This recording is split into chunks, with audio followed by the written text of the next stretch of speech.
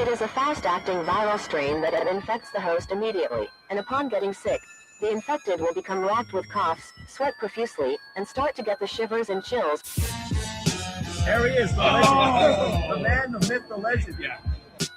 You can't literally run a promotion just for the AEW, what do they call them, sickos?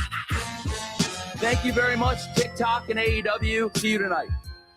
Tony Khan started telling people there's no such thing as long-term booking anymore. It's week to week. The best guys, Tony Khan. We just secured the bag. It's not like I tried to be a character. It was just sort of happened naturally. But it was never something I intended. It was just something that happened because the wrestlers asked me to do things in matches, and I do them.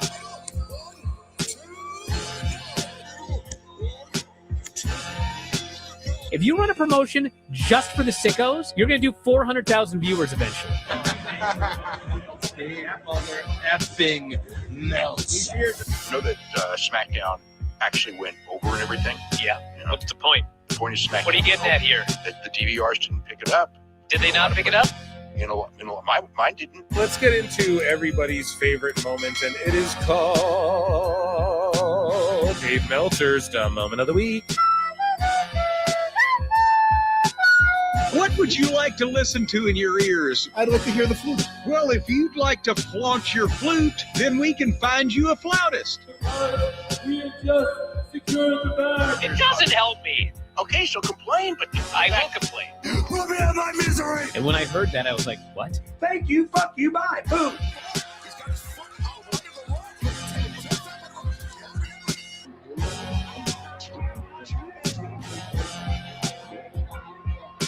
You gotta run a promotion for everybody. The sickos can be the ones that buy tickets first and spend the most money on the merchandise. Because we just secured the bag. But like, you gotta promote for everybody. Then you'll have a lot of viewers. I think we proved a lot of so-called experts. We made them look like idiots. We're not going anywhere. Tony Khan's not going anywhere. You'll also be there on TNT. You'll be in 2 places at once. You'll be live like my favorite movie. Lifetime. It's so great, Pittsburgh. It's not like I tried to be a character. It sort of happened naturally. the best guys, Tony Khan. To keep themselves safe.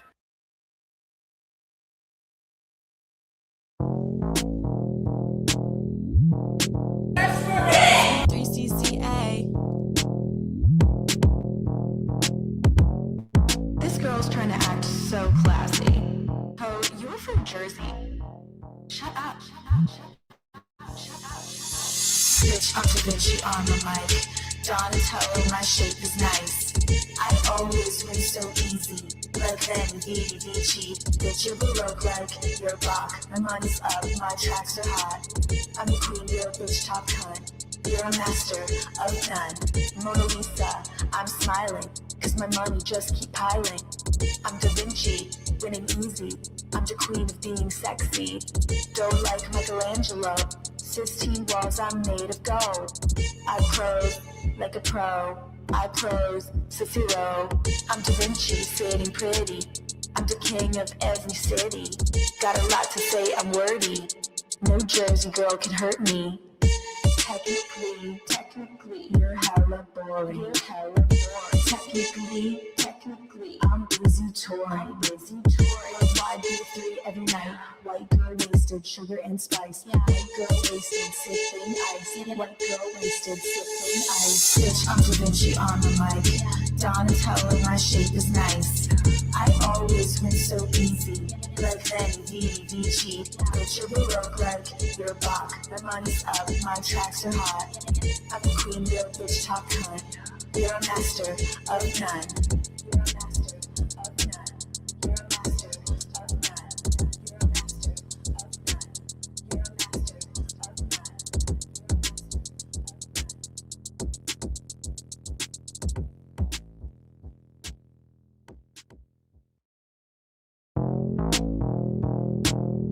none.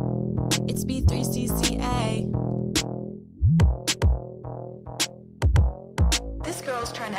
so classy. Oh, you're from Jersey.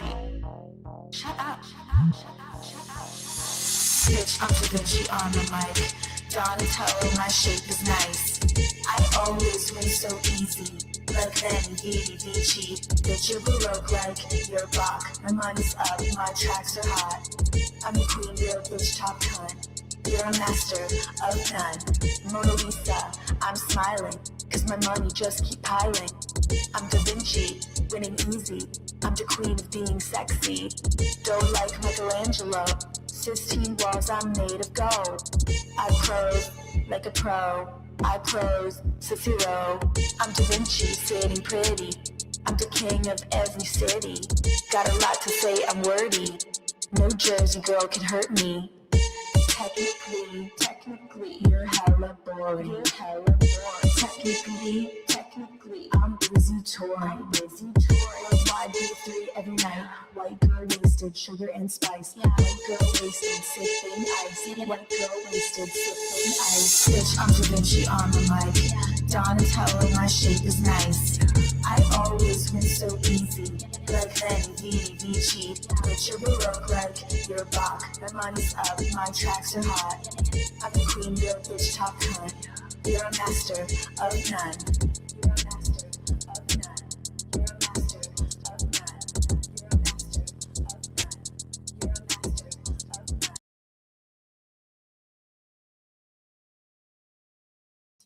Ooh, what's up, everybody? Welcome to another eclectic edition of PWT Live Show, Sicko Saturday Night. Yeah. I am your host, the infallible Phil Marks. And we are here today, this Saturday. Round of applause, PWT Universe. Round of applause. And ladies and gentlemen, for those of you who are like, oh, Phil, I miss the Dave Meltzer Dumb Moment of the Week segments. Well, we have one tonight. So flutes in the chat for that. Check out my other channel, Phil Marks Out on YouTube, if you want to hear me bitch about pop culture and Stranger Things and other things like that. So let's jump right into stuff, guys. My plugs, nordvpn.com/pro wrestle times. It's 70% off of 2-year plans right now. That's like the New Year deal. So check that out. That's special for you guys. And let's just get into things, Patreon. Check me out on Patreon. And there's been a lot of sicko stuff to where, when it gets overloaded. Well, let's talk about what's going to be in the show. Drew McIntyre finally won the goddamn title. We're going to talk about that in WWE news. That's why I'm getting right to the chase, because we got like SmackDown to review and stuff like this. All right. And so your boy Phil is eager. Dave Meltzer's hurting wrestlers, and I can't wait for DMW to talk about this. I got to do it now. And also, it's been slow in the news. You can tell dirt sheets are reaching and grasping for anything. They're just reporting like nothingness. They're reporting like fake what WWE, how interested they are in pushing people. Like, that's just the dumbest thing you don't even know, right? Like, anyone could catch fire. Anyone could catch on. They didn't plan on pushing Danielson. He went all the way to fucking having a Yeselmania, an entire WrestleMania shaped around him, So it's like they're just scraping the bottom of the barrel.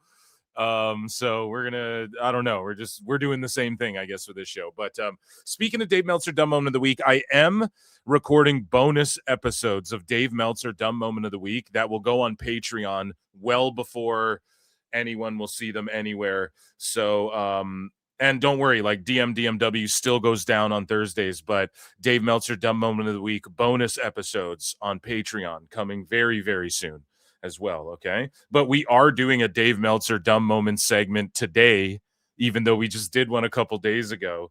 It won't be 3 hours or anything, but we do have one. I had to bring it to PWT Live Show because dude's just tripping. He's just been tripping. He started this year off maybe the worst start to any Meltzer year ever. So we're going to get into that. Also, WWE is allegedly signing everyone after Brian Alvarez said that they weren't signing anyone. And now they're apparently signing every single person. So again, follow me at Phil Marks Out on YouTube. and hit like and subscribe or retweet, heart. You can super chat in, become a member if you want to directly support the show that way as well. And I appreciate you all. Let's get into it. I know you guys have been waiting patiently, diligently. How's y'all's weekend been, though? You guys watch SmackDown? It was on at an earlier time. We're going to get into all of that and more. But let's rock with some miscellaneous news to start things off. We've been talking a lot about New Japan, and so much so it could get its own Phil Marks bookmarks folder. Probably not, but it is time for some TNA news. Oh, and I appeared on JJ's show, JJ Alexander, Full Circle Radio Network. I was on White Heat again, and we argued for like an hour about Obafemi. Like, you want to hear an epic back and forth argument about like Obafemi and Javon Evans and NXT and these call-ups. It's JJ's hating on NXT, and I'm your boy Phil's defending NXT and Obafemi, and we just went head to head in like the last hour of that show. And he was just trashing Obafemi. He brought like video evidence as to why he's the shits. I don't know if that episode's up. And we were duking it out. It was a great time. So make sure you guys tune into that. Okay, so let's get into things here.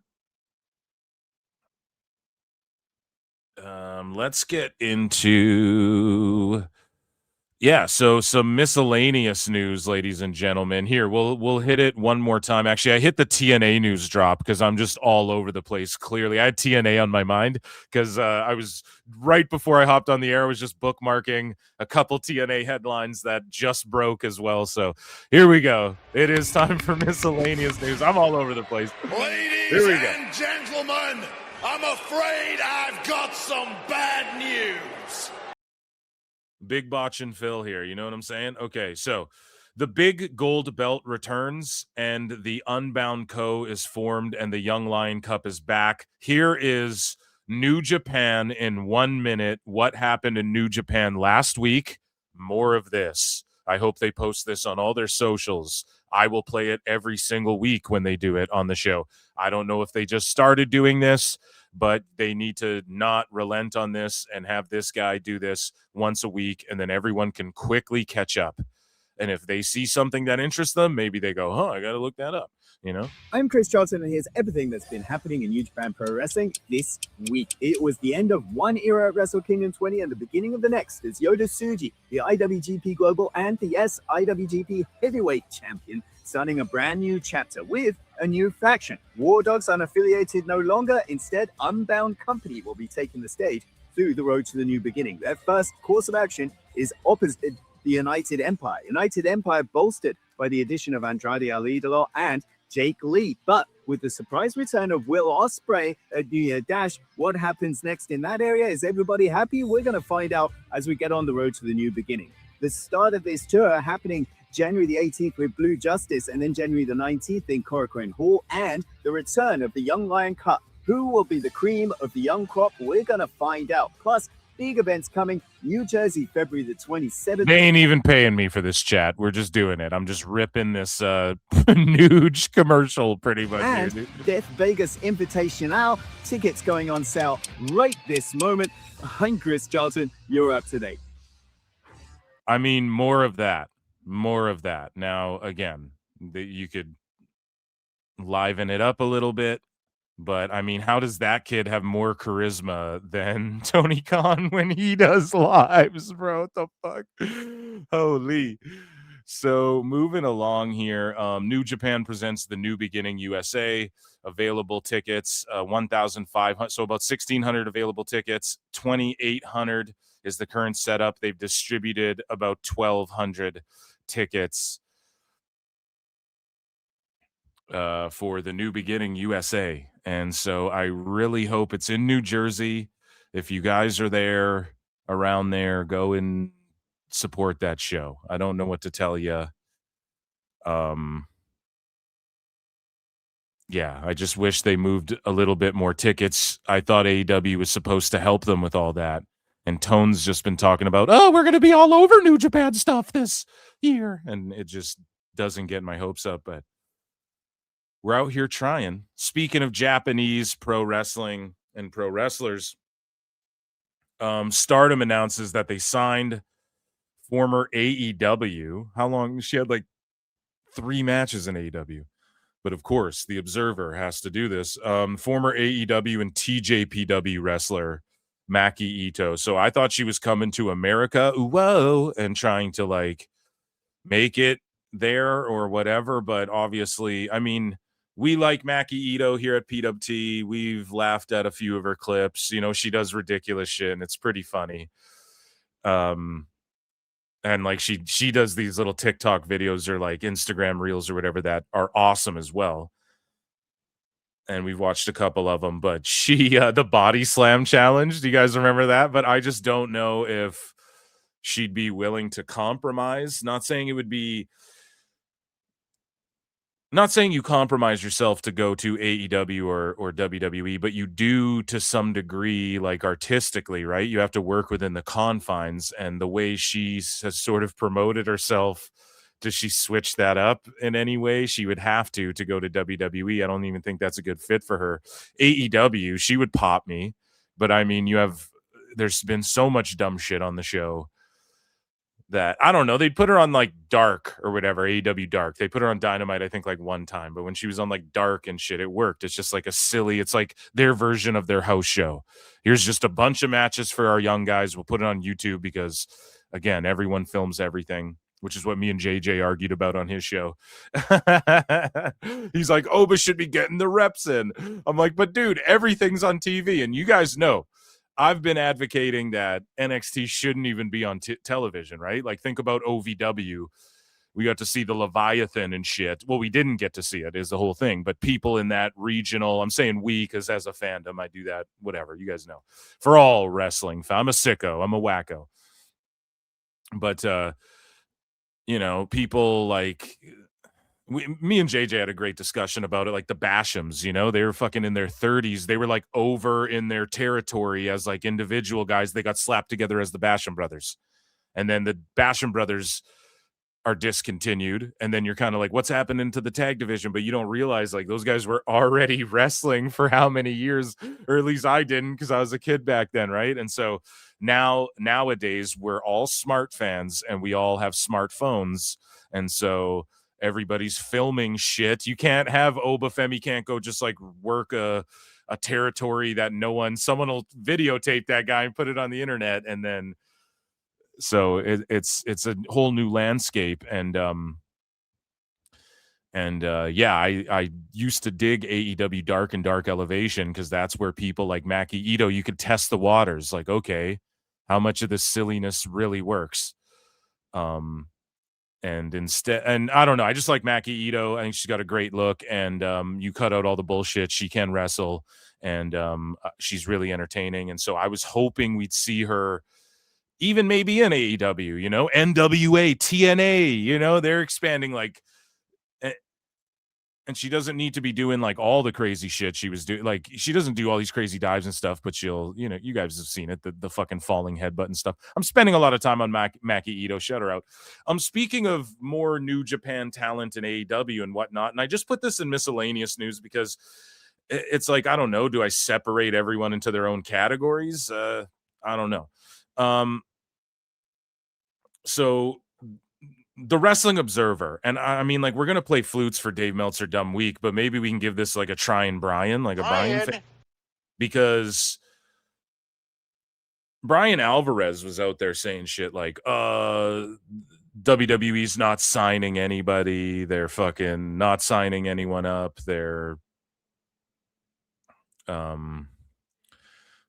not interested unless you're like a big name from AEW, like is sort of what Brian made it out to be like. And then all of a sudden the Knockout Brothers, like the same day, the Knockout Brothers, it's revealed they were offered WWE contracts. And then they revealed that they're staying in New Japan at New Year's Dash. And so Gabe Kidd, who's been on a lot of people's minds, apparently there's a lot of interest for Gabe Kidd in the United States.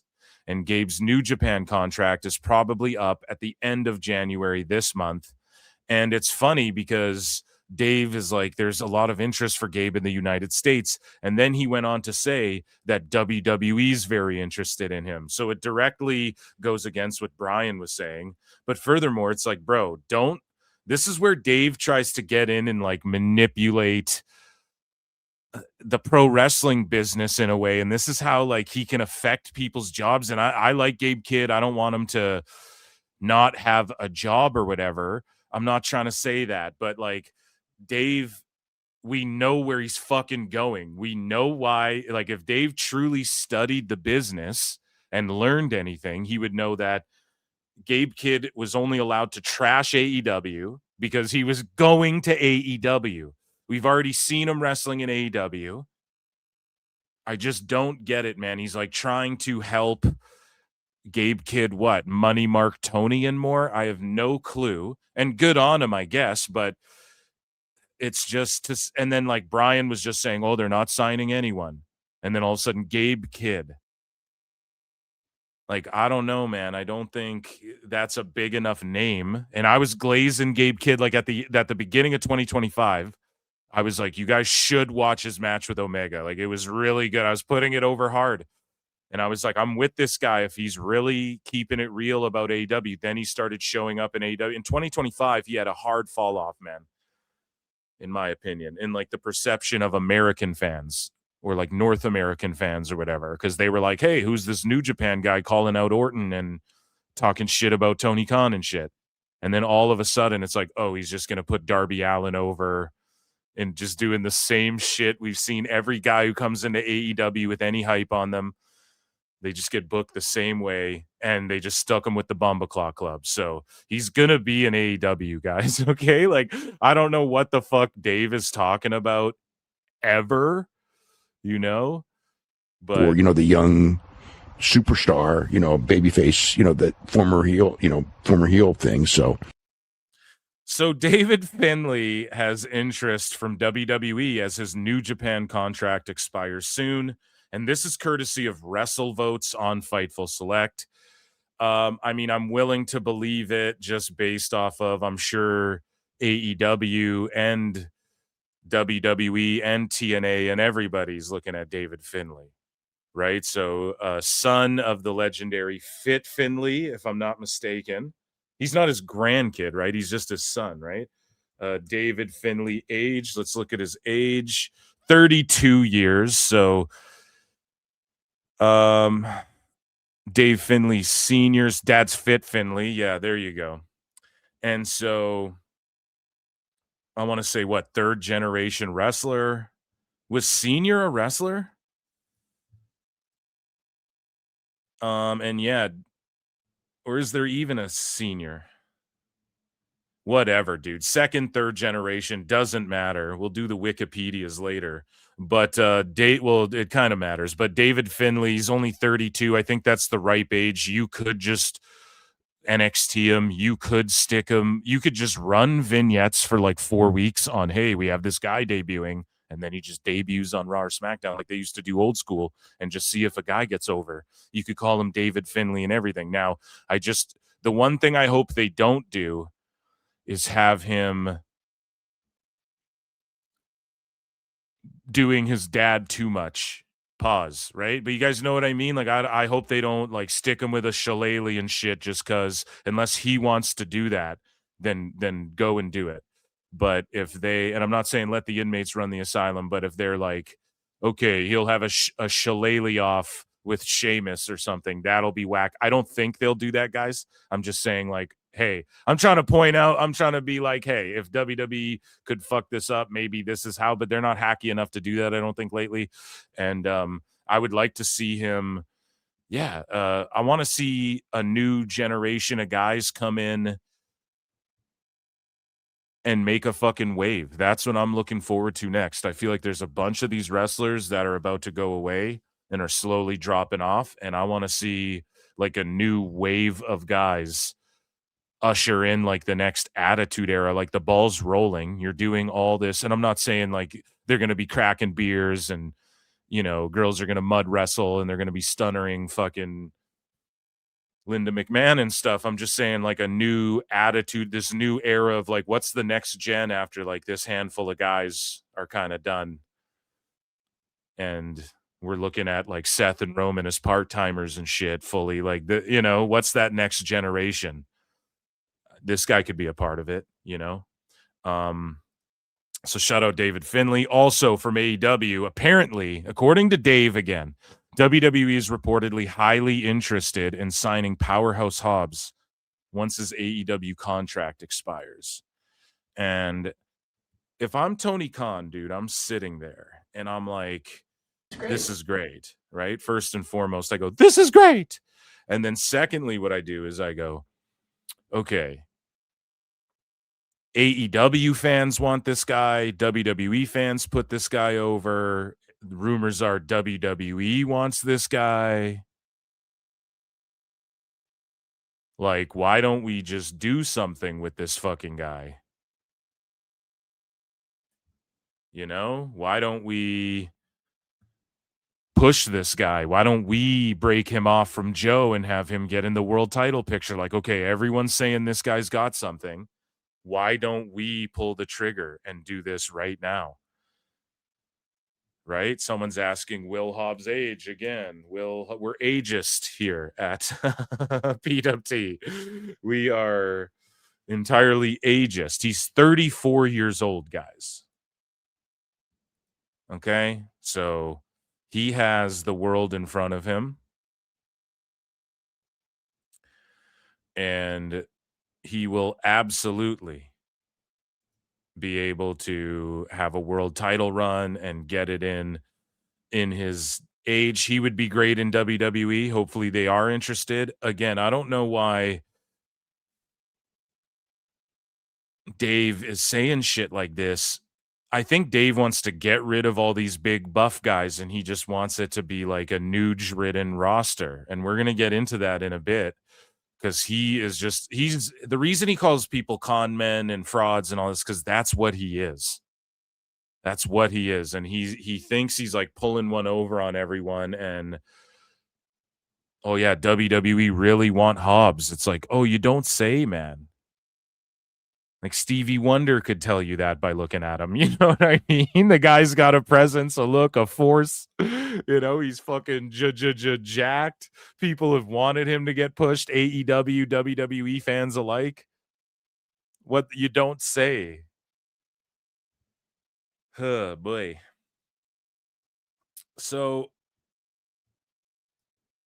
moving along here, our last little miscellaneous news story. Ted DiBiase Jr. leaves court after the first day of testimony in his federal trial. The former wrestler is accused of stealing $2.9 million from Mississippi welfare funds through fraud and money laundering. God damn. You have anything to say today, Ted Jr.? How do you think the first day of trial went? Ted DiBiase Jr., come on down. You take exception to the prosecution calling you a greedy con man and manipulating people?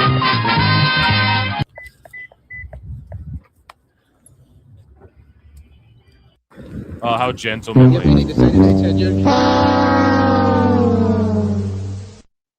And that, ladies and gentlemen, was miscellaneous news. Ladies and gentlemen, I'm afraid I've got some bad news. Yeah, I don't know what to tell you guys about that Ted stuff. Like, what did he do? So, like, he was skimming some off the top, right? That's I don't know. Okay. So let's check in with chat here. Kenneth Douglas has been a member for 10 months. Hell yeah, dude. I acknowledge you. Acknowledge me. Ray J's World 6852 has been a member for 7. Acknowledge me. And Grimnar 1701_ has been a member for 8. Acknowledge me.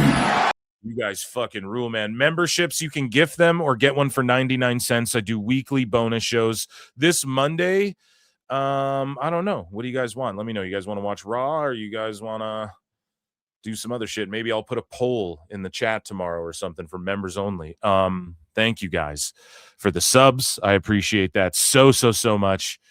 And shout everybody out. Should ask him, how does it feel to be not famous enough to be immune from prosecution? Money, money, money, money, money. That classic $1 Million Man bit where he would pay the little kid $100 if he could dribble a ball 10 times, then kick it out. Yeah, that shit ruled. Hobbs is over when Punk was there. Exactly. Same with Wardlow. We talked about Wardlow. Dave loves sticks fighting each other. Okay, let's cancel Phil. He's ageist. Yeah. Guys, let's get into TNA news brought to you by patreon.com/pro wrestling.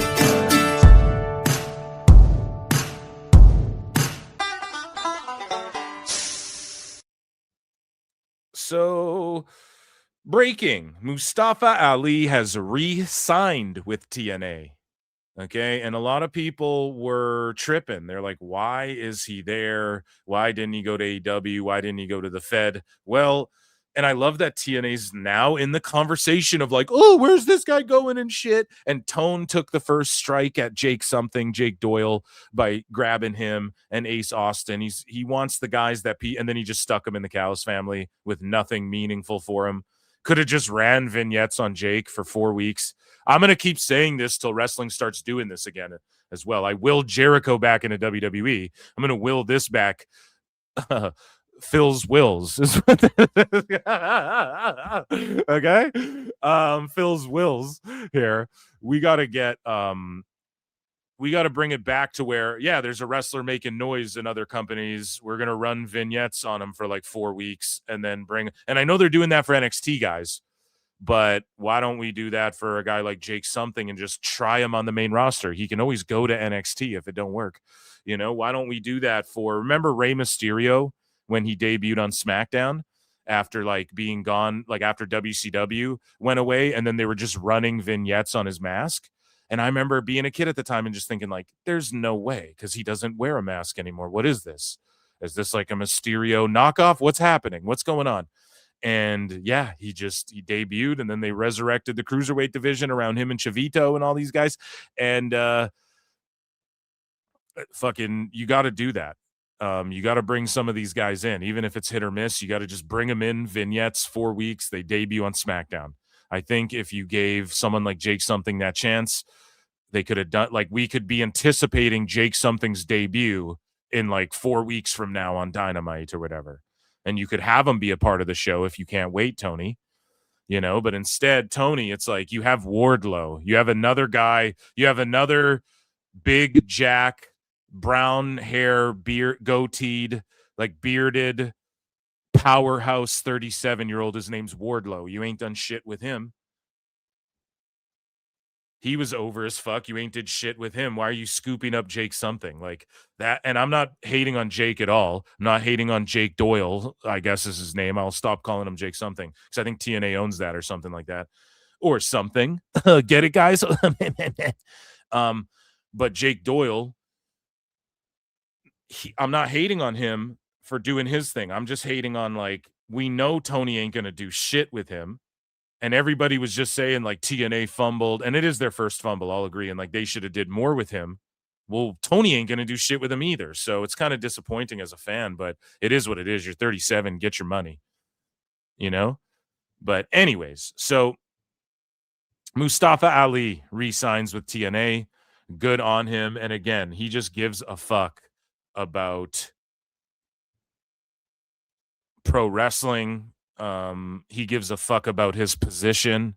You can tell that he cares about somewhat control. Like he put Mike Bailey over, and then Mike Bailey walked out of the company and went to AEW and is in a fucking tag team. You know what I mean? Who's had a more like, holy shit, this guy's going off? Mustafa Ali, for real. He like rebuilt his image and character up from that retribution shit on the indies. And yeah, it's like, why would he go to WWE to make similar money and then just kind of be a mid-lower guy? Why would he go to AEW? To not be used or just to be stuck in the conglomeration or whatever the fuck, you know? Why would he go there? Just keep doing your thing. keep doing your thing. He's going to be world champion in TNA. And again, he's one of those guys that wackos would be like, Mustafa should be champion. And he was slated for that push. Wasn't Mustafa Ali slated for that push? But then Kofi won because Ali got hurt. So then Kofi Mania happened because of that. So that's what I'm saying. Like, he's recreating his destiny in TNA, and I love it. Moving along. Speaking of signings and contract signings and whatnot, Killer Kelly, her TNA contract has expired, and she has effectively left the company. They aired one of her matches on Explosion or whatever it's called. I have it. Explosion. But I don't know, man. Killer Kelly, I think it's disappointing, but I don't know, like, what's going on. Who knows what's going on with all that? I just thought for sure she was coming back and they were going to push the shit out of her. It seemed like they were teasing something with Masha again, but then Masha, her controversy happened and she's gone. So I would like to see these gals show up in an MLW or a NWA, or maybe she has prospects with NXT. Like on PWT, when I interviewed Killer Kelly, she said, like, hey, I'm not discounting, like, she's like, I was in NXT UK and shit. Like, yeah, I'd fucking wrestle over there and stuff. So, or maybe AEW, like Tone is just throwing bags at these people, and good. I fucking hope so. Pay Killer Kelly and push her, man. She could do really good shit. And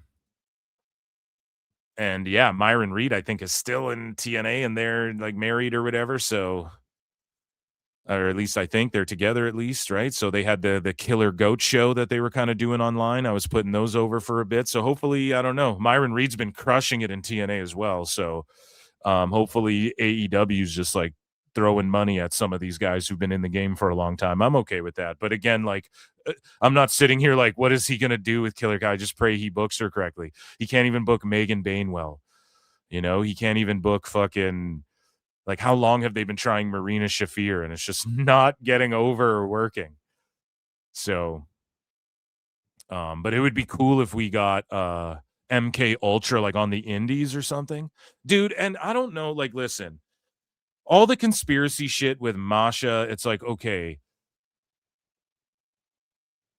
there was like, okay, she has beef with her ex. No one was there. Like, it was just a toxic relationship. They're moved on. It's not like it was anything egregious. Oh, she's accused of murdering someone, or like she was doing Vince McMahon airplane trips or whatever. It's like, you know what I mean? What? Why are you bringing me into this, pal?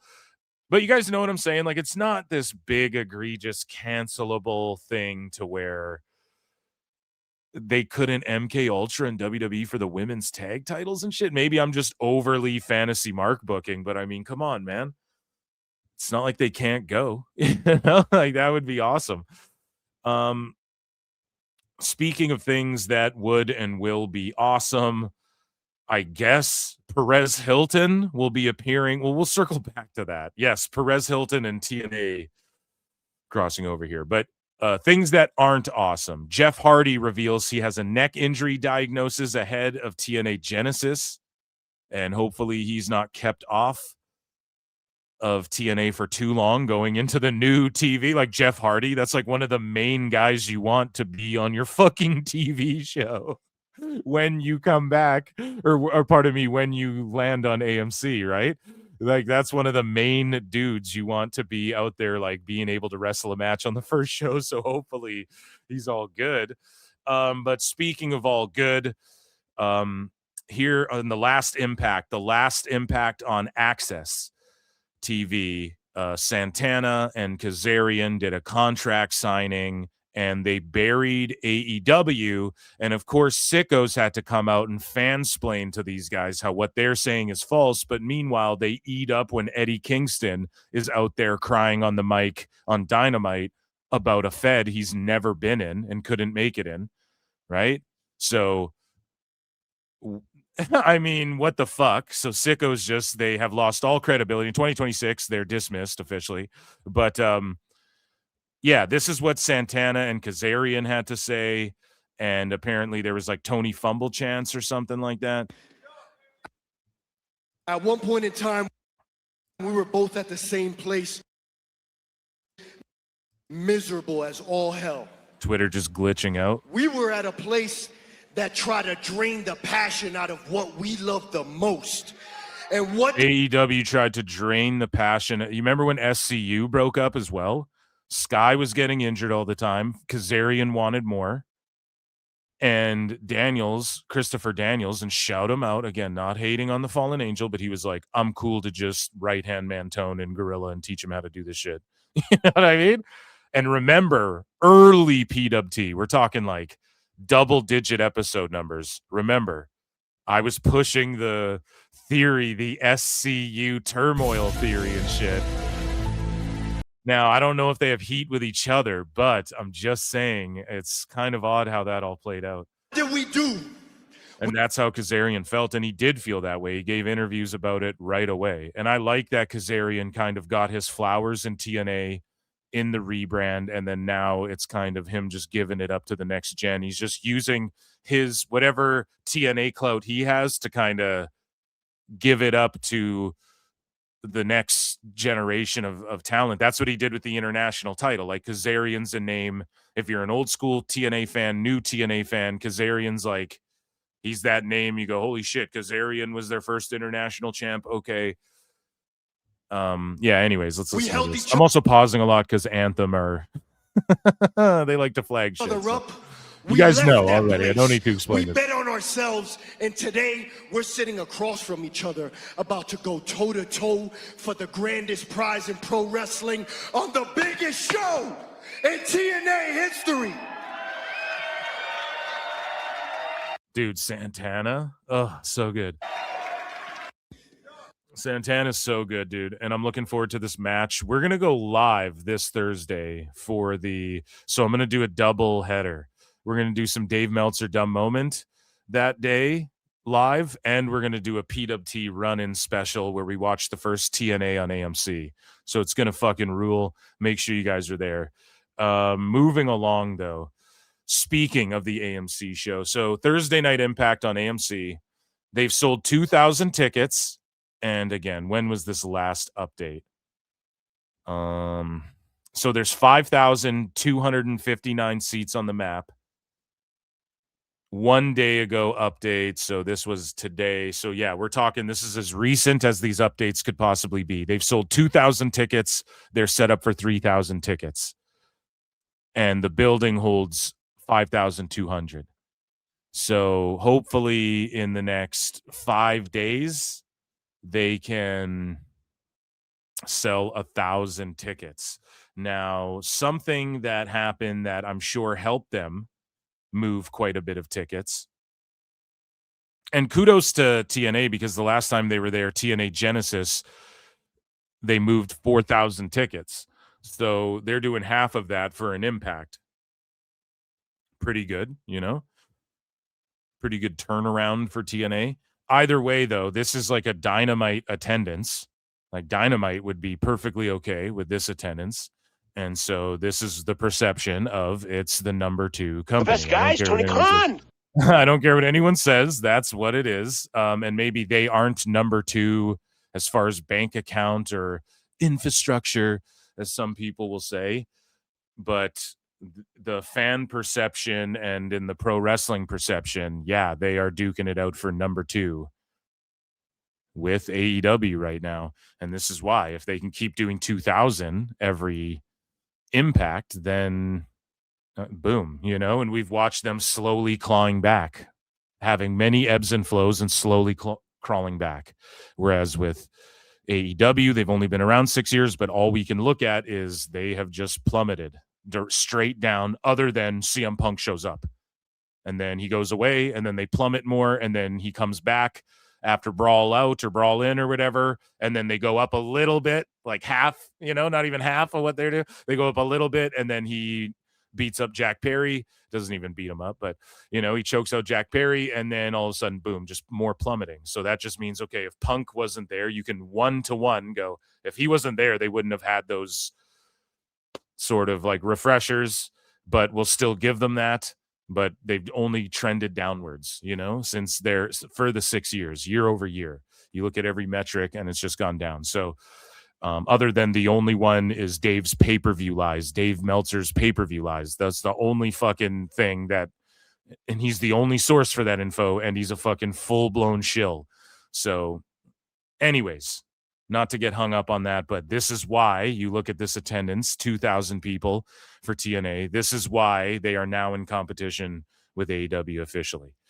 And if AMC gets more bang for their buck for the 30 million, then I don't know what AEW, you guys have to really factor that in. Like, you think people in the business aren't going to look over at TNA and go, well, they paid 30 million for that and they're fucking crushing. Or CW paid, what was it, 50 million over this much time for NXT, and they are crushing, knocking it out of the park for us, for them. We paid 180 million for something that's literally, it's a fish fresh out of water just flopping on a fucking deck, and the fisherman's approaching with the fucking little bat to beat the shit, to club it to fucking death. You know what I mean? That's what it looks like. So if you can't objectively see that, then you're cooked. But speaking of the AMC show, and moving tickets, something that will certainly help move tickets is, they don't want none. They don't want none. It must be scared. They don't really want none. I'm a Mack truck. Don't get run over. AJ Styles will be there. I could see, man, TNA does this on their PLEs, impromptu matches, all the fucking time. I don't want to see AJ just go out there and talk unless it's to build a legit match for on one of the pay-per-views, but I just think he'll show up and talk or something, put someone over. But I would love if he came out in gear and was like, I'm wrestling someone, and then you just have him beat someone real quick. Just have one of your lower guys come out and you just beat him, and then it's AJ Styles, and they all get this moment with AJ where it's like, well, you know, do it, TNA. Let him win a match like real quick. And they announced AJ, and then, I mean, tickets started moving a little bit. So hopefully,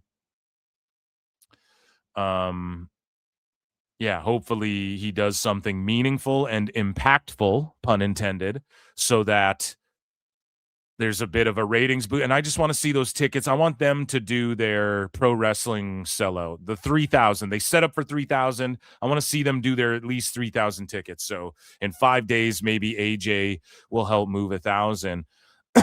Pardon me. Speaking of helping to move tickets, though. So Andrew Baydala had this to say, and it's just, I just feel it's so redacted, right? And then now he's sort of flip-flopped on what he said. And he's saying like, well, let's read this. But apparently Jericho's very interested in a TNA run. Now, I mean, who the fuck has been saying this forever, chat? Your boy Philly Phil has been saying Jericho will wrestle in TNA. He will wrestle in AAA. He will wrestle fucking his boat will have AAA, NXT, TNA talent, WWE ID, Evolve talent. I wouldn't be shocked if Jericho's like, I'll show up at Evolve. Yeah. You know, for sure he'll do that. For sure he'll wrestle someone in AAA if he goes back to WWE. For sure I could see him even, maybe not wrestle, but he'll show up on a TNA show. But he would not do that before returning to WWE. He has to return to WWE first. And as I showed you guys, now WWE is in the UK, but the Rumble's in Saudi. So is WWE currently in the UK? And I bring this up because, yes, WWE's in the UK until the 19th. So here's the thing. Fozzy is touring the UK starting on February 5th. So I'm even questioning if he'll return in the Rumble, unless he returns in the Rumble and then they just go, whatever, that was cool that Jericho came back, and then they wait a month and then go, now he's on Raw. And he's just like super part-timer. Otherwise, I don't know. Or he could just show up on this Raw if they're all in the UK, because he's going to be in the UK anyways. But his tour doesn't start till the 5th. So it's like, does he go to the UK and then go to Saudi and then go back to the UK with Fozzy? It just makes me think that like the Rumble, he might not even show up at the Rumble. It might be like the Raw after the Rumble or something. But yes, he will be at TNA, but there's no way he's going to show up on the AMC debut before he shows up back in WWE. That would just kill the buzz the moment. Like, even WWE, everyone just accuses them of being like, you know, capitalist scum and shit. And it's like, so they would give that to TNA. They're already giving them AJ. And so what Baydala did is, I think he heard rumors, because everybody heard the rumor. Okay, no dirt sheet, hashtag no dirt sheets over here. But everybody heard this rumor that there was going to be AJ or a WWE guy. There could be a match, a veteran, someone WWE will send someone or people over for the AMC show. Like, everyone already figured that was going to happen. Everyone already thought that was going to happen. But and then I think he just extrapolated Jericho from that, because he sort of backtracked. He flipped from, he has this theory that Jericho will be on the AMC show, and then he went, well, he'll at least be interested in wrestling in TNA. And it's like, well, no shit, it's Jericho. He was interested in going to Nugent shit, and he did that too, but he saved it for like Wrestle Kingdom and shit. He showed up somewhere and attacked someone, but that was all New Japan, you know? So I just don't think he would like show up on TNA and then show up in WWE, unless maybe hey, I hope I'm wrong, and I hope Baydala is right. But it's just that Baydala's like had some misses, folks. Okay, we all know, if you're on X, you fucking know. So I just don't or he's done this before, where he's kind of pulled the Meltzer and like extrapolated too much, as if it were news or a source indicated something, or he has an inkling of information we don't, instead of just fantasy mark booking it. Like, you should be doing, hey, wouldn't it be cool if this happened? Instead, it's like, well, this is what's going to happen for sure. Or not even for sure, but just like, I don't know. So either way, he says Chris Jericho's already agreed to a WWE return. There's a lot of smoke around this, from what I was gathering from people who were calling and texting me, from people who would know that Chris Jericho is very interested in working TNA. And here's the thing, man. Jericho, we already know that. We know he was, Edge was, Brock Lesnar was. They've all told stories about how they inquired with TNA at one point, and how, yeah, they would have gone there or are interested in. And it's just something like, we all know Jericho. And I'm not trying to shit on the dude, but it was just, but he came out, and I just unbookmarked it, I believe. Yeah, it's not in here because it was so pointless. Maybe it's in the sicko segment or something, actually, but it's like, he had this whole, like, he's going to show up on the AMC show. And it's like, dude, if he didn't show up on this last Raw, where they're literally going, break the walls down and teasing him and shit, laying the Easter eggs for him, he's not going to show up on the AMC TNA, and then he's not there, and then all those fans stop watching because they're like, we wanted Jericho, you know?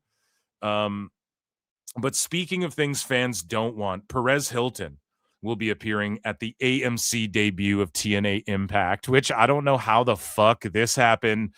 Speaking of fucking scraping the bottom of the barrel, you know what I mean? Perez fucking Hilton. Like, what is this shit? I'm coming to Texas and your TV. That's right. I'm going to be on television in just a few days doing something super cool. Hello, world. It is Perez, the queen of all. Do you remember when this guy, like, Perez Hilton back in the day, for those of you who don't know who this guy is, he was like a Hollywood dirt sheet. Before TMZ, Perez Hilton was like the Hollywood dirt sheet guy. And he would talk shit about celebs, and he would do shit like, if it's like, oh, like Mel Gibson and this actress are dating, and then he'd put the text in like cum lettering, like he'd make it look like there was cum on their faces and stuff. And people think YouTube thumbnails are bad now. Like, he would do crazy shit. And then some celebrity like ran into him and punched him in the face, and then he went on like this media tour playing victim, like, oh, I was assaulted and all this shit. And then he sort of just laid low, and other people rose to prominence in like the hot goss sector. And now I guess he's trying to jump on the wrestling train. Everyone's trying to jump on the wrestling train right now. Media, the original influencer, the pink-haired provocateur. Pro wrestling has to gatekeep from influencing celebrity fucks now more than fans. Is what they need to start doing more than anything, I think. And on Thursday, January 15th, I'm going to be in Dallas with TNA. Right, and he was Paris Hilton's biggest fan. Wrestling! His like claim to fame was like he got his name because he's like he loved Paris Hilton. He would glaze her, and then he would just talk crazy shit about like celebrities. MC at 9 Eastern, 8 Central. What am I going to be doing there? Well, you're going to have to watch and see, but I'd rather see you in person. If you live near Dallas, in Dallas, or are going to fly to meet up with me, get your tickets to Thursday Night Impact at TNAWrestling.com. That's TNAWrestling.com. And get there early because they opened the doors 2 hours before showtime, and you might just see me. Y'all, you won't see him. I still can't believe this is going to happen. I took my daughter to see TNA wrestling last year in Las Vegas, and we had the best time. I mean, that's cool. If he's a legit wrestling fan and he has a fucking daughter, whoa, hold on a second. Wait a minute. But yeah, dude. I'm so excited to. Is he just like a flamboyant straight dude, or maybe he adopted a kid or something? I thought he was. Forgive me. I thought he was a flamboyant homosexual. You know what I mean? Involved now. No, I love it, man. If he's taking his kid and he's like, and he's, you know, we're creating more wrestling fans. I'm here for that. I'm not trying to shit on celebrities that are getting in, but like the Raja Jackson situation, and there needs to be checks and balances because now everyone's trying to jump on the wrestling shit. You know, there's going to be some shit. I'm so glad that Logan Paul like took it as seriously as he did, because I think that helps even some of these other influencers realize like, yeah, this is it's serious. It's respectable. You know, it's not something that should be clowned or anything like that. Everyone loves John Cena, but as far as like just the perception of wrestling, if these influencers, like who are Perez Hilton fans? You know, like I'm assuming girls doing their makeup put this guy on in the background. I don't fucking know, right? So, hey, the more the merrier. That's what I say. Speaking of the more the merrier, and then I'm going to check in with chat. Get to know the stars of the TNA roster beyond the ring. AMC posted this. Let's take a look at some of the wrestlers featured in their Beyond the Ring little segment here. I've never had a real on-paper job besides being a professional wrestler. One thing people might not know about me is I'm actually quite shy. I was a judo practitioner my whole life. I was a judo athlete growing up. It's actually surprising. I'm actually pretty good at playing the piano. I'm a vegetarian. People don't know that about me. I don't eat any meat. Horses are my favorite animal, but I'm allergic to them. I'm a huge anime fan. Dragon Ball Z, the OG. I love animals like otters and Brian fucking Nemeth. This guy. Oh my god. Proof that like being a celebrity's brother has fucking benefits. Okay. Possums and beavers. I think funny little mammals are awesome. I love them. So now people know. People give possums a hard time, but they get rid of pests, they don't get rabies, and they're very friendly. Leave them alone, you know? I've never had. Oh man, there you go. So getting to know some of the talent there, and that, ladies and gentlemen, was TNA News.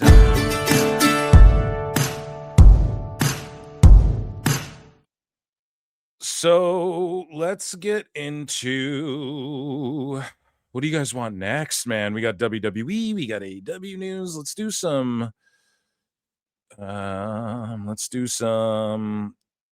Well, you guys tell me in the chat. While I check in with chat right now, you guys tell me what you guys want next. AEW news, Worldwide Wrestling Federation news, or yeah, we have sickos. We also have a bit of Dave tonight. We're gonna do a bit of Dave tonight, okay?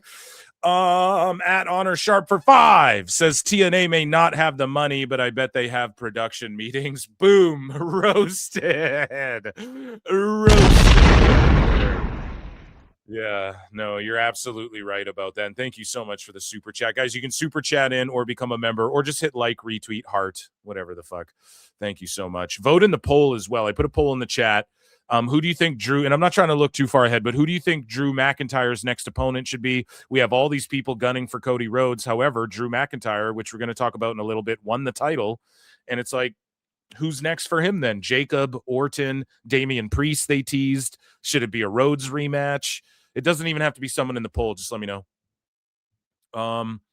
You guys want Dave? Yeah, we're not doing Dave. We're doing Dave in a bit. Pause. Okay. JCW news. Yeah.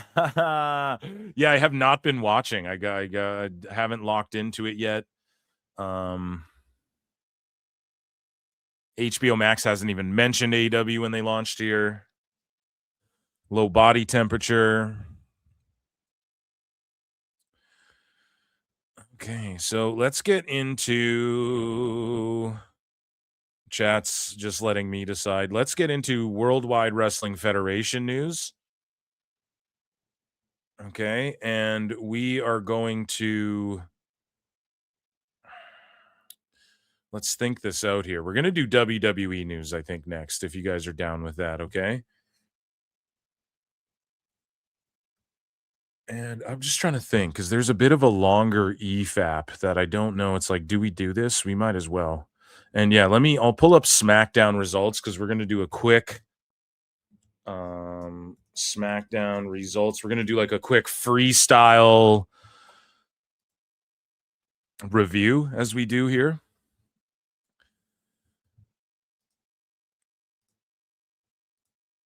So yeah, our friends at Bleacher Report were kind enough, owned by WBD. You guys want WWE news? Okay, yeah, I'm with it. I'm with it, chat. I'm with it. Shout you guys out. Okay, all 200 of you guys in here, hit the like button and all that good shit. And it is time we head over to Bleacher Report, and it is time for WWE SmackDown review. So the Viper is back. I got to be honest, and I'm just going to be brief and quick about all this shit. I won't spend too much time on any of this because I want to get to Drew McIntyre here. But the Viper is back. So Trick Willie or Randy. First off, the Germany crowd was like, people are saying, oh, it's a shitty European crowd.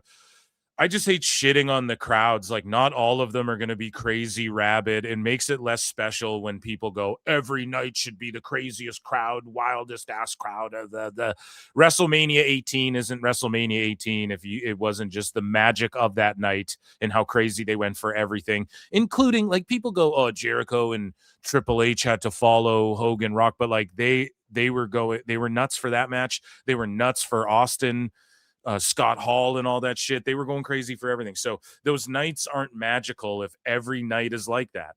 Okay. So I don't need every crowd to be the craziest crowd ever. They're going to pop for what they like. They're going to fucking boo at what they, just let them be crowds. Stop fucking blaming fans for shit. That's what I say. But Trick Willie is slated for a match against Rey Fenix on this show. Randy Orton comes out. Crowd goes crazy for him. They're singing his theme. And then Trick Willie interrupts him. And I'm like, ooh, yeah. But then he just comes out in his gear. He should be wearing that fur like everywhere he goes. He just charges. Trick is barreling right down to the ring. Stop doing that. Milk it. Dim the lights, put a spotlight on this guy, do something. He looks spectacular. Present him more like that. Present him more like this guy could hang with the Ortons and shit. Then he goes in there and they fucking talk too much. They have Trick doing too much, man. He doesn't be about it, man. Don't just be saying this shit. Everybody shows up on these shows and they're the reason Jacob Fatu got so over is because he just showed up and started flying through the air, moonsaulting people through tables. And Trick doesn't have to do that. But he should have, like, shuffle sidekick Sammy in his fucking grill with those lemon pepper steppers. Okay? He should have fucking sidekicked his ass in the face on that first showing. It doesn't result in, oh, they're going to feud and be a fucking... Doesn't even need to result in that. It just needs to, it could in the tournament as well. They're having like a mini tournament of sorts right? And I think Sammy's taking on Trick in this WWE, whatever. But then this segment, they had Orton like beating him up and hitting he's about to hit the rope DDT or whatever. And then the Miz comes out and they're all intermingling. So why can't Trick like fucking super kick or hit one of those Harlem side kicks on Orton and then dip out really quick? And then, or like Orton ducks it and then he goes to RKO and then the Miz is there. And that's the only reason why Trick had the balls to even try shit. I just feel like they're fucking up Trick's. They're fucking him up, man. They could be presenting him as like way. He doesn't even have to beat anyone up. Just let him talk shit from like a distance. Don't have him like getting punked out and fucking DDT'd by Orton. And then he's about to set up the RKO. And then Trick has like a 50-50 match with Rey Fenix. That's just not how it should be done. I'm sorry. They could have presented him as like, yeah, this guy's going to be in the world heavyweight title discussion. You know? So I just, I don't know, man. I wasn't fucking feeling it. I'm not feeling it yet. Okay. I just got to be honest, but he just looks like $1 million. He talks like $1 million, and I would love to see him get booked a little better. I don't know, like, who's booking SmackDown every week. Husey hit me up and he's like, it's the first SmackDown I watched in fucking, you know, the first full SmackDown I sat down and watched in fucking forever, because it's just the booking of it hasn't been the greatest. And I don't know who put this together, but you didn't even need this to happen, man. Like the Miz and Orton could have just been a whole other thing.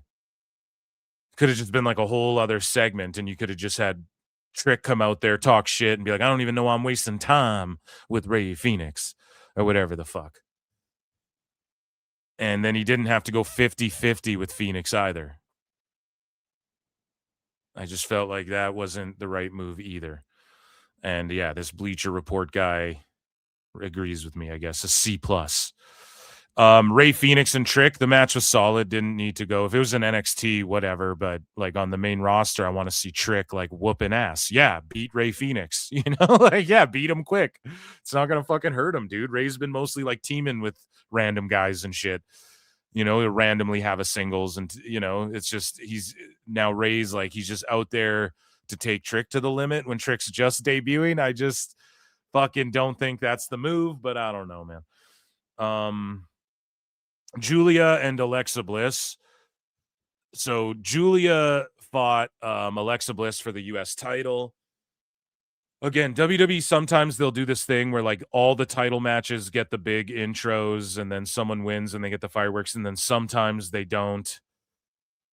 Alexa Bliss literally on the TV show went, I didn't even know about this match till today either, which is fair. Like, I've broken WWE down like it's a fucking league. You go to AEW, you're allowed to go work everywhere else. WWE is like, you're in this league, you know, everybody's vying for whatever. But I thought she was in the tag division. So now why is someone who's been mostly in the tag division getting US title shots? And they're doing that because Charlotte couldn't be in Germany or whatever, requested it off. Who fucking knows why she wasn't there, but she wasn't there. And then they used it to push a story along of like, see, Charlotte's not there when you need her. And then Alexa Bliss did great shit, like bringing up her past with Nia, and then Lash Legend. I just think she's fucking fantastic. I just think she's just, when she has such a presence when she's on screen. But so Bliss played that really well and was like, Lash, I advise you to ditch her before whatever. So that was awesome. But just as far as her being like, I didn't even know about this match till today either. It's just so like, what the fuck? It just felt AEW-ish. And then I forget what their match was, but Kiana James, man, I'm just not feeling it. I bury it every week, guys. I'm just not feeling it. I don't know what to tell you. It's just not good to me. I don't know. And I love Julia. I went from glazing Julia harder than anyone. And now I'm like, we need to change what she's doing immediately. But I mean, solid match. And it was good to see her in there with Bliss. And then a big win, like good on Bliss putting over Julia. Like, so that's awesome. But Kiana just doesn't need to even be out there. And especially this is especially why she doesn't need to be out there, because then you have Nia and Lash getting involved anyways. So it's like, just have Julia be this fucking heel that's whooping ass. Like, I don't know, man. And she's cutting the promo too. Julia's more interesting cutting her own promo than when Kiana starts talking for her. So whatever. Again, I'm just, and this is for the sickos in the back who say I don't criticize WWE. It's the truth. But a solid match, I guess. There were some spots that were kind of like, oh, what the fuck.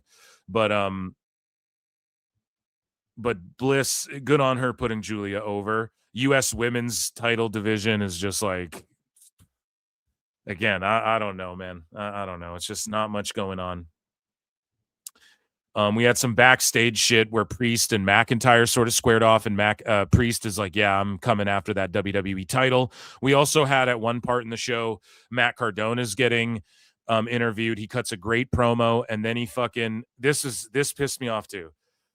He just looks to his left, and then he realizes Rhodes is sitting there with the title sitting out literally like 2 feet away from him. And he's like, oh, give me a second. And like, it just seems so fucking unnatural. But I don't know. It is what it is. And Cardona's even saying, hey, I'm coming for that. It's exactly like I predicted. I was like, dude, Cardona's going to be one of these guys where like he could go, but it's crazy how, well, he could go after the title, but like not win it. You know, he could be like a upper mid guy and it could work.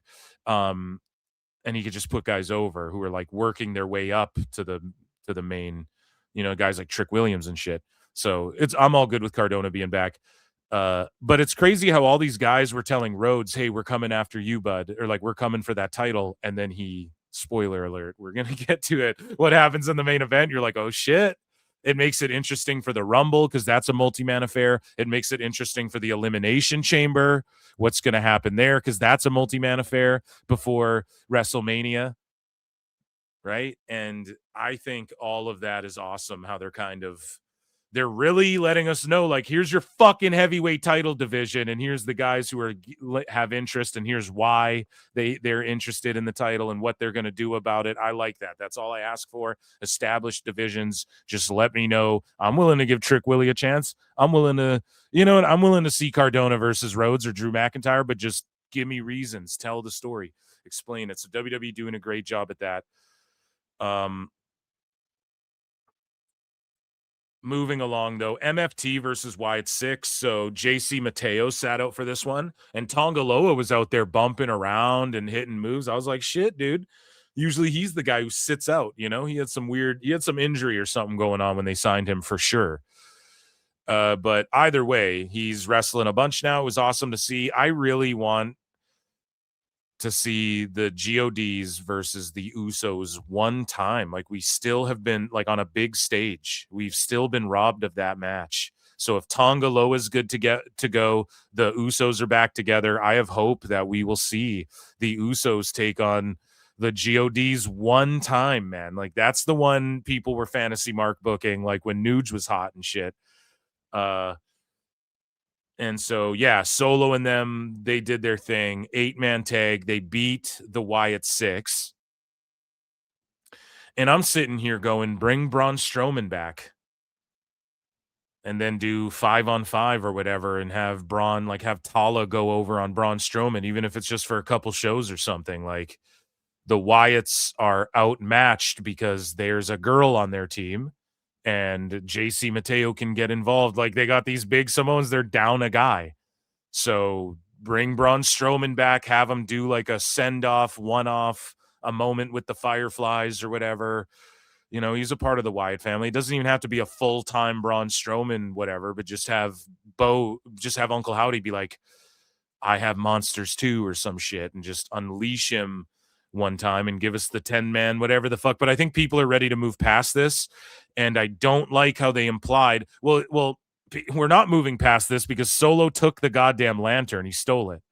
But I don't like how they implied, oh, and now these guys are coming for the tag titles. But WWE will take us there the right way. It's not like they won this fucking 8-man tag or whatever. So now they get a tag title shot off the back. Like, you're still going to have to win a tag match or whatever, or have a few more matches or instances between these guys. Someone's got to bring up like, or Solo will come up with like, you put your tag titles on the line. If we lose, we'll leave you guys. We'll disband or something. If we win, we take your titles or something. Like, they can find a way to fucking make this a story. So I have hopes for it. But yeah, we're not going anywhere with this MFTs versus Wyatt stuff, man. We're not going anywhere with that shit. They stole the lantern. So there's only more to come.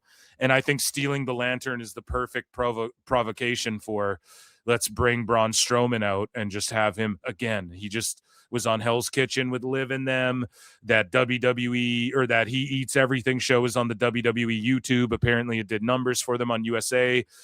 Bring Strowman back just as like just as a guy, and they can establish this, that Howdy can just call upon this monster when he needs to, and then Strowman will be there. Lights can go out, come on, Strowman's there. Everyone goes crazy or whatever. He fucking hits a reverse choke slam or a power slam on a guy, dips out. Like, I don't need to see him full time every Raw being it, flipping over Hummers and shit or whatever he's doing. I don't need to see any of that. But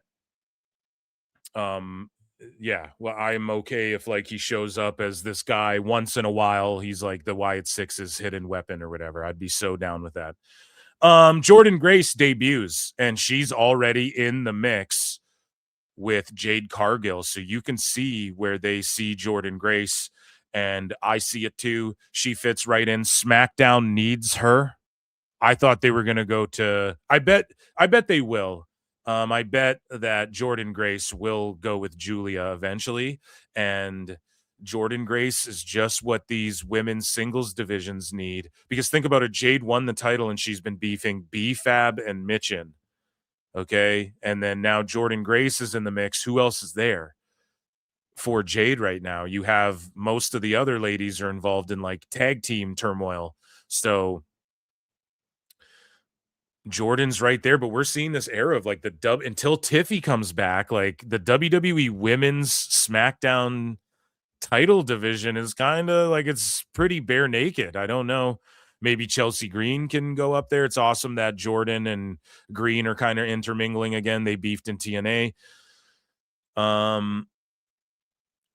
So yeah, Grace, I mean, US title matches with Julia, I'm there for that. I'm there for her with Jade, I guess. We're clearly going to get the match, but I just don't see Jordan beating Jade right away. That'll be like Bianca Belair will do that. But we're just kind of waiting, like Tiffy and Bianca. They need to come back to SmackDown pronto, ASAP, and start cooking a little bit over on that side, because otherwise we're just getting like loosey-goosey tag team division stuff. You have Nia and Lash, but again, they're tag teamed up. So, and then you can't do Grace, and I get why they did Bliss. Like, you couldn't do Grace versus Julia right away, and you can't do and then B-Fab and Mitchin are hurt, so they're doing what they can. And if Grace versus Cargill happens, sweet. And then if Jordan loses that match, she can still come back and like win that title eventually. But Jade is primed to have a lengthy run with that. Moving along, we had Carmelo Hayes versus Shinsuke Nakamura. When Shinsuke was revealed, so first off, when I saw like Nathan Frazier and Axiom warming up, or like what happened was Gargano wore a turtleneck and the Axiom mask and then jumped Frazier or whatever. And then Axiom came up and is like, what happened and shit. I was so glad that Frazier wasn't the one to challenge. Like, I just don't want to see the tag guys competing for the US title. I'm sorry. Not to say they can't ever, they have to even officially break up, but it's like lately the US title open challenge thing, since Sammy dropped that belt, has been the tag division mostly. That looming around Hayes and Dragunov and shit. And then again, I hate how Dragunov's just, I'm a guy in a suit who's backstage friends with Sami Zayn, and I just go out there and beat the shit out of myself and others. And then, well, I like that part, but, and then he's just backstage friends with Sami again, like they were booking him on Raw when they first called him up. He's do something more than that. However, I think Dragunov, is he not in competing in that WWE title thing? That rules. That's like, damn, they see big things from him. So I'm glad. Hopefully he can get going after this WWE title semi-tournament thing, right? Hopefully, number one contendership tournament, whatever you want to call it. Hopefully he can get going, because just being the I'm backstage friends with everyone guy, it's just like, what are you doing? This is exactly what he was doing on Raw. It didn't work. Okay, so anyways, when Nakamura's music hit, I popped so fucking hard. And him and Mello had a banger. And this SmackDown was really good overall, even though I'm complaining about a bunch of shit. I thought it was really good overall, like the main shit. Mello, Nakamura, Jade just looks so good. Maybe like Orton just gets the legend pops. I don't like how they were treating Trick Willie, but I mean, he had a solid match with Rey Fenix. It was a fucking great match. And then the main event I thought was awesome as well. But Shinsuke and Mello had a great match, and cage match sickos, cage match warriors, their brains broke. They're like, what the fuck? Like, why did people rate this so high and shit like that, So this was awesome, and I was cheering for Nakamura to win the fucking title. He didn't. He put Mello over, which is obviously what they were going to do, but I'm going to fucking shill for Nakamura all the time. And I popped hard when it was him. And he might get in the mix with Tama Tonga, who is also eyeing up the U.S. title for a while now. And then him and Nakamura had a moment there. So we could see maybe Tama Tonga gets it off Hayes, and then maybe Nakamura and Tama have a bit of a first. I don't know. Reignite some of their old New Japan flames or whatever. Who knows? But yeah, that match went crazy. And then we had 3 stages of hell. And the first stage was a singles match. The second stage was a false count anywhere hardcore match. The third stage was a cage match. Okay. Now, the first match, the singles match, it was contested under the guise of like, if you get DQ'd or counted out or whatever, it still counts as a fall. And what Drew McIntyre predicted going into the match was Cody Rhodes will lose the first fall by DQ, which was just like a nice touch to say that before. Like, I'm going to get him so angry. And then they played into that, and they've been playing. It's an old wrestling trope, but it works, right? A new coat of paint on it, they've refurbished it and it works. So Drew, Rhodes kind of takes the brawl to the outside, and then Drew starts going like, hit me with the chair, Cody. And he like won't do it. He's like about to do it. He won't do it. They're brawling all over the announce table and shit. And then they get in the ring, and they do some wrestling, but Rhodes is hitting like the springboard Cody cutter and shit like that. He's hitting some moves and trying to end it early. And a couple nice false finishes. Drew, though, pulls the buckle. There's an exposed buckle, so he pulls the buckle off. Ref gets distracted or whatever, however the sequence goes, but Drew like tosses Rhodes into the buckle and then claymores him, and the ref isn't looking, however the fuck it happened, right? But it was just brilliantly done. The ref was in the right spot, and it was like, oh fuck, Drew's one up.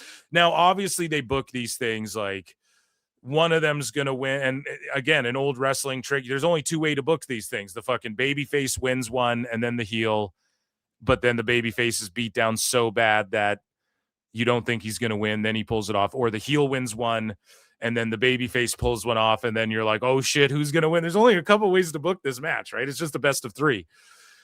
So, and you're not gonna put that cage up there and not get to it, right? We're not gonna see a 3 stages of hell where the cage doesn't come into play. So I don't know. The finish of the singles was awesome, but Drew cheated. So we're getting action. We're like, oh shit. And then it goes to false count anywhere. And they start brawling all over the arena.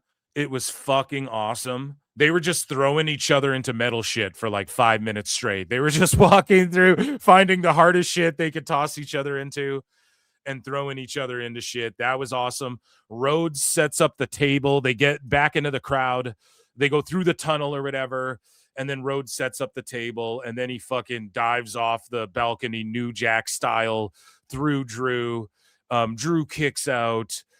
I think they go, and then they brawl all the way back to the ring, and the crowd's going wild. The brawl was awesome too. And then they get on the announce table, and then Crossroads through the announce table, 1, 2, 3 on Drew on the outside. And then Rhodes, and I'm sitting there thinking to myself, dude, if I'm him, I'm throwing chairs and shit into the ring before the cage lowers. Okay? Because, like, Rhodes, you want to beat this guy. You know, he took everything from you. Get a fucking chair in there before they shut the cage. But Rhodes picks up Drew, throws him in the ring. They go in the cage. Mind you, at this point, too, Rhodes is bleeding from his back. Like, his back is cut on a couple parts. And I'm not sitting here being like a blood mark, you know, but it was for people who were like, well, this kind of match should have color. It did, but like hard way. You know, you could see Drew, like, he was beat the fuck up, and Rhodes had his back was cut up from the table spot. And then also, like, the back of his head got sliced on something. You know, you could see like a red blotch on like the side of his head or whatever. I think it happened during the cage match, but they were going hard in that cage, and they just had an excellent cage match, dude. Like the suplex off the top of the cage that I know Dave Meltzer will cry. You know, remember when Punk and Seth Rollins did that spot, and then Dave was like, you know, it's not actually off the top of the cage, but they want to say it's off the top of the cage. Shut up, bitch. And so Rhodes and McIntyre did that same spot where it was like the suplex off the cage. Fucking amazing. They were up on the top of the cage brawling a couple times. What other spots were there? Drew tried to get out the door a couple times. They were going for pinfalls at the right time. We saw a couple false finishes that genuinely had me. They were using the cage, and it was just a solid cage match. I think every stage of this was solid. Both these guys are money. And again, man, the finish I thought was done really, really well. And again, man, you see these fucking and again, I keep saying again, but you see these sickos online, dude, or these wackos. I don't know which side they're on, but people are crying about Drew needs to win the title. He's going to be made to look stupid. And then they win the title, and then he wins the title, and people go, it wasn't good enough for me. They made him look stupid still, or whatever. There's just no pleasing fickle marks, man. So I enjoyed the fuck out of this. And so what happens at the end is the cage doors open for the last time. I think Rhodes hits like a buckle again, right? Doesn't he hit a buckle or whatever? They come off the top, and Drew just like rolls towards the door. He's crawling towards it. He's about to get out. They're both fucked up. And Jacob Fatu's standing there in a ski mask. Like, when the ref opens the door, he takes the ski mask off.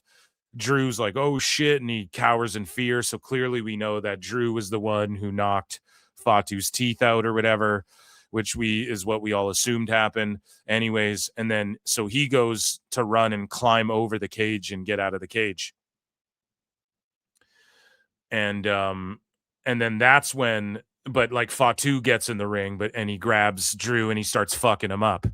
And then that's when Rhodes grabs Fatu and is like, what the fuck are you doing in here? And this is what I love. This is the nice touch. It wasn't like they just start pushing and arguing with each other. Fatu's like, no, I'm coming for everybody. Right? And then Fatu just starts beating the shit out of Cody Rhodes. And I just love that. And they're trading blows. And then that's when Drew just creeps out and captures the WWE title, ladies and gentlemen. Finally wins it. Now, I had told you guys, and we're going to get more Drew and Rhodes, I believe. This isn't the end to this, but this is a way to get Rhodes kind of away from the belt for a bit. And I think they'll come back to this. I told you guys we're going to get a long Drew McIntyre Rhodes feud. You guys can go back on PWT, and your boy Phil told you we're going to get a long McIntyre Rhodes feud. which we did. And I told you I could see them switching the title back and forth a couple times. And I was shocked at WrestlePalooza they didn't pull the trigger. Now, I have a theory. This is completely just a theory that I've come up with, which will make a lot of sense to you guys, I think. So at WrestlePalooza, you know, Drew, they announced after WrestlePalooza that Drew was, and people thought he was going to win the title then, and he's going to be in Highlander. But Henry Cavill hurt himself, and it pushed the production down. And we chronicled this all here at PWT. It pushed it back to 26, right? And so at WrestlePalooza, like, I was dumbfounded Drew didn't win the title, because I thought he's going to win the title and then they're going to announce the Highlander thing. And then he, as WWE champion, he's going to like do this movie and shit. And I don't know if it lines up. I really don't, but it's now 2026. This Monday is when Hollywood is when the offices are back open, right? And everyone's wheeling and dealing again. And, it's when Hollywood's holidays, I guess you could call them, end. And fucking they will be going hard, and I don't know if Cavill's healed up yet or what, which there's a pun in there. If you guys got it, you got it. But I don't know if Highlander's going to set motion, but he just won it, and he's about to be in the Highlander movie. He's about to have an insane 2026. Drew McIntyre is all I'm saying. And so, yeah, there you go. He's going to be in a big ass blockbuster fucking movie as WWE champion. And nowadays, guys, this makes more sense. People go, "Oh, come on now, Phil, you're the champ. You can't go." Yeah, Hollywood moves around for WWE now. Whereas back in the day, WWE had to, you know, The Rock had to fully leave pro wrestling in order to do Hollywood. Now you can do both. Okay, the doors, the floodgates are wide open. And Drew's going to have a stellar 26, and he might shine through it in a movie. You know, there might be some big shit. He might not be champ by the time the movie comes out, but you guys know what I'm saying? Like, this is the type of shit. He's going to be a big star and stuff. So he's the world champ. He deserves it now. It had to be now. There's no way he could have not won. And they're about to go to the UK. So it just, timing is everything. Things happen for a reason. I'm not saying he was supposed to win at WrestlePalooza, but I was convinced that he was going to win. Then the Highlander announcement was going to come out, because they pushed that announcement of him being in that movie back. This is a fact. They pushed it back because they're like, can we just wait till after Palooza and shit? And Hollywood's like, yes, we will do that. So they want to be, everyone's jumping on the pro wrestler train, man, in pro wrestling, WWE in particular. It's hot. And this is evidence of it, but also just congrats to Drew. This is his year. Amazing work by him and Rhodes. And this isn't the last we've seen of those two fight. So if you're tired of it, oh well. And who knows, man? Drew could carry this thing straight through till Mania. Why not? You know, it's not like he's going to lose it at the Rumble. But there you go. So that was SmackDown. Ladies and gentlemen, round of applause for my quick review, and then let's get into WWE news over here. And speaking of Drew McIntyre, this is what he told the fans after the show. And let's take a listen here.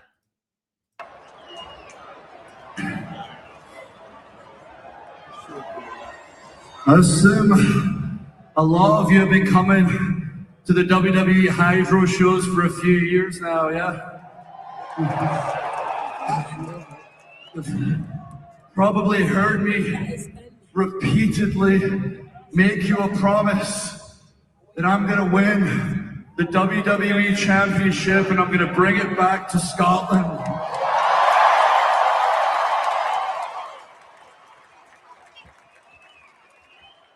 Well, the first time I won the WWE Championship, unfortunately the world had to go shutting down on us, didn't it? I won it twice, and I'm proud what we did during that period. We gave people an escape during scary times, but I swore I would get the title back, and it has been years and years of disappointment. I've been screwed over. But imagine Jacob Fatu versus Drew at Mania. Oh, and then you can do Orton versus Rhodes, no title, doesn't even need a title. And I think this Mania is going to shape up to be a stellar one, man. Still believing in myself because I've got this weird condition that makes me mental. I'm Scottish.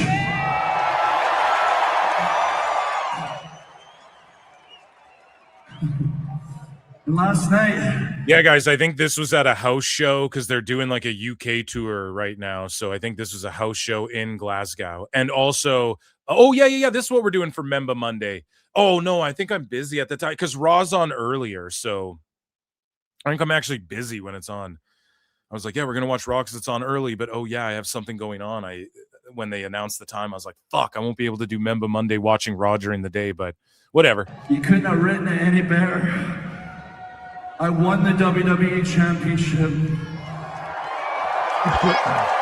the very first place, I was able to walk out in front of live fans as the #1 wrestler on planet Earth was Glasgow, where I could fulfill my promise. And it's crazy. He promised he would bring it back, the title, and he fucking did. So Nick Aldis announced 4 qualifying matches for next week. Miz versus Orton, Cardona versus Trick Willie, Priest versus Solo, and Zayn versus Dragunov. Then the winners will compete in a fatal 4-way at SNME. Then the winner gets a shot at the Royal Rumble. I love this. And then the other guys will be positioned as, hey, these are guys you need to look out for in the Rumble, you know? And these are guys you need to look out for, possibly a few of them in the Elimination Chamber, however they decide to book that or whatever. But yeah, Mania season's heating up. I love shit like this. I love that also it takes Drew and then it gives him an opponent who, my prediction is I think Jacob Fatu is going to win the Rumble and then go on to win the title at Mania. I think they're stacking chips on him. My favorite to win the Rumble right now is Jacob Fatu personally. He's not in this.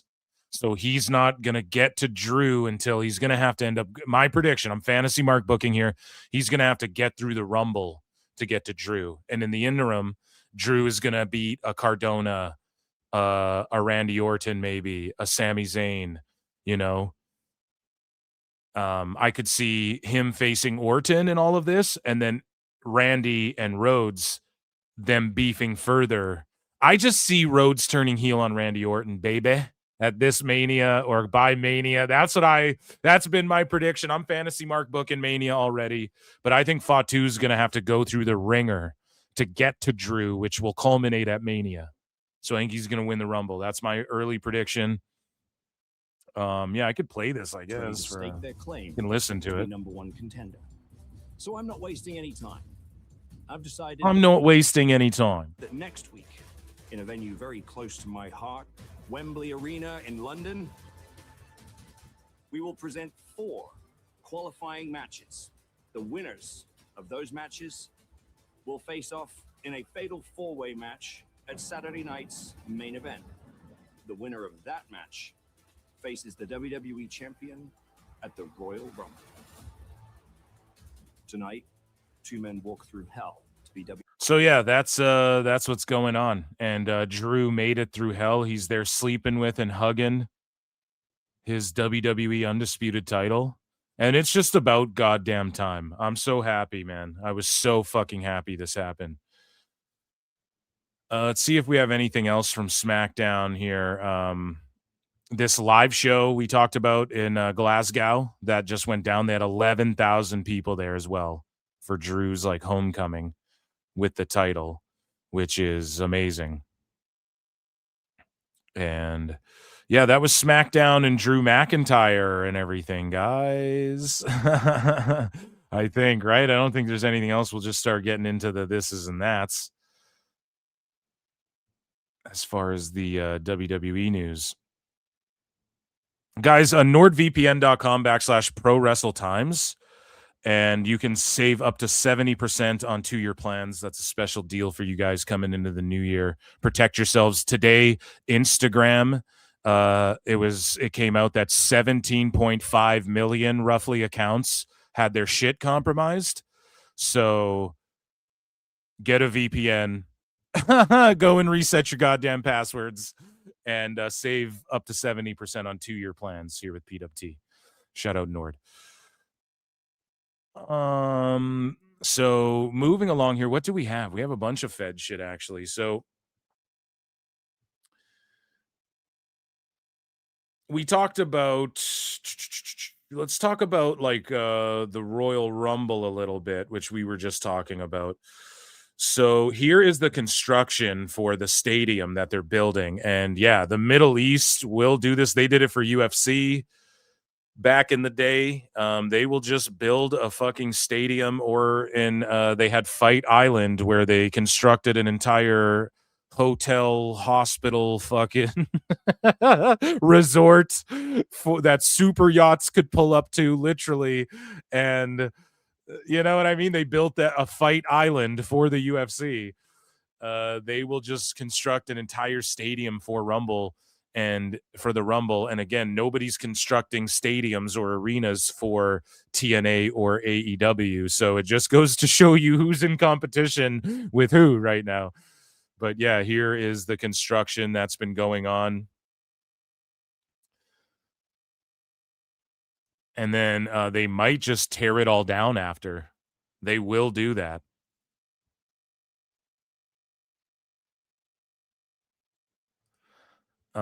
So that is looking to be incredible. And speaking of which, I think we have attendance.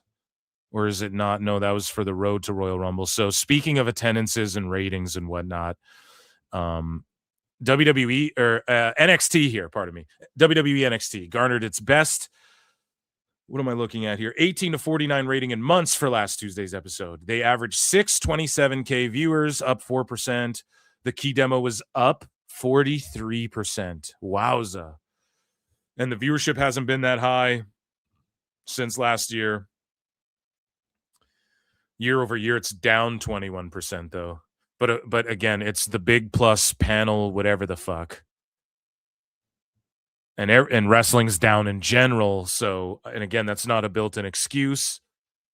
But it is, you have to factor that in when we're looking at year over year with NXT that people thought would be trending in a different direction, which according to CW, they are. And they were sort of outraged with the Nielsen, whatever the fuck, as we covered on the show previously. Moving along here.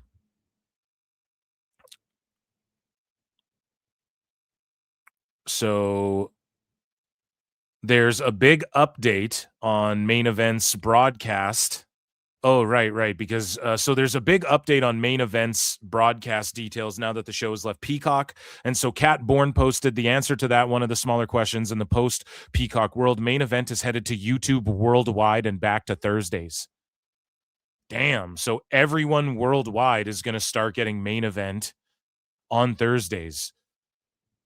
The WWE TNA wars have begun. They've begun, guys. It's war games. They're coming after TNA.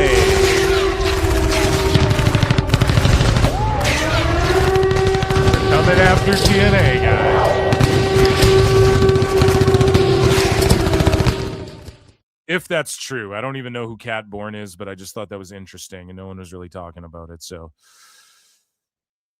a new class action lawsuit. I will circle back to that one. A class action lawsuit. That's juicy. Where is my... No, we'll talk about it now. A new class action lawsuit filed Thursday accuses WWE and ESPN of deceptive marketing practices with the move of PLEs to ESPN's direct-to-consumer streaming service. The complaint takes issue with how some fans who already get ESPN channels through cable or other providers were still required to pay an additional monthly fee to watch WWE events. The plaintiffs allege, welcome to the People's Court. The plaintiff alleges this contradicts its marketing communications from both WWE and ESPN, which they claim suggested all existing ESPN subscribers would have access to PLEs. He's throwing a flag on the play.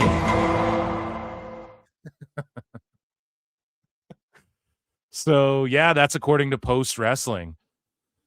It contradicts marketing communications. So I don't know how that's going to play out. Maybe it would be like a big deal. It's crazy how many of these really big deals WWE's been like, oh, they can't get sued for, or they'll just pay people off for the whole independent contractor thing because they'd lose and it would shift the landscape. And, you know, WWE starts their own streaming network and they go, it shifts the landscape of fucking television. They're the first, Vince is the first guy doing monthly pay-per-views, and it changed the landscape of pay-per-view and all this shit. And then they do this big Netflix deal and they're live every week and no one's done. It's just crazy how pro wrestling's on the forefront of all of these crazy ass things. And right now they're on the forefront of like, well, this is marketing communication, class action lawsuit. I'm sure like nothing will come of it, at least not for the next how many years. But at the same time, it's crazy how this happens. And it's going to start happening as we enter this world of like streaming is king now. Everyone can officially admit that. So, you know, it's just everything. We're going to see lawsuits, things get combined, things disintegrate, things that we're used to will go away, new things will be implemented that we'll get used to as far as like how we consume TV. But I think it's going to go back to like, you just pick like 10 things you want. There'll be service providers that go, okay, you get to pick 5 things you want and then pay like a monthly thing. And it'll essentially be like cable, but you go, I want Netflix, ESPN Plus, Max, and CNN Plus or whatever. I'm just naming 4, whatever. And then they go, okay, the Netflix costs an extra $10 a month, you know, and then they sell you like a $60 cable package. That'll be the next thing I think that happens, and it'll sort of go full circle in that way. It's already kind of happening. There's already these streamers that are kind of doing shit like that. But speaking of TV shows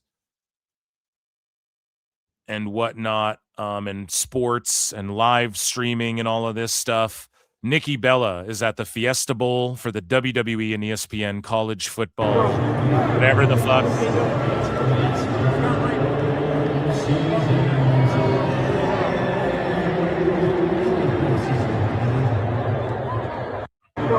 There you go, dude. She's looking like $1 million. But all I'm saying is like, if like, how old's Damian Priest? If one of these like 40-some-year-old wrestlers that was a dude, and I'm not trying to do this virtue signal shit, I'm just pointing it out. If like one of these 40-some-year-old wrestlers started dating some 22-year-old college athlete or something and it went viral, some girl volleyball player, some shit, people would be wanting their head on a fucking stake. And I'm not shaming her at all. It's just like so crazy how people are like, yeah, you get it. Who's she dating? I forget the guy's name. You get it, Dejan or Dejeen, whatever. But if it was like LA Knight doing that, people would be like, what the fuck? That's gross and shit. Oh, man. So speaking of movies and TV and Netflix and gross, Freddie Gibbs, dude. Freddie Gibbs. Are you guys a fan? Freddie Gibbs is an actor / rapper, and he worked himself into a shoot on the movie Cinepocalypse. Or no, Cinepocalypse was the referee. Night Patrol's the name of the movie. I butchered it, pardon me. And there's a clip of this that TMZ posted, and Freddie Gibbs tells the story that he didn't hold back on his stunts, and he legit sliced Punk or nearly stabbed him. My favorite moment on set, well, it was a scary moment, for real. I'm gonna tell the truth. I ain't even told nobody this yet. I thought that CM Punk was mad at me for real. So like for an hour, I was walking around that motherfucker like, hey, it might be a real fight in this motherfucker with a wrestler. That ain't. Yeah, I'm not gonna win this. He's gonna get that anaconda vice. But we did the scene where I had to like shoot him when he was trying to get into the apartment.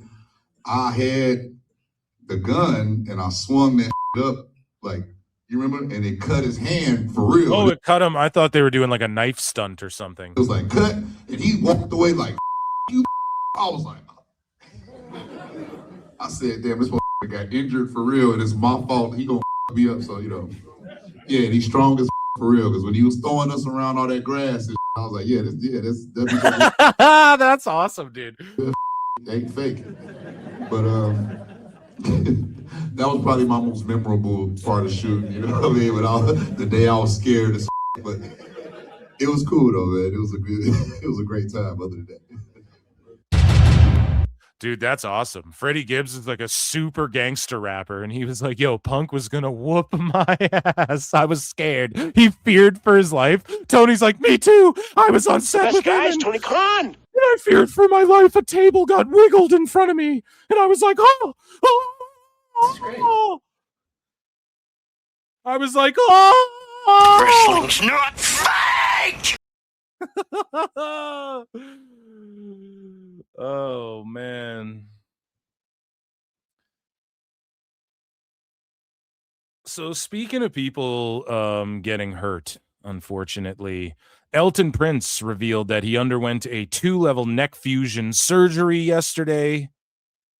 Or it's a fusion, not a surgery, whatever the fuck. Not exactly where I hope to be at 28, but we're owed nothing in this life, and I'm just grateful to be on the road to recovery. See that shit? What did Elton Prince, what did Pretty Deadlies do? That was so crazy.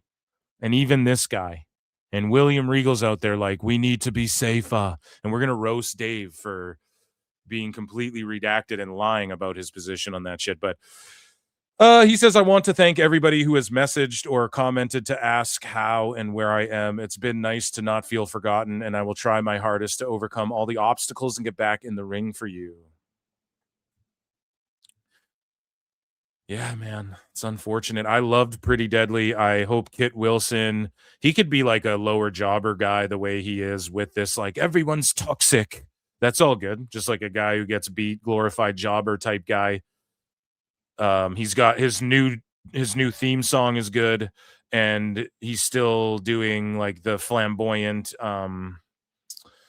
outfits. You know, he took the Pretty Deadly thing and sort of like modernized it a little bit, and I really loved Pretty Deadly, and it just sucks, and I just hope that dude recovers. Elton Prince there, or Kit Wilson's the one wrestling, yeah. And yeah, that's all I can say.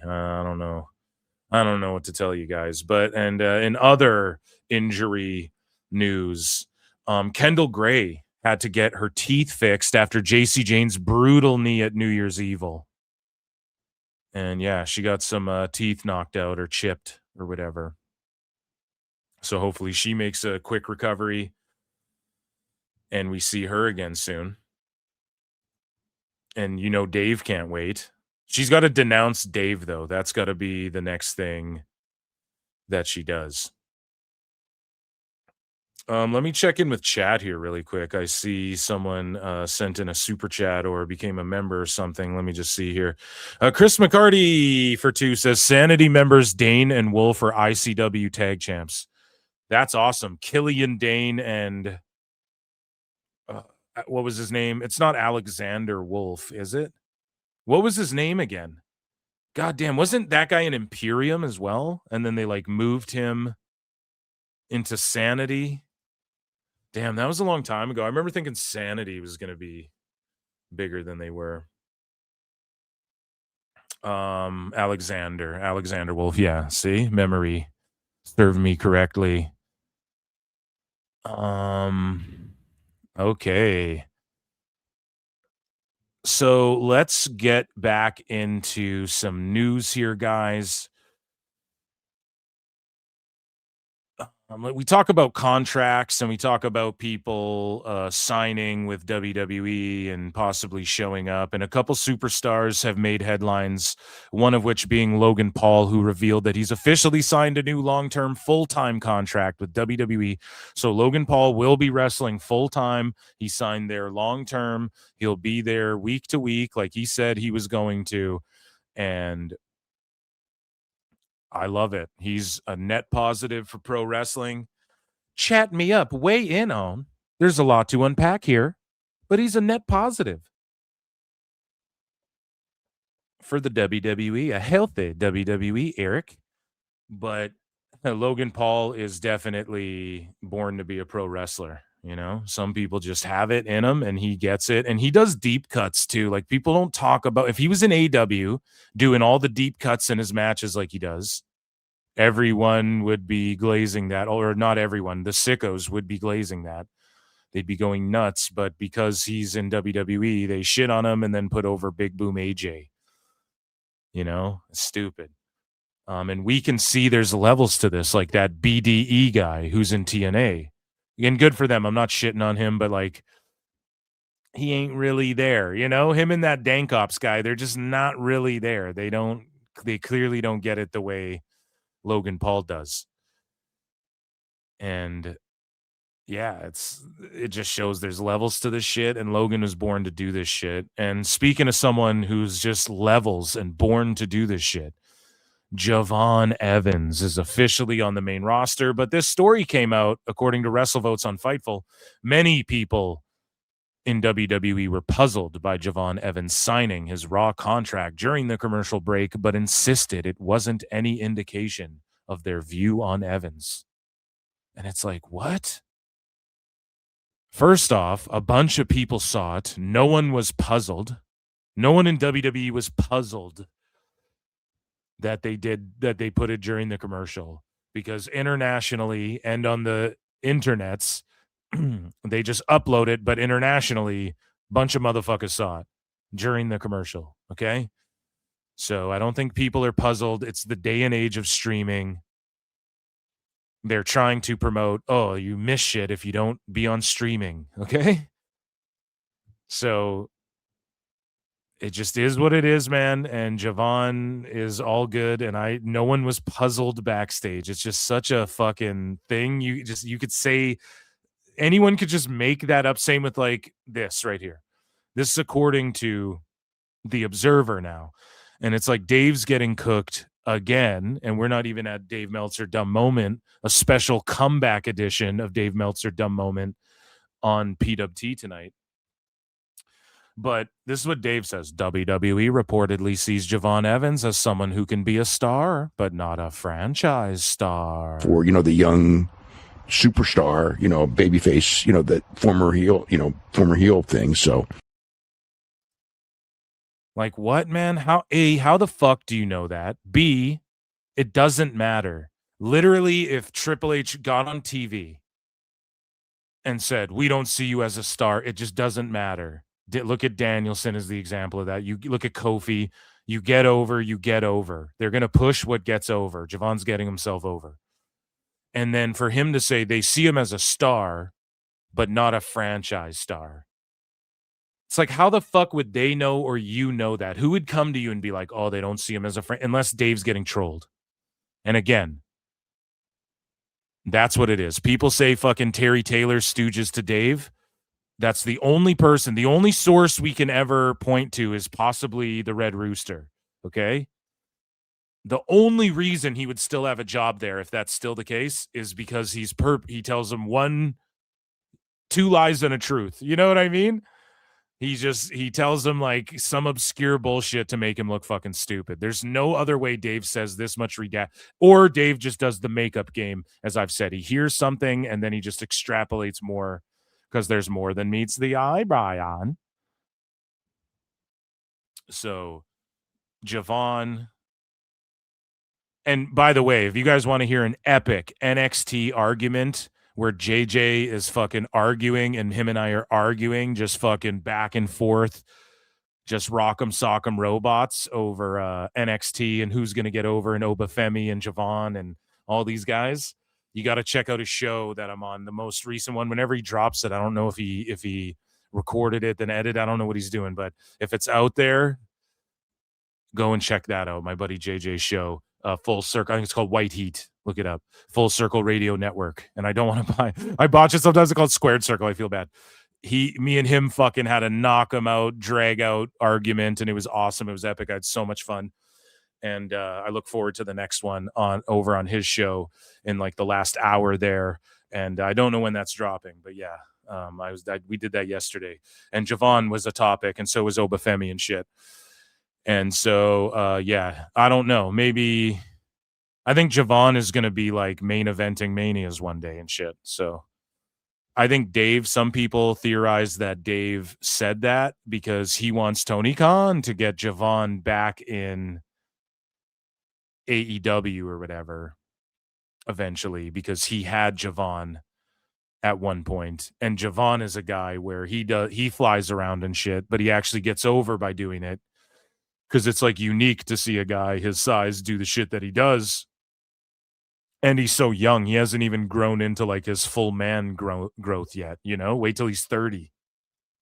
And he like knows how to work out and where food science will be then. And when he knows how to work out, but I'm saying like when he knows how to work out to maintain the main roster lifestyle. The guy's, I bet the kid will end up being in movies one day and shit, you know? The sky's the limit. He's so young. It's like, I don't know why Dave would even say some stupid shit like that. Anyways, let's move along because we're getting in on Dave here before we even, you know, get to the segment. But Jim Ross says, I think it's WWE or nothing for Chris Jericho, King. By God, King. And yeah, I agree. It's obvious that Jericho will be in WWE. There's no question. It's happening. And I agree with Jim Ross. It's like, if he just comes back to AEW, it'll be a wet fart. But if he does it in 2 years, if AEW's around. And again, Jericho's jumping off at the perfect time. He's so calculated with all of this shit. You have to believe. And I will put Jericho in that politicking, knows when and where to call his shots and how to get these deals done and shit. You have to give him credit. He's had multiple moments, even with WCW, man. Think about how he jumped ship to WWE the first time.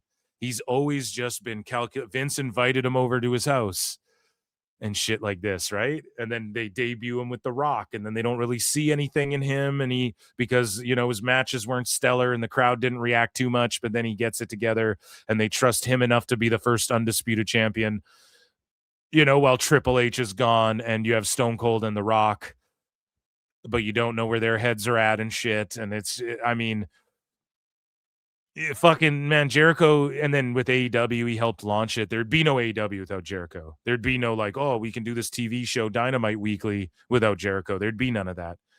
And man, he just knows how to pick his spots. Hey, like with this whole WBD sale, he's just jumping off the sinking ship, and then he's gonna go into a white hot WWE where he will help bounce numbers. Like he's not going to like draw for them. Oh my God, Jericho just draws for them again, but he will to a degree, man. Like it will boost some attendances. There will be more interest. There will be more ESPN, Sports Illustrated. No, there will be like all of these articles about it and shit. Everyone will be talking about it. It'll be a bunch of fans who are lapsed fans who are like, where's Jericho been for the last 10 years? Oh my God, my hero's back in fucking WWE. There'll be a bunch of that. A new number one song or whatever for Fozzy, right? We already know. Like it'll be all of that comes with it. And Jericho and then like WWE's already hot, but then some people are saying, oh, they're kind of in a lull, but then here's like another legend type comeback to WWE. A bunch of casuals don't know what the fuck AEW is. Right. And I argue that there's more casuals watching WWE now instead of hardcore wrestling fans like it was for a long time. And yeah, I just think he just picked his timing so fucking well on this, but I just don't know. You just never know like when Jericho's going to appear though. I look and see it's not just me. So many others have stood where I stand. We are the young, so raise your hand. They call us problem child. We spent our lives on trial. We walk an endless mile. We are the youth gone wild. We stand and we won't fall. We're one and one for all. The writing's on the wall. We are the youth gone wild. Let me get wild. Yeah.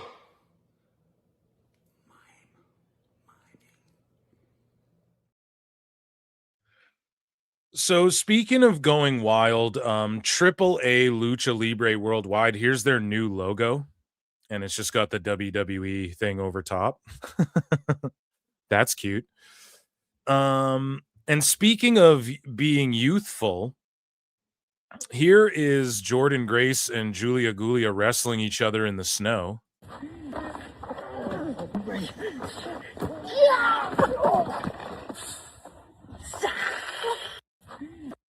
That's cute as well. Here is, speaking of cute, here is Javon Evans' dad. We talked about Javon, and here's his dad. Just showing, he put together a little TikTok when you used to be able to beat up your son, but now he's a WWE superstar. And this is just, when you support your kids. Sometimes their dreams might seem crazy, and sometimes they are, and you have to be there to tell them the blunt truth. But if they put the work in, like Javon Evans clearly has, and he really wants it, and you see there's something there, you're like, man, he's actually kind of good at this, you know? You fucking help facilitate that shit, dude. So speaking of facilitating, Jesse Ventura says he might facilitate the government of Minnesota again. This just made headlines. He calls Donald Trump a draft-dodging coward and says the United States is a third world country now. I'm moving from the Baja back to Minnesota. All of these ICE agents and Somalian daycares is starting to ruin the reputation. I was the highest voted independent governor in the history of the United States. I was a underwater frog shield team demolition. So that made all the headlines.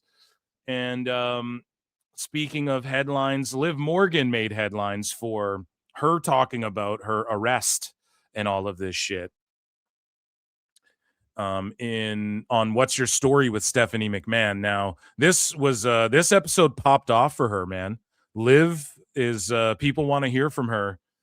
And on What's Your Story, I'm going to play this, but I'm going to kind of scroll down because WWE with these Fanatics pods, they go hard on them, you know? But Liv is talking about her, she had synthetic cannabinoids or cannabinoids or whatever the fuck. I don't know, dude. I just smoke weed. I'm not into all this, all these concentrates and shit. People be fucking, I don't know, man. Allegedly, right? But she's there with Stephanie McMahon, and she tells, like, she actually pulls the curtain back a bit on her arrest, which is like the one thing everybody's wondered about that she hasn't really touched on too much. It's not that she's really hit it and she's owned it and laughed about it, but Liv hasn't really like opened up about what happened, you know, that day or that fateful evening in that traffic stop. Just like, why did they arrest And I'm going to pause a bunch because Fanatics goes hard, guys. Okay, I'm sorry. spent her childhood trying to be like what you. happened was Shout out Fanatics. What's your story, Steph? Now, there's the debate, like, okay, is driving stoned like a big deal? And like, yeah, dude, if you're sitting there like ripping bongs and shit and driving, like, I don't think you're probably, you know what I mean? There's levels. Just like if you take 10 shots, it's different than taking a shot. So, but like, is it as bad as drunk drive? I mean, probably not. I mean, I've never like smoked so much I see double and shit, but you'll smoke so much you don't pay attention to shit and you just zone out and shit. So like, yeah, I don't know. Like, you just shouldn't do it, right? You're not allowed to take like too much pills you can buy over the counter and drive and shit, you know? So maybe not that, but there's definitely like cough medicines and shit that you could buy over the counter that if you take too much of when you got just like a simple head cold and you can't be driving around, you know? So I don't know. I just don't fuck with it. If you're RVD, there was an interview where RVD's like, I don't know, dude, doesn't everyone drive drunk? And it was like, what, Rob? What are you saying? I swear to God, someone's got to find that clip. I keep bringing it up. I'm not trying to bury RVD, but he always has so many controversial takes. And unless you're RVD, who's like, what? I thought everyone drives drunk. He was literally like, how do people get home? It's like, I don't know, bro. You walk or call a fucking cab? What are you talking about? You have a designated driver? Isn't that shit getting like banned places and stuff? I think that's what I mean. People are smoking synthetic marijuana, and like in Canada, dude, you go to the fucking weed stores and some of the percentage on, I'm not going to do like a stoner cast here, but you're like, holy fuck. You know what I mean? People are getting way too baked. No, but there's like studies where the younger generations, like they're all not drinking as much, and the liquor industry is taking like a huge hit. And I don't know, I would say probably smoking's better than like being an Elkie. You know, I'd rather fucking deal with a stoner than an Elkie personally. But that's I don't know, whatever. I'm Battery not. girl. You know what I mean? I'm gonna get it. We're taking down Big Bouge. I'm leaving I'm coming back to Minnesota to take down Big Alcohol. I thought this was America. I'm a WWE superstar. You don't know who I am. She didn't pull a Reese. Least, and so I'm just like, yes or no. Yeah, at least she was smart enough to know, like, don't cause a scene. Don't pull a John Jones and start headbutting the cop car while you're crying. Yeah, good on her. It's kind of, at least she tells the story funny, but it's funny how she's just like, well, it was my friend's vape and I don't I don't smoke weed in my car, although there's weed in my car. You what? Oh man. Oh shit. So speaking of cars, here's a little trailer. WWE Charlotte Flair will appear in season 2 of What Drives You with John Cena on the Roku channel. This is dangerous. Here's the trailer. Shout out Roku. Shout out John Cena. Shout out What Drives You. Tell me what you got. I'm John Cena. Join me as I spend time with the Mookie Betts, Kane Brown, successful celebrities on the planet. Who? I don't know who that is. Charlotte To Flair. find out what fuels their. At least he like gives it up for a pro wrestler every season. At least he goes and meets up with, like, yeah, I'll meet up with the Miz or whoever. Like, he puts WWE on. Saweetie, come on, man. Does she even have a fucking record in 26? Like, who? Saweetie. Their drive to succeed, Family is everything to me. as well as taking a look at their cool rides. Wow, This car actually saved my life. you are so driven. That fire is still there. Who watches this show, chat? Let me know if you watch this show in chat. January 16. Yeah, I might check it out. I didn't watch the first season. I kind of wanted to, but I was just like, whatever. So, ladies and germs, we have, where are we at in the show here? Okay. We have Jim Cornette responding to Seth Rollins' comments about him. Shout out the Jim Cornette experience. This is from episode, what is it, 650. Jim Cornette 316 says, I just whipped your ass. And he's going to respond to Seth Rollins, who kind of called him a hanger-on or whatever. But first, here we have a super chat. Sorry, Chris McCarty, I'm just seeing this here. For 5, what excuse will AEW fans have about Joe not being on TNA's debut show while WWE is letting AJ MCMG appear? Are Motor City Machine Guns appearing on that show too? Oh my God. Impromptu 6-man, Motor City, and AJ, and have them fight 3 fucking jobbers and just beat them real quick. Hit all their fucking moves and just beat them. Oh my God. TNA are the kings of the impromptu 6-mans and shit. But the excuse for AEW fans, it's not an excuse. It's because the TNA's partnered with WWE, bud. So thank you for letting me know about MCMG if that's true. But like, in fairness to AEW, there's not like an excuse there. It's just like, well, TNA's partnered with WWE, so you know what I'm saying? So, ladies and gentlemen, let's get into this Jim Cornette thing here. AEW doesn't have a partnership. MMG, where have they been? I know, dude. Phil Mark's marking out for NordVPN cash. Yeah, I only get cash if you fucking sign up for the 2-year plan. 70% off. NordVPN.com/ProWrestleTimes. They do not pay me for ad reads, though. I wish. Gay, it's a ripoff of the Seinfeld car show, which was gay too. Oh my God, Mike Sauce is just like, I don't know, dude. What was the Seinfeld show? What was that? Wasn't that like comedians in cars getting coffee? That's what it was. So again, I watched a couple of them, but I didn't watch all of those either. You know, it's just not. I don't know if it's gay. I don't know if they start just like blowing each other or whatever, but I don't know. Mookie Baylock, I don't know. NWA is on Roku. Car Fanatics, I think my dad would get a kick out of it. Hell yeah. Professional Bowler, I do not like Willow, but if her heel turn is going to happen, be satisfied. Okay, let's get into this Jim Cornette thing, okay?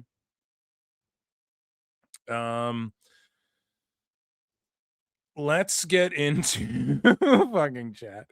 Let's get into Jim Thank Cornette's you, fuck you, response bye, boom. to Seth Rollins here, and I might skim through some of it. We've wanted to hear this for a minute.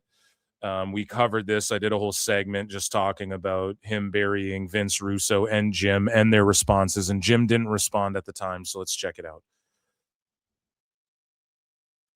But apparently, our friend Seth Rollins, Brian, not happy with me or our friend Shitstain, a.k.a. Vince Russo. This was while we were on break. Seth did an interview with somebody somewhere for some reason and was asked to compare the two of us, me and old Vinny Root. Bro, let me tell you, I do not like the name Vinny Root. Cornette's a mark. And although I came out the best of it, because old Vinny Root was without any redeeming quality whatsoever, I got a caveat or two and a couple of nice things, but apparently Becky's still mad at me for saying that she was crazy when she got pregnant a couple of years ago while she was making more money than the federal government had ever printed before, right in the middle of the biggest run of her life. And boom, self-inflicted injury, unforced error. She's on the sidelines. I said, what the fuck? Rotten timing. And boy, it must have made an impression. Well, Jim, you didn't just say, what the fuck, rotten timing. You like buried her. We went over it. You fucking buried her. You buried Seth. And I think he buries Seth in this video.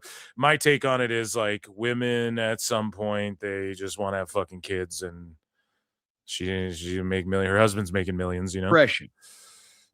Because my former friend, old Tyler Black, has not been able to come out with a full-throated endorsement of me since then. So he's obviously trying to keep everything nice and placid at home. But should Becky really be that mad at me for what I said? I didn't say anything personal about him. Otherwise, she just cost the family millions of dollars. But I didn't. It's none of your business, dude. I didn't think she'd take it that fucking hard. Shout out Jim and shout out the Jim Cornette experience. I'm just saying, but like, okay, but he was just doing commentary on it, so he's by all means. But it's just my take is like, I don't know. He's probably more offended. She probably doesn't give that much of a fuck, or maybe she does. She just wrote a tell-all book, though. Did she bury Jim in the book? I'm curious, but I think he did like personally offend her. I think he said some like, I can't remember the quote. Go and watch my clip where. You guys can find it somewhere if you just type it in on PWT YouTube, where we went over what Jim Cornette said about Becky and likely where this stems from. Well, you don't think this is just him being mad on his own? Yeah, there you go. Brian Last got it. And he wouldn't have said anything good about me at all. Well, did you listen to the tone of things going on? And we have the audio. Yeah, that's why I'm saying you can determine for yourself whether you think that he is class. So let's see. Nice and calm at the homestead. Oh, we'll see about that. This is Seth Franklin Rollins talking to Jay Moore. Apparently, Jay Moore is a show, and the name of the show is More Stories. Who is Jay Moore? He's a comedian. He played Dennis the Menace on television, didn't he? That was Jay North. Jay North. Oh, I'm wrestling. Jay Moore got accused of stealing. Who? Seth Franklin Rollins is married Jeannie Buss now? I thought he was still married to Becky. Jay Moore, I believe. Seth Rollins married Jay Moore? All right, let's go to the audio. Here's Seth Rollins. But I did have like a high school teacher that said, you're never going to work with that voice. You have to learn how to speak like a normal person. And years later, when I was on The Nanny and they interviewed God, is that Fran Drescher? Oh my God, they cooked his ass so. That's a fucking hilarious bit. Holy shit. Oh my God. Are they playing Fran Drescher instead of Seth's interview? Oh my God. That is funny. Parents. Holy shit. They asked my parents if when I was a little kid, who the fuck is it this? seemed like I had. That's Seth Rollins. Could you tell? Oh boy, Becky has really emasculated him. See, that's Seth Rollins. But no, let's go to the real audio here. Seth Rollins on a Jay Moore show. Whose side are you on? Jim Cornette, the tennis racket guy? Cornette, yeah. Jim Cornette versus the Vince guy, the writer? Russo? Yes. So I hate them both. Cornette says, when I hate them both. I think they're both jackasses. But if you had to pick, if you were like gun to your head, which one would you side with? As a fan, I mean, I kind of want to hang out with Cornette a little more. So I've hung out with Cornette because Cornette was a booker of mine. No, he was fine. He's super entertaining. I mean, the guy, I mean, he can still cut a promo. He's a victim of the hot take culture where like he has to say the craziest thing that could come to his brain. Why doesn't Seth like Vince Russo though? That's what I don't think gets explained. And that's how he makes his money on his podcast. George the Animal still has Down syndrome. So yeah, but he's like Shockwave is the goat. He's an idiot. Shockwave's the goat. Did he mean to say Shockmaster?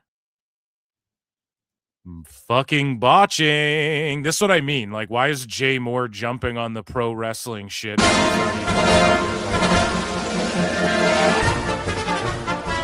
Crazy. Sometimes in life, you got to be a hoe. They're both idiots, but if I had to pick one, it'd be Cornette. See, a clear endorsement for me right there.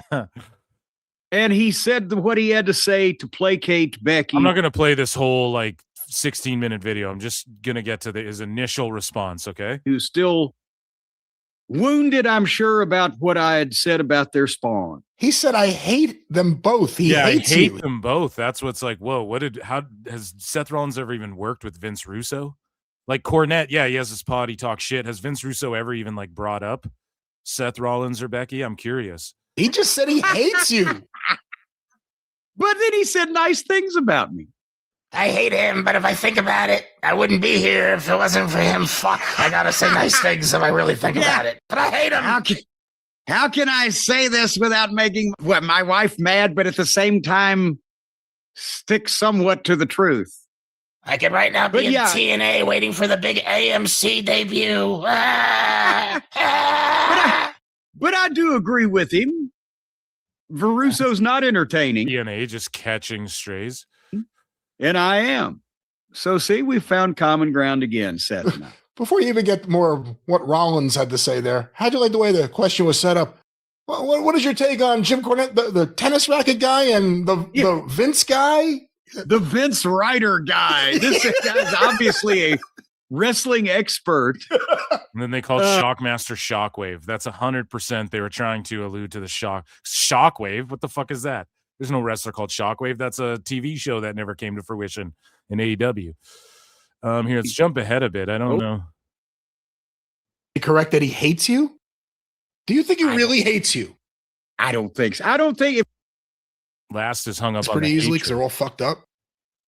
Well, see, I would feel bad about doing that because I've had the knee problems before. It would make me all skeevy to take out somebody else's bad knee.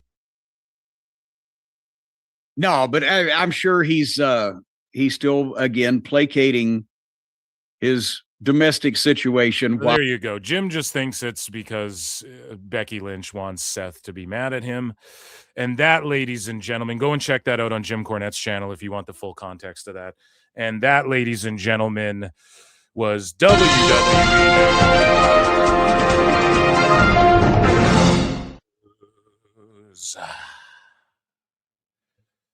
Okay, guys, we are getting into it.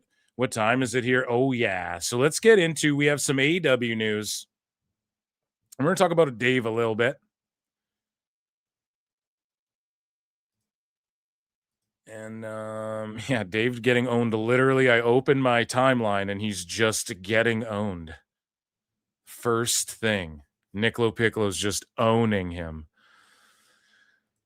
Okay, so before we get into that, though, I want to talk AEW news, all right? And there's not a lot in here.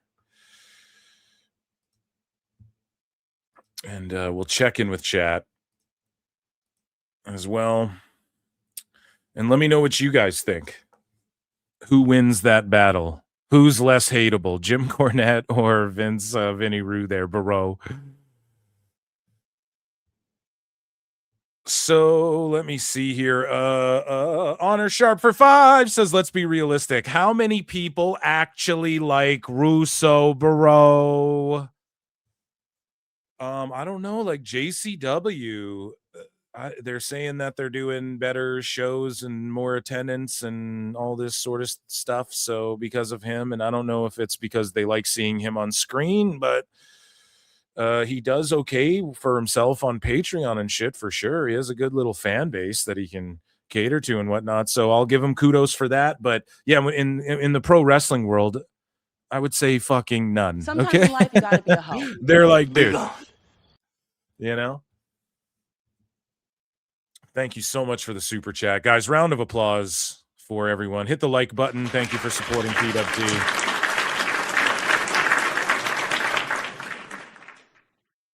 Patreon.com/Pro Wrestle Times. There's a bunch of extra content on there. Okay, I gotta chug down some water. And then we're gonna do some AEW news here. And there's not a whole whack of a lot, but we have a Tony Khan Cringe video, and that's what I wanted to get to.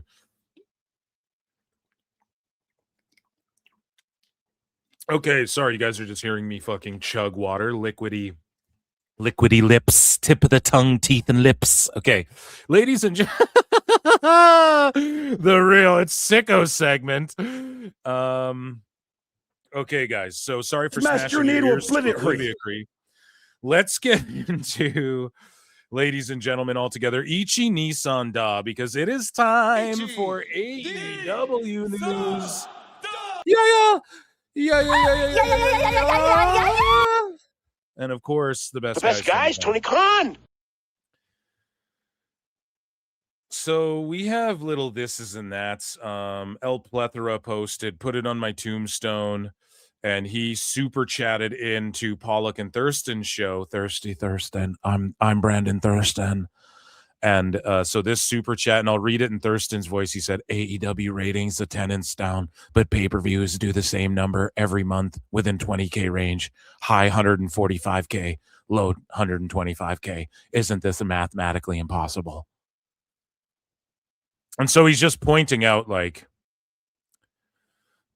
it was just what we talk about all the time. AEW, every measurable metric, they're down year over year, other than the one, and I literally said this earlier, other than the one that Dave Meltzer is the only source on, and that's the pay-per-views, and he magically added 30%. Some fucking sicko was like, responded to my shit. I typically don't like respond under my tweets. I just post and fucking scroll the timeline, you know? But this guy was like, prove that Dave added the 30%. I'll go ahead, I'll wait. And then I did. I just like gave him Dave's show and my clip. I just looked it up quick because I clip all this shit. You know, I talk about it all. So I'm like, I just fucking typed it into YouTube. It came up.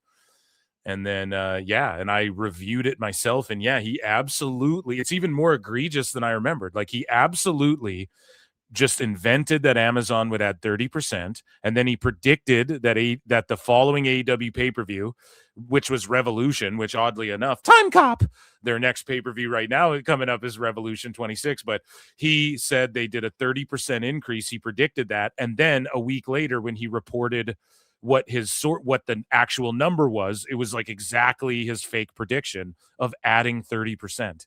So how are the pay-per-views up 30%, but everything else is down year over year? Like, that doesn't even make sense at all. So again, a dummy Dave moment. He just gets roasted throughout these fucking shows, and by proxy. But yeah, so there you go. A nice super chat there to Pollock and Thurston there, just kind of poning them with some statisticals. Speaking of statisticals, Revolution. Guys, it isn't until March 15. They set up, and I'm going to give AEW some props here. They set up for 8,700. They've sold 8,000 tickets already. Now, listen, if Tony's paper in the house, whatever. They've been doing that since day one. Everyone does that shit, right? And they distributed 8,000. It doesn't mean sale, blah, blah, blah. We all know. But look, man, this far out, 2 months out and it's already at 8,000 of the 8,700. Okay. Let's give a fucking round of applause for Tone, I guess, on that, right? Like, okay. All right. I'll give props when they're due. Speaking of like props, here's the new stage. Fucking terrible transition. Here's the new stage for, speaking of gimmicks, welcome to the All Elite experience. So what the fuck is that? I don't even know. And then they're like, here's the new set. So this is the new Dynamite set of 2026 going forward. Now it's the exact same thing, but it's just curved. It's like when you have a regular computer monitor and then you go and get one of those curved ones and you're like, oh shit. And it is kind of better when you're there, but on TV, it just doesn't. I don't know, man. I didn't really like when Raw had the skateboard ramps either. The curvy shit. It's just, it probably looks cooler in person, but it just doesn't really come across on TV unless you're riding on the ramps, you know? No, I'm joking, but it's the color scheme. It's just they curved an LED board. It's not really, or whatever that is, a screen maybe is the technical term. It's just nothing. They need to find a new identity, the white ropes, to try and do the channel surfing trick, so that if you're surfing channels, you're like, oh, WWE's on. That's why they have the fucking white ropes and they make it look the same as a WWE's on the barricades. They always have shit going on. They haven't gone to like the glowing posts and apron yet, but that's because that costs money and Tony's been cutting costs and whatnot. So again, I'm not trying to clown it. I would put it over. I just put over their attendance for their pay-per-view. I'd put it over if I liked it. I just think they need to find an identity. Like the old black and gold was kind of their thing, even though that was NXT's thing, but they, All Elite kind of took that over. The multicolored rainbow thing, it just, they've done it for a while now, and when you look at it, it just reminds me, and same with Collision now, like they parodied the Nitro thing, which I was the biggest fan of Collision when it first came out. You guys know this. And even then I was like, I don't know about like copying Nitro. Like we got to find our own identity, but like, whatever, do your thing, do it. God damn it. It works. Let's run with it. I just think like when I look at this color scheme, it just reminds me of like the worst years of AEW that we've just sat through the last few years. You know what I mean? They like, you fucking figure it out, do something unique, look at every other fed, look at what they're doing, try and think of something different to do with your ropes and the way you maybe set things up. Even ECW with that like brick wall, go back and watch some ECW shit on the WWE vault with like the brick wall and the way they had Sid coming out, like that looked cool as shit. Some of their pay-per-views, and especially the pay-per-views, man, like we need AEW, like they got to start doing some like Attitude Era sets where it's like where they go, Insurrection was the pay-per-view, or like Backlash with the claws, right? Every pay-per-view had like a different theme and a different stage, and AEW did that early on, and they need to go back to that. These LED boards and the lights and everything, all these feds do it because you can do it on the cheap nowadays. This technology's cheap nowadays. So, cheap for, what they're doing. And like TNA's able to do it. Everyone can do this. So how are you going to stand out, man? And Tony, like I know people go, oh, his infrastructure. That's what John Alba's saying. But like, bro, he's cutting corners at every fucking intersection. Like, what are we doing? So, again, I just really want them to reinvent the aesthetic and everything about AEW. Then I think maybe they can get us. We're just like scrape. That's just like, again, it's scraping the bottom of the barrel for ideas here, but it is what it is, man. Speaking of ideas and whatnot, AEW filed to trademark Exile on Payne Street. Whatever the fuck that means. It's some sort of match that's incoming. And the Dynamite, we talked about ticket sales, Dynamite and Collision Maximum Carnage They sold 2,361 tickets, and they are set up for 2,800, whatever the fuck. And this was when is this actually? Sorry, no, this is this Wednesday, and I think it's called Maximum Carnage, and it's going to be a 3-hour Collision. Now, let me just throw this out there again. I don't want to be conspiracy Phil, but I'm spitting here for a second. Let me cook for a second.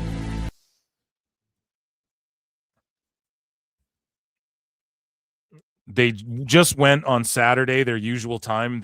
Collision did, and they put up their worst fucking number. They tied like their lowest in history again, or their second. I think it was their lowest in history. Maybe like their second lowest rating, lowest in key demo history, or whatever. So typically they'll get moved to Thursday or Wednesday, or after Dynamite they do a bit of a stronger number. Well, now Collision can't be on Thursday because guess what's this Thursday? If I'm not mistaken. Yes, this Thursday, the fucking AMC TNA show. And now we're seeing a Maximum Carnage first thing, 3-hour Dynamite and Collision fucking whatever. And Collision will do like a 300 whatever thousand instead of a 100 whatever thousand on Saturday, or them getting pwned by TNA in the debut show. That's all I'm saying. We got to track this. We got to pay attention to these things. And I told you guys, they will add that 3rd hour to Dynamite. They do it all the time. They do it more than they just do regular 2-hour Dynamites. And even Dave will tell you, well, the overruns, they're always going to go do an overrun. So they're already testing the waters of like, I'm telling you. And I think they're going to, and I called this trick as well. They're just going to call it Dynamite and Collision, even though Collision will be on after Dynamite on Wednesdays. They'll go extra hour of wrestling, Collisions on, and then otherwise, or like they'll just do 2-hour Dynamite if they have something coming on after that they want people to watch, which I don't think they do that. And then Collision just doesn't need to air every week, but it will be canceled as far as like being its own thing on Saturdays and Thursdays. It will just now, with the new AMC deal, it will just become like a 3rd hour they'll attach. Or it'll be the Tailgate Brawl, the pre-shows. They'll go, yeah, Collision before our pay-per-view. And then it'll be back on Saturdays because it's just dying on Saturdays. They could put any show on there and it would do these numbers. Why the fuck are they? So anyways, that's my fantasy mark booking. And I've been saying this. My chat's probably tired of hearing me fucking repeat this shit, but we have to because it's a day-by-day thing. Oh, yes, I agree, Phil. So as expected, AEW Dynamite numbers were up from last week's New Year's Eve episode. However, the show scored its 3rd lowest 18-49 in show history. It averaged 5-6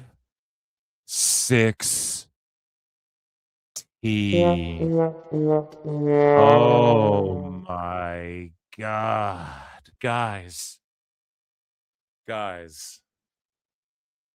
Oh my God. It used to be when they did 700,000, they got clowned on. When they did 800,000, people were like, oh, a big increase. Do you guys remember that? That wasn't even that long ago. That was like 3 years ago, I want to say. They'd get clowned for a 750. You guys remember that?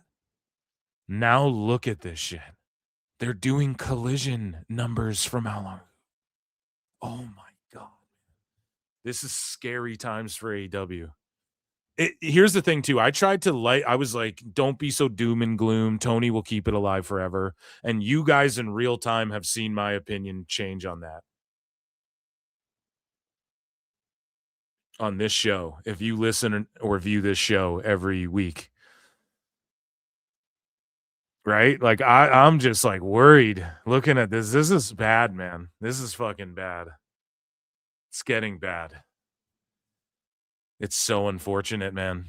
And if TNA comes out the gate doing like 300,000, 400,000, and if they slowly are growing while AEW slowly, I mean, holy.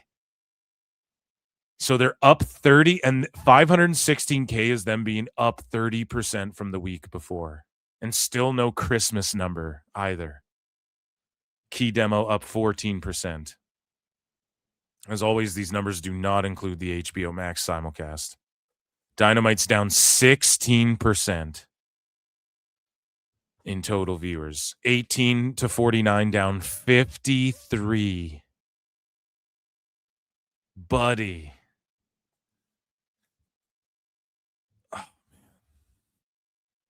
What are we going to do? What is everyone going to do when this shit is like a YouTube show only? It's just like the same as reality of wrestling and no one gives a fuck. Chat, one's in the chat if Tony Khan gets desperate enough to bring in Vince Russo, bro. I'm hanging on by a thread, bro. Speaking of hanging on by a thread, and I'm not trying to diss anyone, but Lacey Lane officially joins Crew in Ring of Honor. She was in WWE previously, and good for her. You guys know I put KC2 over more than fucking anybody as well. And Crew's cool, but again, they just split from Top Flight and then just get buried. They're just a knockoff type Top Flight or whatever. I don't get it. I don't understand. Layla Gray was right there. And again, I just tweeted this out. I was like, weren't sickos mad at the Fed for putting groups together based on race? And so that's what this whole Crew Top Flight, like Tony just, oh, you're a high-flying black dude, you go over there. Oh, you know what I mean? Layla Gray, you go over there. Now, I don't get triggered by this shit, but like, where's the outrage for sticking Lacey Lane with Crew? Because there's no fucking reason for that. There's no reason for it. Okay? Now, I'm not saying it ain't going to work. And I'm not going to lie, I kind of dig their look altogether. They look good. If you showed me that team, I go, okay. But, you know, what the fuck are we doing? What the fuck are we doing? Why does no one call this shit out? And again, it's just good for me, not for thee. That's why I posted this GIF. It's just another example of good for me, not for thee in AEW. Selective outrage. And speaking of selective outrage, Andrade El Idolo. So again, a guy who left WWE, came to AEW, everyone was glazing him. And then he turned into a guy that everyone was burying. All this, not everyone, I keep saying everyone. The sickos were saying like, you know, Andrade's just wants to go back to the Fed and he blah, blah, blah, you know. He got lumped in with Rusev and Aleister Black and all these guys, and people were hating on him. He goes back to the Fed, and then he shows back up in AEW, knocks out Omega, and then he leaves AEW, does some indie shit, goes to New Japan. He's still signed to WWE allegedly, and then he's not. A lawyer got him out of it, and then now he's officially gets his graphic again. Andrade's back in AEW, and you have people acting like they give a fuck about that, which I don't know. It's cool. He got big pops, and shout out Andrade. I'm a big fan of his, but I have been since the NXT Black and Gold days. But with that being said, it's just funny. Again, more good for me, not for thee. And Tone is going like low. He's kind of desperate. I'm not saying he's just going to sign up any and everyone, but Zeta Steel, Ace Austin, who's the other one we just mentioned? Jake something, which we're about to talk about. Andrade El Idolo. And then like two of these guys already, think about it. The two guys who just got graphics, El Idolo and Doyle, they're both just member 45 and 46 of this faction. Really think about that. Both these guys are just in the same faction. That was Tony's big idea for both of these fucking guys. The best guys, Tony Khan. That's how you know he has no plan for either of them. He has no, this is just him like, oh, I got to not let TNA pick up Andrade so that they start kicking my ass in the ratings. Like, I need to get Jake something just because. They're both just in the Callis family. Okay, so Tone is getting desperate. But I complained about this earlier and cried about it earlier. But Jake Doyle, shout him out. Fucking big, jacked white guy with brown hair and a goatee, and he's like real athletic, and he's 37. Oh, Wardlow? No, Jake Doyle. Like, And I hope that Jake Doyle gets all of his money. I'm never get mad at the boys, and I always say this every show. I never get mad at the boys for marking in the fucking money mark. This is a criticism of Tony Khan. He has no plans for this guy. There's zero plans for this guy. Okay, you have Wardlow just sitting there, no plans for him. He was over as fuck. He was starting to get like Goldberg aura. Right? And then fucking nothing. They just squandered it. They didn't even have Wardlow beat Sting or something like that. You know, nothing. They couldn't think of anything. They didn't think of anything for that guy to just catapult him. So what the fuck are they going to do with Jake something? Nothing. Jake something, more like Jake nothing. Am I right, fella? That's a fucking terrible joke. Oh, and what's the deal with this? But I do like Jake Doyle, and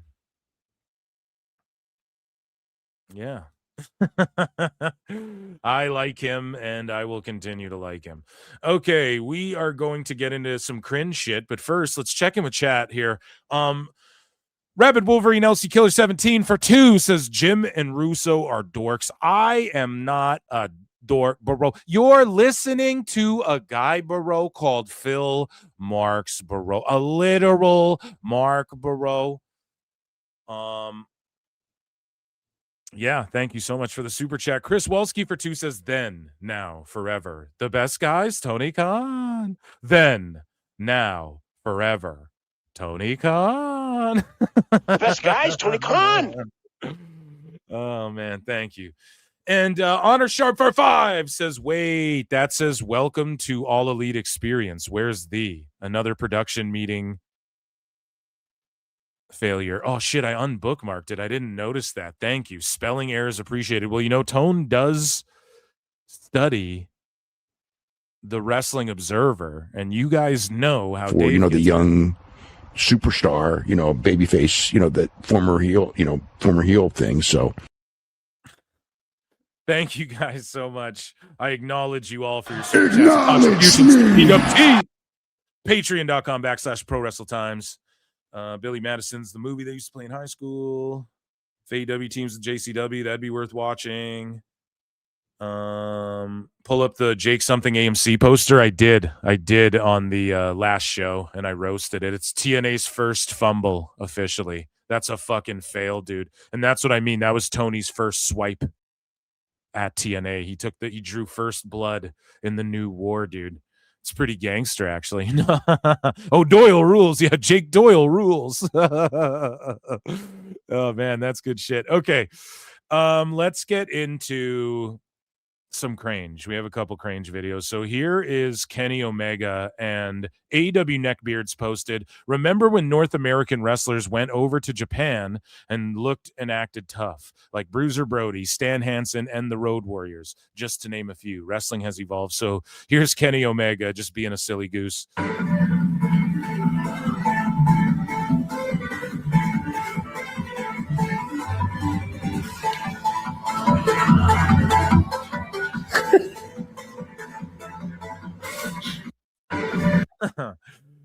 Yeah. It's different times. So speaking of fucking utterly cringe people, Tony Khan, this is posted by @SammyGur43595219, says Tony had to get these guys to brag about his fake awards. He knows everyone thinks it's a joke. So he has Big Boom AJ and Big Boom Justice, or whatever the fuck they're called, talking about and putting over these fake SI awards. It's clearly a marketing ploy. It's like a scratch your back, you scratch my back, I'll scratch yours type thing with SI and AEW. I broke it down before. It just has to do with, well, we already know Tone needs to lean into these awards. Dave Meltzer's a jilted ex-lover because of it. That's why he's burying these other awards. Congratulations to All Elite Wrestling! Congratulations to All Elite Wrestling for winning 10 Sports Illustrated Pro Wrestling Awards for 2025. Including Promotion of the Year, Female Wrestler of the Year, Mercedes The Moné. problem is that they're promoting this to kids, and I can't help but beat this dead horse to death again and always, forever. then now together forever. I'm going to beat this horse to death, but it's like they're promoting this to kids. Kids turn on the AEW show, and then what's happening on it? MJF's wanking off and doing a tosser to the crowd. You know what I mean? And then you have Mox doing the bullshit he does. And then you have fucking...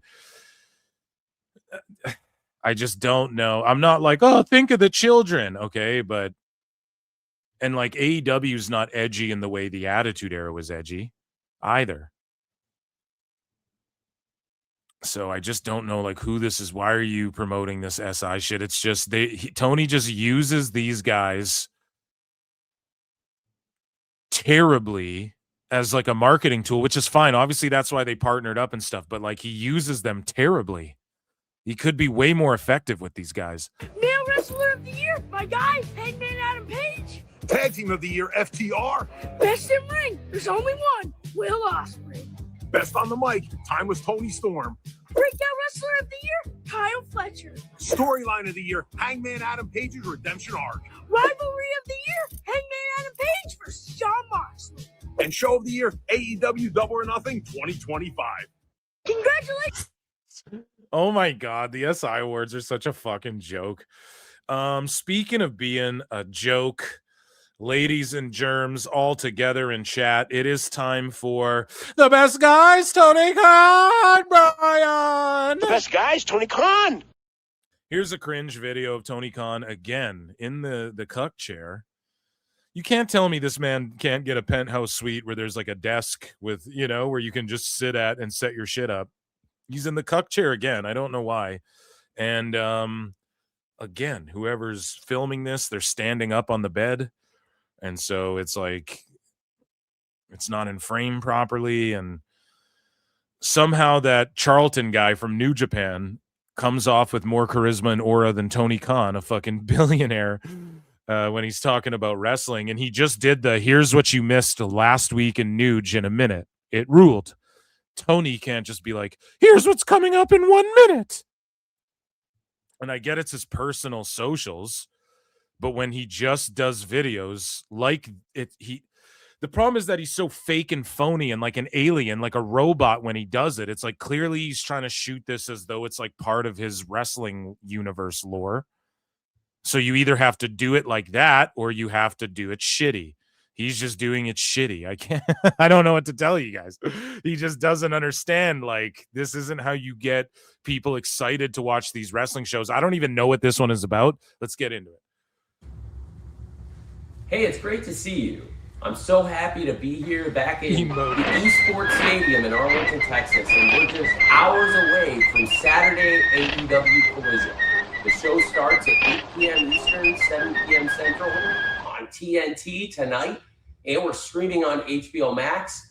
We have a great lineup, and there's so much I'm excited about. You don't sound excited at all. We're here on TNT tonight, and we've got that TNT champion in the house defending the championship. One of the most exciting and impressive wrestlers in the entire world, Hechicero of the Don Callis family. Picked up a big win last Saturday, and he earned a TNT title shot tonight against the champion. What the fuck is this for, dude? Oh, God. The thing that irks me the most about this, who is this for? Hechicero, if you... Fuck, man. Mr. Mark Briscoe. And I'm really excited about that huge title fight. There's so much to look forward to tonight, and I just wanted to, first of all, say you're not going to want to miss this. I promise no sickos watch this and go like, oh, I need to run through the wall. And you want to know an exact one-to-one comparison, someone else who also gets roasted, you guys, for this? It's not just Tony Khan. Dana White and the UFC promotion, they do the same bullshit.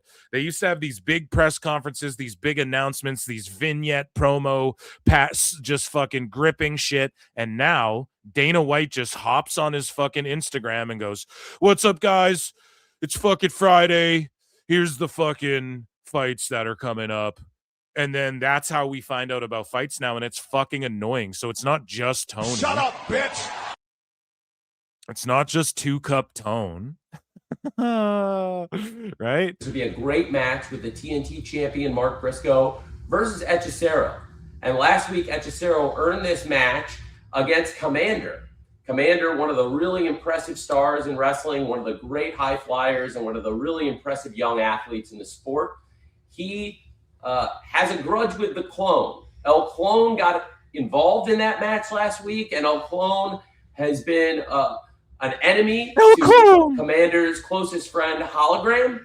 I know that Commander and the Clone are going to put on a clinic tonight in a grudge match on Collision, and I can't wait for the Clone to collide versus Commander tonight. And we mentioned the TNT champion and the big championship fight. We've got a whole crew of champions in one trios match. We're talking about, I mean, it's a pretty amazing lineup when you've got the AEW Women's World Champion, Chris Statlander, the AEW. He doesn't even know. He needs like notes, dude. He's like looking at someone holding up signs with the, he's like, oh, you're flip the sign over. I can't see.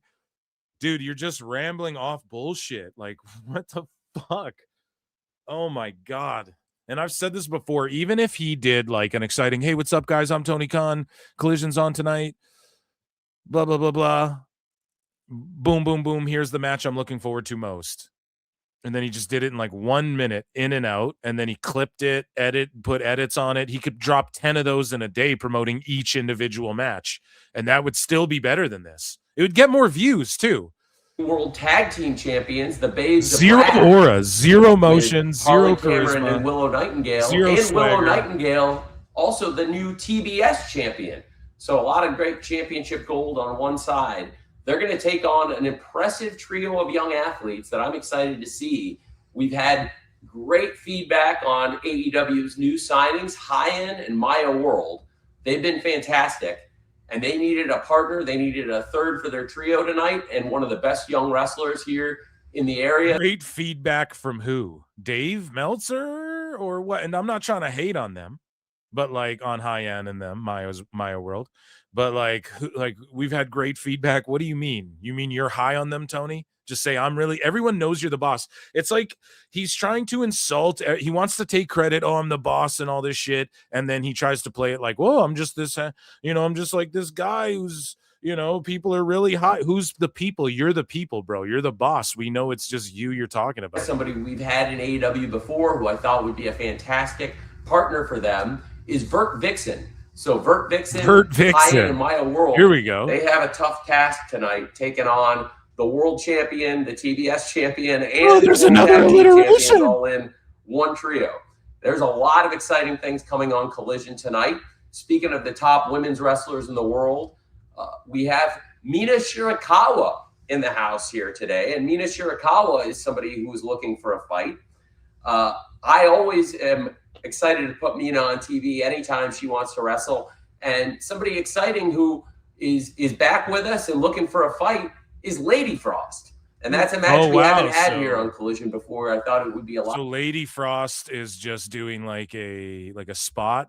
Hey, I'll just show up and wrestle her. Is she back with AEW? Because wasn't she done with AEW, or am I wrong about that? Is she just been buried in ROH this whole time? I really don't know. But yeah, Lady Frost rules, and she would be awesome on the show, Fun to see Mina Shirakawa. But like she's back with us. What does that mean? Fight it out against Lady Frost. And speaking of the exciting fighters, the Death Riders. Why isn't there like other girls? Like there's such a deep roster. Everyone can just pick and choose when they work. He has to like go deep into his indie bag or what? Riders are here.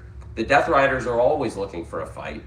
And last week we saw Dante Martin of Top Flight put on a really, really impressive effort against Shelton Benjamin on Collision. I think Dante and Darius have so much upside still, and they're great young veterans. Listen, see, dude, the Freudian slip.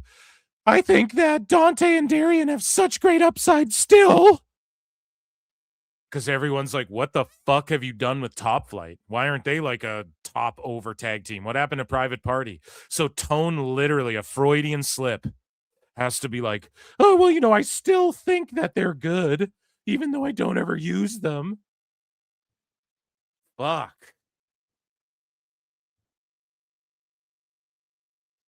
Jesus Christ.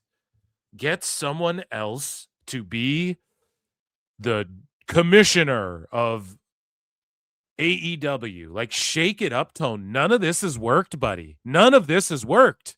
Really a great experience level for their age. And under the mentorship of Scorpio Sky, they have got a great opportunity. Scorpio Sky is back with us, and he's been cleared by the doctors. So, oh man, so Scorpio Sky's cleared now after like a week or two after getting hurt and pulled out of the thing. Man, what's going on with him? So I can tell you now officially, the Death Rider is looking for a fight. Scorpio Sky just got cleared by the doctor. Sky Flight's in the house.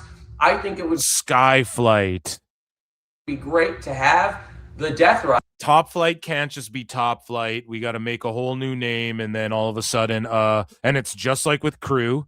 Well, Lacey Lane, black girl, go with that black guy team, and then Top Flight, they used to have Layla Gray, and they used to have Action Andretti and Leo Rush in their crew, but now Scorpio Sky, you're with Top Flight because you're a black guy. Go over there, and now you guys are Sky Flight. Now, I don't get triggered by shit. I don't care. I don't give a fuck if they put the Samoans in a group and the Japanese girls in a. I don't get triggered, but the sickos do. They claim to. They get fucking. They want to cancel everyone whenever people do this in the Fed. Right? And I get it. Why some people are like, yeah, this isn't like, no, I want, like, all the luchas shouldn't be stuck together. We want to show that we're more than just put us in a group. I totally get that. Like, I'm not going to be like, fuck that. But like, I like the LWO. What can I tell you? I pop for it. It's member berries, right? I don't know what to tell you. I've dug, like, some of the factions work that way. Hurt Business ain't crying about it. You know what I mean? They're making money together, dude. It's money. Like, I don't get triggered by it. But for the people who do, where is the outrage when it comes to tone? It's outrageous that you're not outraged. No. Wrestling's not fake! Motherfuckers never want to do this. So Zeta Steel is in Skyflight now. Okay, so all right, then I'm wrong on that one instance. But come on, like, what are we talking about? This is the second time he just stuck people with Top Flight based on what? If it was in WWE, he'd go, people would say the color of their skin and shit. Now I'll defend Tone a little bit. I think he's too fucking ignorant to even. I think he goes, Skyflight. Oh, that's a great name. I swear. Like, he just has bad ideas. And he doesn't know. He's like, oh, Lacey Lane, she can flip around. And Leo Rush and Action Andretti flip around. So it's perfect. Maybe, you know, if there's a black dude who wants to come and tell me I'm fucking wrong and on that one and explain why they view it a different way, or anybody, then I'd be willing to listen. But to me, I just think he has zero fucking ideas. And he goes like, oh, Triangle of Sin or whatever the fuck. That's a great name. Let's go. There's no longer the death triangle. So the Triangle of Madness or whatever the fuck. I think he just has these mark ass ideas that he doesn't know what to do, you know? And he just goes, Skyflight. Oh, that'll be a great t-shirt. And then Top Flight's like, well, that's our shit. Like, why are we getting people stuck with it? Why aren't we tag champs? Why didn't we get our time yet? You know, it's just bullshit. He's just bad fucking. It's just bad creative. But again, where's the like, oh, racist, you know, and shit that just doesn't exist when it comes to Tony. Actually, it does. A lot of people call him like Tony KK Con. So I'm not. I've seen people say AEW is racialist, but I'm just saying, like, where it's just funny that you can tell where, and I don't want people to get outraged. I'm actually glad they didn't. Kudos, sickos. You learned your lesson getting pwned last time. Actually, I'll shout them out. Okay. And I don't want people to get outraged, but it's just funny to see, like, now all of these little fucking arguments that went one way, like, you can tell where the faux outrage comes from. These are the instances, right? Now, if Tony Khan was on a private plane shitting on people's heads, you know, I mean, that's a reason for everyone to get mad at him. And that would be like, but when it comes to this, like, let's get mad at Triple H because he put the luchas together. And it's like, well, then you got to get mad at Tony Khan for this same shit. You know what I'm saying? And like, we can all collectively get mad at Vince. We got to all be able to collectively not even get mad, but call out Tone on his bullshit if it's bullshit. I don't think it's bullshit. Yeah, I'm glad that people aren't melting down, wasting their time. But it's funny to see some of those arguments just die and go by the wayside, and people clinging on to different shit, and see some of those things that I guess sickos got pwned on. They've kind of fucking maybe learned their lesson and licked their wounds on it. But no, it's always just protecting Tony Khan. Good for me, not for thee, as we pointed out earlier. Fighters of Daniel Garcia, Wheeler Yuta, and the man who Darby Allin wrestles this Wednesday, or fights might be more like it this Wednesday at Maximum Carnage, Pac. It'll be Pac, Garcia, and Yuta versus Skyflight here at Collision tonight. And speaking of injuries and people who've been out and not cleared, a very tense situation has been that involving the Demand, the Don Callis family, a bounty. Last week we saw the tag team of Jet Speed. He keeps going on about this fucking bounty. Oh my god! A great win against those bounty hunters of Bill and Brian, Big Bill and Brian Keith. And now I'd like to bring in a moment a tag team. They were supposed to be competing on Dynamite. We have special guests Wednesday, and they were taken out. They were taken out of the match, and they have a grudge. They have a Look at them like twisting the cups, 2-cup tone. What's going on, man? The Don Callis family and the Demand. They were supposed to fight the Demand last Wednesday, but they weren't cleared. But moments ago, they were cleared, and I'm going to bring them in. Okay, then what the fuck, man? This is all stuff that should be in a vignette, and the wrestlers should cut a promo on Dynamite. You heard us.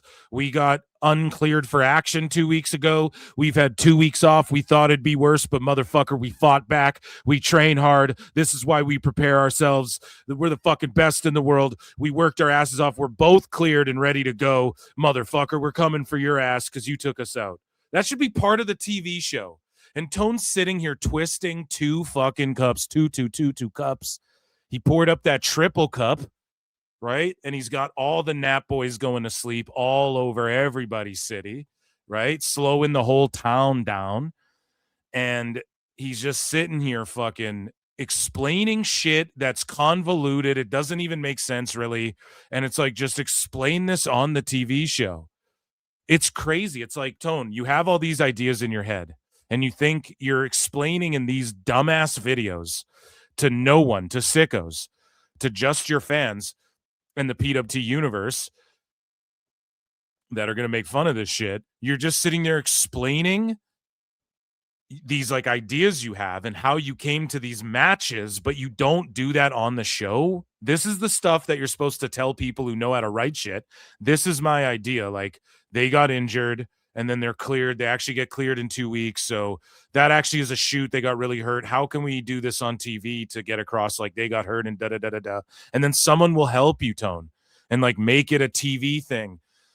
You're just explaining this from the cuck chair in a fucking penthouse.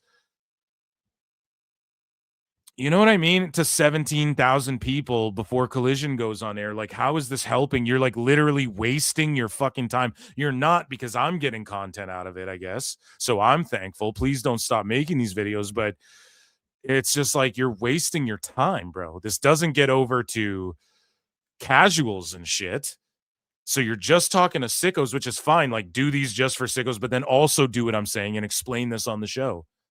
If you're explaining this on the show, and it's not just in passing, like Excalibur quickly going, the Death Riders, and if it's just quickly not that, and then like you actually explain shit, and then you're doing this for your fan, whatever, that's cool. If they want to watch fucking Mark Zuckerberg here, like cringe everyone out, like, okay, that's fine. But otherwise, like, I don't even understand why he wastes his time doing this.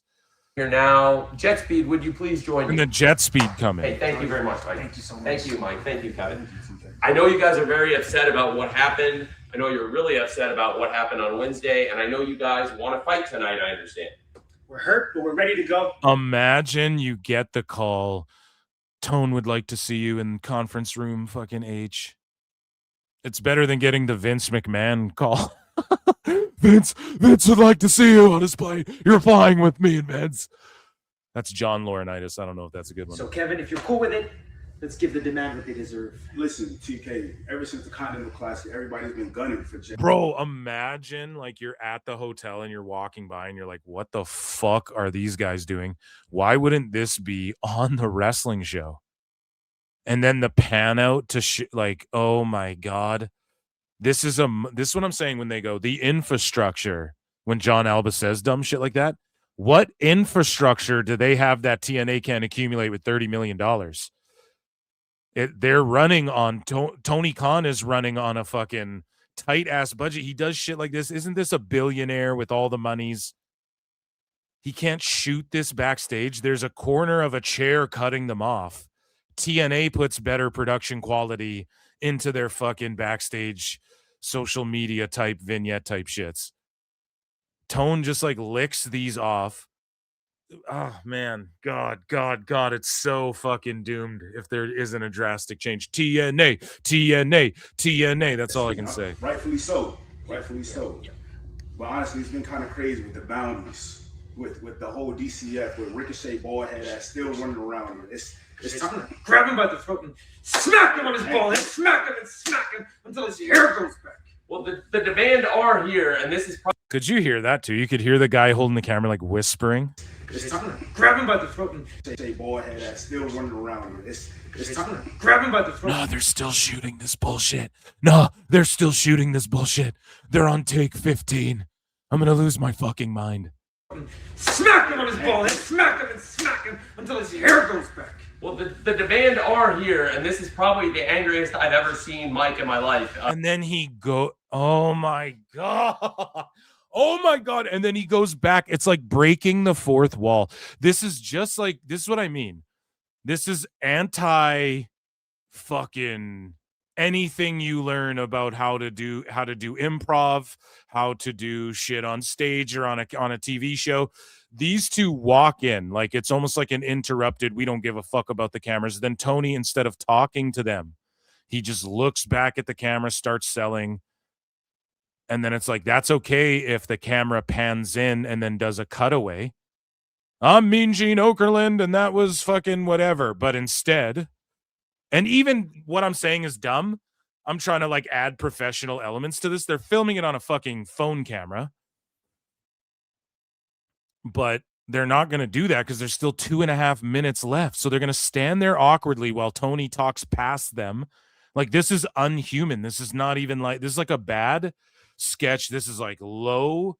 You would see this on like the shittiest indie that back in the day, Tosh.0 would find this video and fucking roast them on his show for doing like bad backyard wrestling type fucking vignettes. And I wouldn't want to be the demand if I were in their shoes right now. But the fact is, there's 3 of them. They are here. Ricochet and the GOA. That's fine. So we'll take them on 2-on-3. I can't do that. I cannot do that. I cannot. Oh, hey, guys. Tony, I don't mean to bust in your office. And I'm just watching your live stream. It's fantastic, by the way. I heard that you two need a tag team partner tonight. Not 2 people, just one, no Max Kessler. But the pride of professional wrestling would be the perfect backup for you guys. I got a little something to get back Ricochet on, so I think this would be great. Oh, he's good. He's really good. No. I'm offering my services to you. We appreciate. He's really good. Kevin, what do you think? You know what? We can use the pride on our side tonight. Tone, no, he's good. They got to convince Jet Speed. That's one half of the former tag champs. You don't need Tone to tell you he's good. He's done more than you guys. Like, what the fuck are we talking about? This is terrible. This is like bad fucking theater, college drama. This is like, hey, let's get the football players to come in and do a sketch at the improv show because they're popular and this is high school. You know, that's how bad this is. Yeah, let's go. That's a great idea. This is cool. I like this. Is that right? It's always great to see. Smiling faces, and I think that would be excellent. That's a great idea. How about that, Anthony Bowens?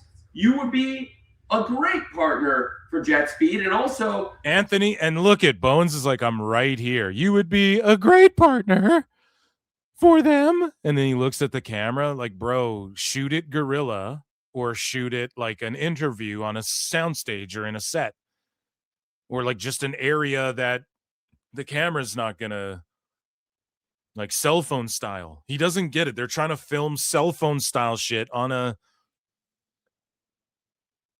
like they're trying to shoot cell phone shit on like, but do it TV style. It just makes zero sense. I can't let the two of you go into a match 2-on-3. You just got cleared moments ago. I can't have you go on the shelf again. It Like, has where's Will Washington and RJ City to tell him this is fucking cooked? to be a 3-on-3 fight. So this is official? Anthony, it's a great idea, and I gotta say, first of all, I really appreciate all the team building you've been doing with Max at my request. Thank you. We're gonna have to talk about that after the match, by the way. Okay, well, we'll have a great talk, and hopefully Jet Speed and Anthony Bowens will come out happy and healthy. You guys could have the winner's share of the purse and maybe some retribution for Jet Speed. Retribution for Jet Speed. He sounds like Goofy now. I'm losing my voice. Quick, get me another cup. Not with any liquid in it, just a third one to put underneath of this cup that I already have 2 cups going, and I, of course, need a third cup, as you all know. I'm serious. I'm not going to sit back and take this. Need a third cup. I gotta be tripping. Fuck them out.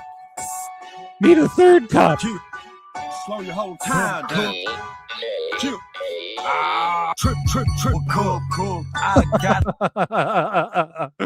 Oh, man.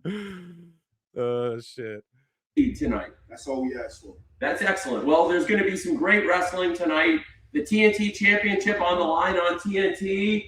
We've got some exciting things happening. A new match here with Anthony Bowens and Jet Speed taking on The Demand tonight.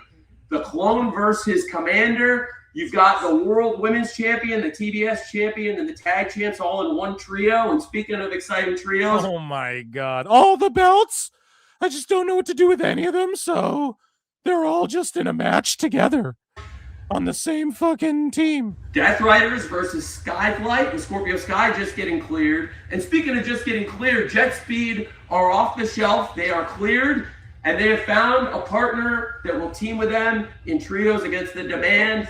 It starts just hours from now, very soon, 8 p.m. Eastern, 7 p.m. Central. Join us for AEW Collision tonight. Spend your Saturday with AEW tonight. Oh my God, you guys. I fucking 2 cups, fill them up, I done scoop 2 gallons, purple stuff. I done took over your time, finna run them up. Oh, shit look cool with these trip cup. Jesus. That, ladies and gentlemen, was the best guys, Tony Khan. Khan. Oh, man. And that, ladies and gentlemen, so fucking cringe. I don't know what to tell you. That was Ichi Nissan Da for It Was AEW News. It is true. It is true. Honor Sharp for 5. Did I have to go watch another Castier's 5 because I left. Goodbye. Goodbye, G. G by G. GG. Good game. Thank you so much for the incredible super chat, and I appreciate that so much, and for the incredible support, guys. You can super chat in, become a member, patreon.com/Pro Wrestle Times. I fucked up. Thank you guys so much. We got Dave Meltzer flutes in the chat, ladies and germs. We got one more little segment, okay, that I want to do here. So, ladies and gentlemen, get your flutes in the chat. I didn't want to wait to do this because Dave Meltzer's really been fucking up here. And so we have to make fun of him a bit, even though DMW still goes down this Thursday, every Thursday live on YouTube. Dave Meltzer, Dumb Moment of the Week, and bonus episodes of Dave Meltzer, Dumb Moment of the Week for Patreon will be coming out as well, where they are Dave Meltzer roasts exclusive to Patreon. At least way earlier access. You know what I'm saying? At the very minimum, like way earlier, right? We're talking, you want to get a Patreon membership or whatever the fuck, okay? So bonus episodes coming soon of DMW as well for patrons. And so we do need flutes in the chat, though, because it is time for and I want to pull this up here. So we have a few Meltzer clips to get to one of which is Dave just being a disgusting pig. And it is a very, very special edition of, ladies and gentlemen, get your flutes in the motherfucking chat. Because it is time for a very special Pro Wrestle Times live show edition of Dave Meltzer Dumb Moment of the Week. Oh, yes. Oh, yes, it's true. It's happening here. It is happening here once more. It's been a long time, but DMDMW is home. And it's typically live on Thursdays, but we're going off here today on PWT. A live show. So, guys, Dave Meltzer, okay, he talks about WWE. He talks about AEW. We're going to go over a little bit of each thing here, but he takes a couple of L's, and one of which is him shitting on WWE and their call-up of Oba Femi. Let's hear his take on Oba Femi's call-up and him just taking shots here at WWE because he can't help it. What played out here was disorganization. Okay, this well-oiled machine, disorganization. Because if you had known what you were doing, he wouldn't have won the title back that last time because like he literally just won it back. I mean, it just happened. I'm sure what happened was he showed up at Saturday night's main event and blew everybody away, just like Javon. And they decided, oh my God, we need them up on the main roster. You know what that means? You know what that means? It means they don't watch their own television. Well, they don't. You just figured out in November. Brian just extrapolates a bunch of shit that did. You know what that means? It means this thing that's like, no, it doesn't mean that at all. Things like this have happened up a billion times. It just means they're calling motherfuckers up when they call them up. They don't watch their own show. Yeah, Shawn Michaels and Triple H, they don't keep each other updated on what each other are doing. Not at all. You're right, Bri. What a fucking goof. Javon Evans and Oba Femi, you just figured out in November. So, where have you been for the last 2 years? Okay, so you can't spend 2 hours on a Tuesday watching your own show? It's got nothing to do with that. What a fucking tard to just just extrapolate that from this. Or is it, hey, dummy Brian, is it that they just gave him fucking wins back and then he vacated it? Anybody who's beat him, he beat them back. And that's why he's the ruler. He didn't just go completely undefeated like Asuka, but the people who did beat him, he's beat all of them back. He has at least one win. I think Tony D beat him. He beat Tony D first. Saints beat him. He beat Saints back. Did Javon? No, Javon didn't. And who all even beat Femi? This is what I mean. He's got wins over the people who beat him. Was a trick? Who the fuck beat Femi? I think one more did. Chat will tell me. I forget. But this is like crazy, Brian. It means they don't watch their show. No, bro. It means you need sleep. I want you to take a week off, Bri. You look tired. You're still trying to invent. So what Brian was crying about was NXT sucks and they need to call everyone up. And then they call everyone up, and now it's just crying about, well, they clearly don't watch the show.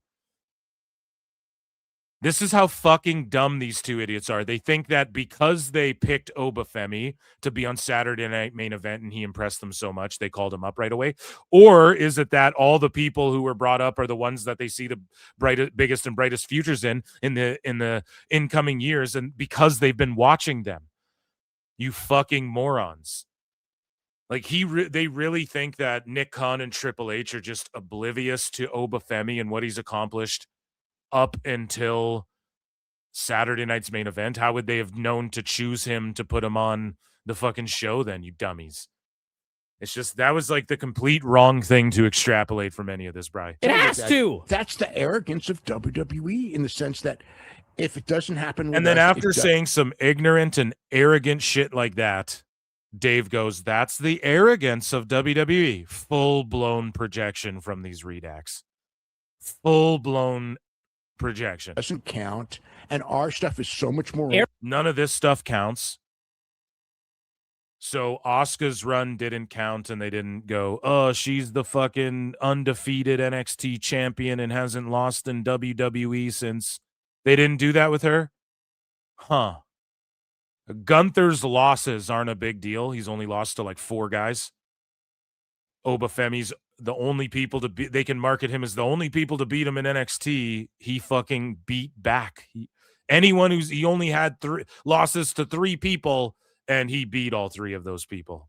That's not like a factoid for you uber sicko smarks. Dave, you're a fucking moron. Arrogance is being too kind. At this point, it's stupidity. Like, it's been a long time. I'm not going to argue that it isn't. I mean, it's. But this is just the mentality. Until you prove it in front of their audience, they're not going to take the reaction seriously.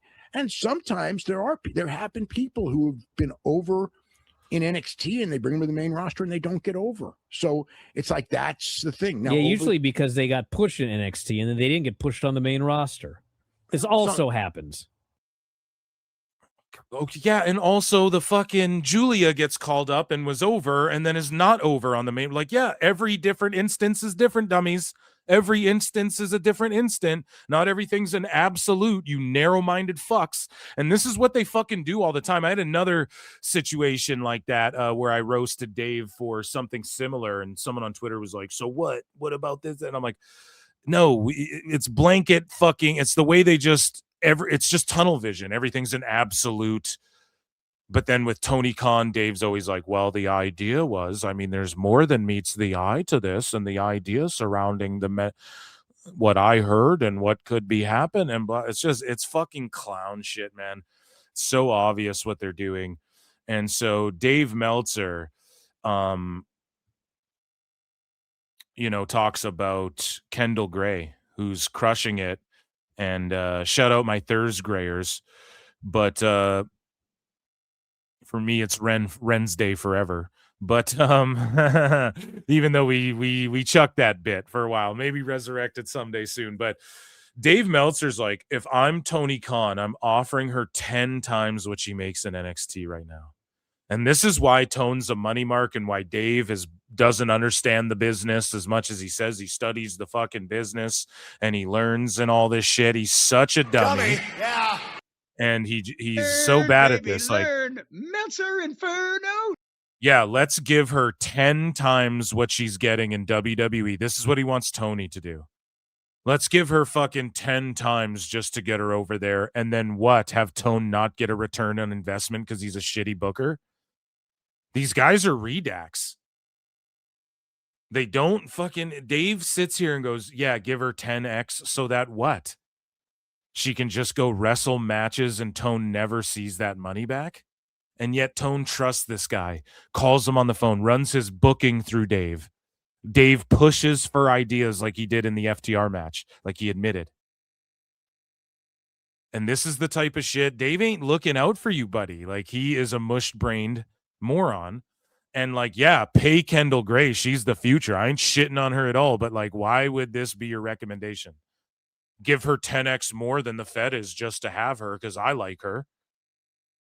Or, you know what I mean? Like, that's fucking stupid. Yeah, so she can take all that money up front and then not become a future Hall of Famer and a household name possibly and in video games. And she's this great that Dave Fantasy Mark books her. Oh, man, she needs to get to AEW.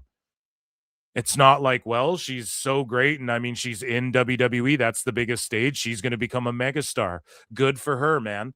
Good for her. Dave, that's not his take. Oh, well, I mean, shit, she's so incredibly talented. She'll be at WrestleMania one day and get to showcase that talent. And oh my God, man, she's going to become a megastar.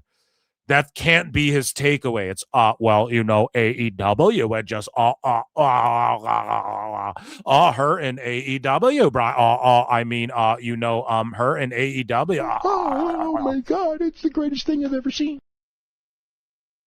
Like, what a fucking clown, man. Again, it's so crazy. Like, he is sitting here, they'll be better off. Like, he thinks for their career, it's bad advice because she won't be better off in AEW. She'll just be another person on another wrestling show. So if you really think she's that great and want the best for her, Dave, why wouldn't your true intentions be like, oh man, she's on the biggest stage. I mean, that's amazing. If she's so good in WWE already, why wouldn't you just want her to stay in AEW? I mean, in WWE, why would you be pushing for her to go to AEW or like say you're true, what you hope for her? It's because you're a shill, you're biased, you're on a team. And this show points it out, and that's why fucking PWT and DMDMW rules. That freaking Kendall Gray match with Kendall Gray is incredible. I'm not kidding, man. If I'm Tony Khan, I'm offering her like 10 times what she makes in NXT right now and bringing her in to be one of the top 3 in that division. Top 3, how? It doesn't matter. So here's the thing. WWE right now could take Kendall Gray and make her top 3 on Raw or SmackDown, and it could not get over and not work because she isn't over yet and she's unknown. This is how fucking dumb Dave is. Bring her in and just make her top 3. So Tony, Mercedes, and who? Willow and Chris Stat, their current champs, like they're all just fuck one of them. Fuck Willow or Chris Statlander so that she can be in the just because. Like, what are you fucking talking about? Tony listens to this guy. This is who he calls for advice and shit. This is who The he best admires. guys, Tony Khan. Crazy, man. She is so great. And main roster, She is probably further. And she does rule. Shout out Kendall Gray. I'm not trying to bury you. Denounce Dave Meltzer, please and thank you. Hashtag denounce Dave Meltzer. Okay. along at 2 years than maybe even Braun Breaker was. Oh, wait She further. is great. No, she's further along, with the exception of Manami Toyota. I cannot think of Manami Toyota. And again, This Manami Toyota shit, we watch clips of her on the Memba Monday throwback shows, PWT. Manami Toyota, and I thought she ruled, but she was a fucking botch machine, dude. She just hurled her body at people for real with like zero fucking it was just zero regard for fucking her health or anyone else's. So that's why Dave loves her. Manami Toyota was when she started, she was doing 200 matches, 250 matches a year. So in 2 years, you're going to get a lot better than in this environment with whatever number they're doing, 30 or 40 matches a year. I mean, she is like, I don't know what it's going to be like in a less choreographed environment. We don't know that. So that's the one asterisk here. But like, she is like when you compare her to like Mercedes, who's great, she is so much better than Mercedes at the same stage of the game. Oh or my Becky God. Lynch or Charlotte Flair or any of them. Oh my God, dude. He's maybe a fair analogy. Okay. I guess I don't know. Maybe Kendall Gray is better if you go down to the month and day, maybe better for what Dave Meltzer thinks is better. I don't know. I'd have to go back and review their careers, but Dave just gets these agendas in his head, and we need Kendall to denounce this motherfucker. All she's got to do is do a Nathan Frazier, when Dave gave Nathan a fucking 5-star, like 4.5-star match, he quote tweeted it and went, "Rare Dave Meltzer W." And that's all you need to know. That's all he said. And now you don't hear Dave glazing Frazier at all anymore. Now, again, people might go, oh, come on now, Phil. You want like Dave glazing her might help her career, but it's not. I'm telling you, as the years go on, 26, 27, 28, Dave every year, when he says he likes something, people are just going to fucking hate on that thing just because. And he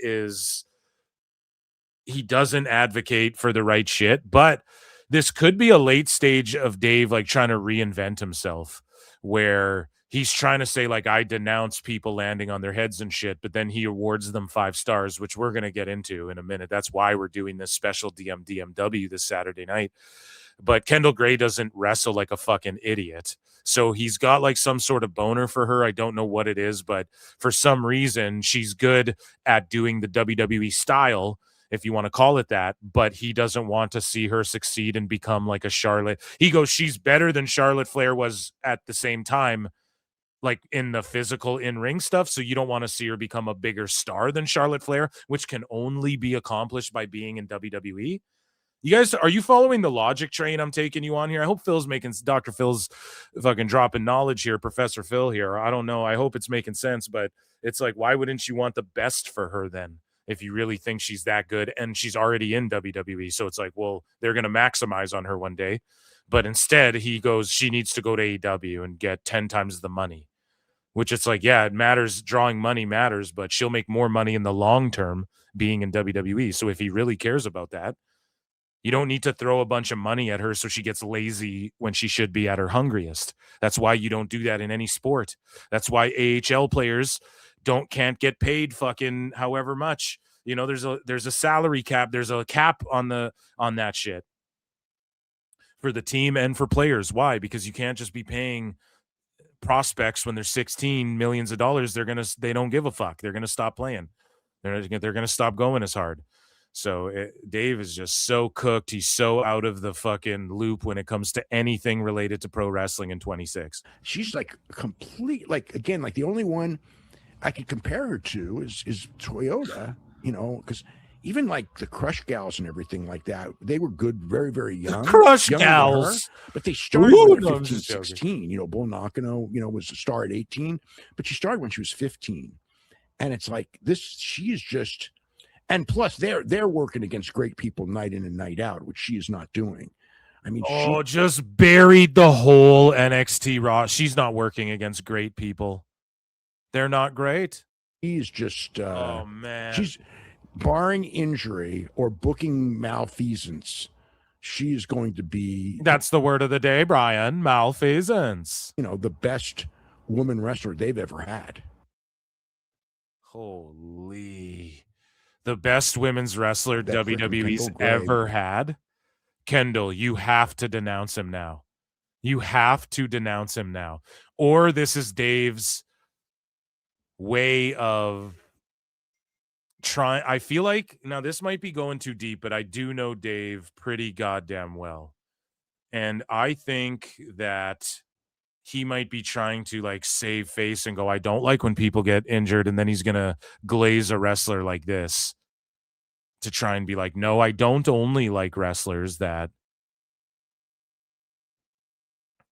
like get dropped on their heads and shit. He might be trying to like reinvent that, because it's just the only proof there is out there is like Ibushi, Shibata, Omega, Osprey. They're all cooked and they're his 5-star merchants. Look at any of them, you know? So moving along here. And so here is Brian Alvarez crying. So it's a trying Brian, and he's crying about NXT some more. Faux outrage. And also I pwned him with this one, and he says Nick Khan and WWE don't listen to the internet. Brian. And it's like, or they are listening to the internet. And it's like, yes, I'm sure they do sometimes, but if they just listen to the internet, then fucking Pete Dunne would be champion. And because they want to paint it like, look at Ron Truth, look at the Cena fucking turn and all this shit. It's like, yeah, in some instances you got to listen to the fucking internet. In other instances you don't. But here's another like absolutist Brian being absolutist about shit. And it's like, buddy, Pete Dunne would be world champion if they fucking, and that's not a knock on Pete Dunne. It's just like, if you listen to the internet, we're fucking regressing pro wrestling. It wouldn't be as popular as it is right now. I fucking assure you. Now you have to listen to fans for sure. And it's not like you shouldn't ever listen to them. And they do listen to them, but not everything's absolute. Each instance is its own thing. It doesn't mean they don't watch the shows. It doesn't mean they don't know what they're doing and how to call people up. Just listen. We have to choose heat over, hey, you know what, But you guys. this isn't heat. No, it is heat, because the idea was take the belt off Thea, who everybody wants. So get the heat by putting it on. Take the belt off Thea, who everybody wants. Brian, everybody doesn't want Thea. Like, Izzy Dame. You could get the heat by putting on a Blake Monroe. Who cares? It's like they just decided they changed their whole booking to fool people, which is, I tell you what, that is always the worst kind of booking, because then you changed their whole booking to fool people, bro. The belt wasn't supposed to go to Thea. Blake is going to become NXT champion, or is going up to the main roster right away. They've always had that in their plan for Blake, and they want to get the belt off Thea. Not everybody wants Thea. That's fucking Brian just being a redact again. And they want to get to Tatum and Izzy and help get Izzy over, Tatum and all that shit. They've been feuding, whatever. Tatum had her little stint with the NXT top title, and the same way they did it with Trick and all these guys, you fuck around with them. They did it with Ethan Page, top title, then you fuck around with the North American title a bit, and then you move on. It's like clearly Sean has a style of booking, and some people hate it, but these two just invent all this fucking shit in their heads that I don't know, man. Izzy Dame. Why shouldn't are they stacking more chips on Izzy Dame or Thea Hale? That's all you need to know. It's not like Thea Hale's more over than Izzy or Izzy's more over than Thea. Thea Botch won the title, for real botched it. So end up like Russo, where you're just out there fooling people and nothing makes sense. Like this show where nothing makes sense. But then it's like they do this, they beat her up. Ava says you're beat up, and then I have to defend the title. I have to defend the title. What kind of shit is that? Not only that, she says I have to defend the title. What kind of shit is Moxley doing title eliminators every week? Open challenge title eliminators for the belt he just won. What kind of shit is that? Because of the controversy involving my win. There was no controversy in storyline. You hit your move and you pinned her. Yeah. There's no controversy whatsoever. What are you talking about? Yes, there was. This is the problem. So again, Dave will sit there for AEW. And yes, we're doing the whataboutism because Dave can't exist without doing a WWE whataboutism when it comes to AEW criticisms. So Dave will sit there and say and explain on his show angles and what they wanted to do to explain away botches that Brian's pointing out on the AEW show. And Dave will explain shit, and Brian has to go, well, I don't text Tony like you, so I don't fucking know. But then with this, they're sitting here pretending like there wasn't controversy, like the crowd were like, what the fuck when the pin happened, and like the commentary didn't sell it. Oh my God, no, the shoulder was down. Oh my God. And that the internet wasn't set ablaze with fucking people talking about how it was a botched title win. Come on, man. Like, yes, there was a controversy. And again, in kayfabe, Dave and Bry, when Wade Barrett goes, and Rey Mysterio's the most famous luchador of all time, Cole, they go, are you kidding me? What about El Santo? But then they go, oh, the controversy in this match. Oh, what are you kidding me? There was no controversy in kayfabe. What is it? Do you guys get triggered by kayfabe or not? Like, they just like to pick and choose their outrage. It's just fake. It's like, no, you're getting triggered about kayfabe over here, and then you're not getting then you're getting triggered about how it's not kayfabe over here. It's fucking stupid, man. Well, it's a Russo thing. The controversy was she wasn't supposed to win, so she has to prove she deserves it, and then she tries to prove it and she fails. What about that is a Russo thing? What about is the try and prove it thing is a Russo thing? When did Russo ever do that? No, the swerves. Or is that just wrestling? They're trying to work people and they have to find new ways to work people because everyone's been worked by everything already. Well, here's the thing, too. Okay. Nick Khan just a couple of weeks ago just goes, we don't listen to the internet and all this. And oh, yeah? Yeah, but I mean, here's the thing. All you do is listen to the internet. All you do is listen to the internet. Reactively book. So not Tony, who literally reactively, when people go, we want Mina Shirakawa's old theme. Oh, yeah, for sure. It's coming right up. So that's not reactive to the internet. Right? But when all these marks are sitting here saying Pete Dunne should be, or Carmelo Hayes should be world champ, or they fucking, and no offense to those guys, but it's like, yeah, I don't know about all that. Like, if they listen to exclusively the internet, all they do is this one thing. Okay, well, all you do is bitch and complain. We have to choose faux fucking outrage, and then you cry when people say all you do is this one thing, Bri. And then you turn around and say all they do is this thing. Good for me, not for thee, bro. Fucking little babies. Little fucking babies. So, here's Dave Meltzer melting down about the ESPN awards, and he puts his own awards over, And then we're going to get into a bit of AEW stuff with Dave and Bry. Did you see who was Wrestler of the Year in the ESPN Awards? I did not. Dominic Mysterio. Oh, really? The Wrestler of the Year? Wow. It's like that's incredible. It's like I don't really care about awards other than our awards because those. Do you guys remember the fucking on Dave Meltzer dumb moment of the week? I showed you guys the loose leaf that kid wrote his fucking awards on. And he's like, "Oh, I voted in the Observer." And it looks like a fucking Dear Santa list. It looks like a fucking Christmas list from a toddler, literally. And Dave's like, "I only care about our awards. We have smart fans."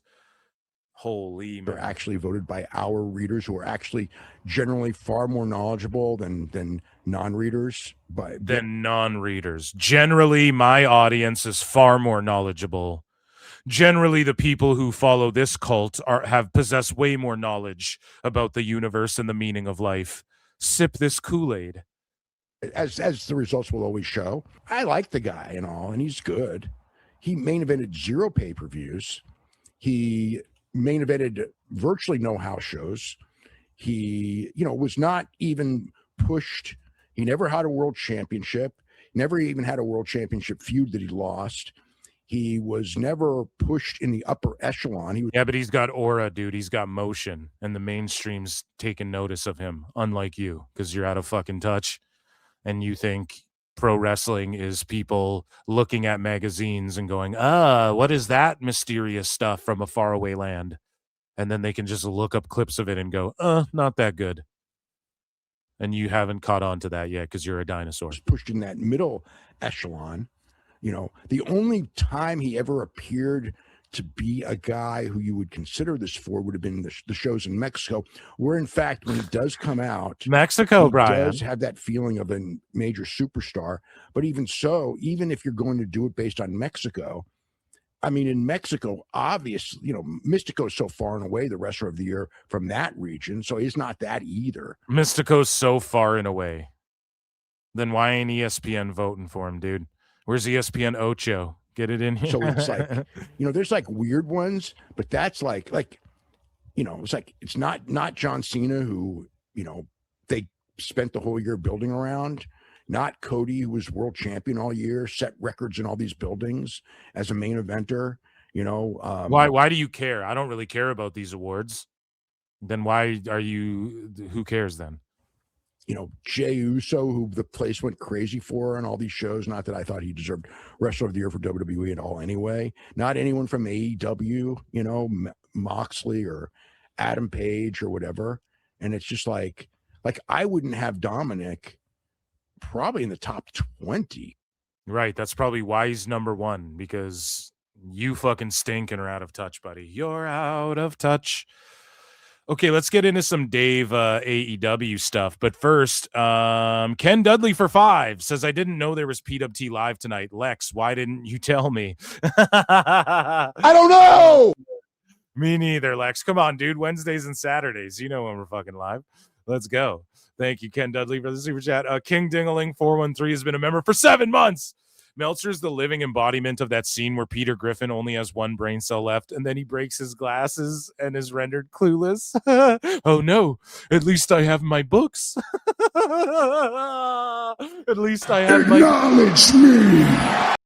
Thank you for 7 months of membership, man. Wow, thank you for the subs. Thank you guys for the super chats. I appreciate you all. Oh, good. So... let's move along here, okay? So here is Dave Meltzer. I want to do 2 things. He gets completely owned by Bruce Pritchard and Conrad Thompson. And then he gets owned by saying that he doesn't want wrestlers to land on their necks and shit. Which I believe Dave's saying that. Yeah, he just completely lies, and it's blasphemous. But you guys know that Bruce Pritchard recently took a shot at Dave Meltzer, and we covered it on the show on last week's Dave Meltzer Dumb Moment of the Week, live on YouTube Thursdays. And so then Bruce then puts this quote out from Something to Wrestle, and he says the length of wrestling shows 10 matches on a card is hard to watch. I think less is more. And then Dave Meltzer goes, he needs to give this knowledge to the sister company that just signed the $7.7 billion deal with 12 to 14 match shows every Saturday, Brian. Except he can help them so much with that mistake they've been doing for the last 20 plus years. And then I respond to this because, Dave, it's like you're a hack in MMA. You don't know what you're talking about. Okay? And Dave Meltzer likes to sit here and pretend he's knowledgeable and shit. He's not. Learn Meltzer Inferno. When really he just fears Phil Marks and Justin, PWT. we have confirmed that Dave Meltzer fears PWT and flutes. And I respond to him like, bro, we just had 6 weeks off of UFC, though. It's not a weekly television entertainment program. And the people who do watch every fight night, every Apex, every Apex card, every fucking Dana White Tuesday Night Contender watches every episode of The Ultimate Fighter. I'm not going to lie. There's some shit I will skip nowadays, but I was that diehard and I am that diehard with MMA. I watch all the Dana White's Tuesday Contenders. I watch every season of The Ultimate Fighter. I watch every fucking pay-per-view, and I try and watch most fight nights. Nowadays, I mean, they do way more shows. But Dave, it's like we just got 6 weeks off of UFC, and it's not a weekly entertainment television program. So it doesn't matter what you're saying. MMA is a completely different thing. And, oh yeah, what I was going to say, the people who do watch all that shit, they are called sickos. Like MMA fans go, that's hardcore shit. UFC fans will tell you that. That's the niche of the niche, right? Like Dana keeps The Ultimate Fighter alive for whatever reason. It does like 100,000 viewers, and he will just keep it alive as like a commercial for shit and to find prospects. It's like his people know what it is. It's just Dana's cheap fucking way of giving guys exhibition fights, seeing if someone kind of has star quality on camera, and then fucking taking them for the UFC and shit. That's what it is. It's like we all accept that MMA hardcore sickos watch every fucking thing.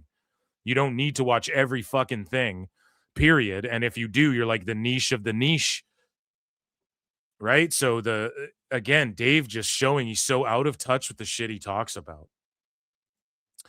And so I said AEW would be way better if they didn't do a weekly TV show and just did a super indie pay-per-view event once every 3 months or so. I've said this 1,000 times. Like, Dave is so ass backwards. He doesn't even get, like, man, you should be promoting. Again, man, Dave's like, tell that the more's the better with all the shows that UFC does. Yeah, but the main card, the thing they sell you, the pay-per-view is fucking 5 fights, dude. And Conrad Thompson, shout out Conrad, because he actually pipes in and responds.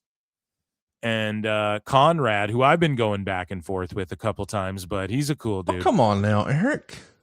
He goes, oh, come on now, Dave. That's not very fair. Bruce was talking about wrestling shows. Chat me up about the UFC. Are you referring to the UFC? Because that's very much different. He says, surely not. Wrestling and MMA are apples and oranges. There's a lot to unpack here, but the majority of the audience isn't even in their seats when the Major Vegas UFC cards start. And that's true, dude. Like, in the UFC, it's not until the pay-per-view starts that, like, all the seats are full. Like, the prelims fight in front of nobody. And again, Dave would know that. Oh, the super uber hardcore smart MMA fans. So Dave just pwned himself with his own analogy too. Because yes, Dave, the uber sicko smarks, if you want to cater to them and gas them out and give them these 14 match fucking shows, and pro wrestling's different. People want to sit from the beginning to the end. They want to see the pyro at the start. They want to see who comes out. They want to see every match. And then they want to go. MMA's different. But again, Dave is talking, giving ideas. He pitches, tell that to UFC that does 14 matches. Yeah, buddy, no one watches all the matches, though. It's the key 5 or whatever that everyone watches. And now you're starting to see, and then they go to some markets and the commentary goes, wow, man, it's crazy to see all these fans here from the first fight. It's like a notable thing whenever the commentary goes, oh, man, the prelims are on and this house is already packed. This crowd is, it's a thing that they're like, fuck, that rules, because typically people don't sit through 100 fucking fights. And it's the same thing with wrestling. You can't expect the people to sit through 100 fucking matches. And Dave is trying to say that the sicko niche thing is the better thing to do than what the best company's doing. Like, who is he trying to explain that to? UFC? Yeah. WWE's ruling right now. They do 4 or 5 matches. AEW's not. So tell that to who, Dave?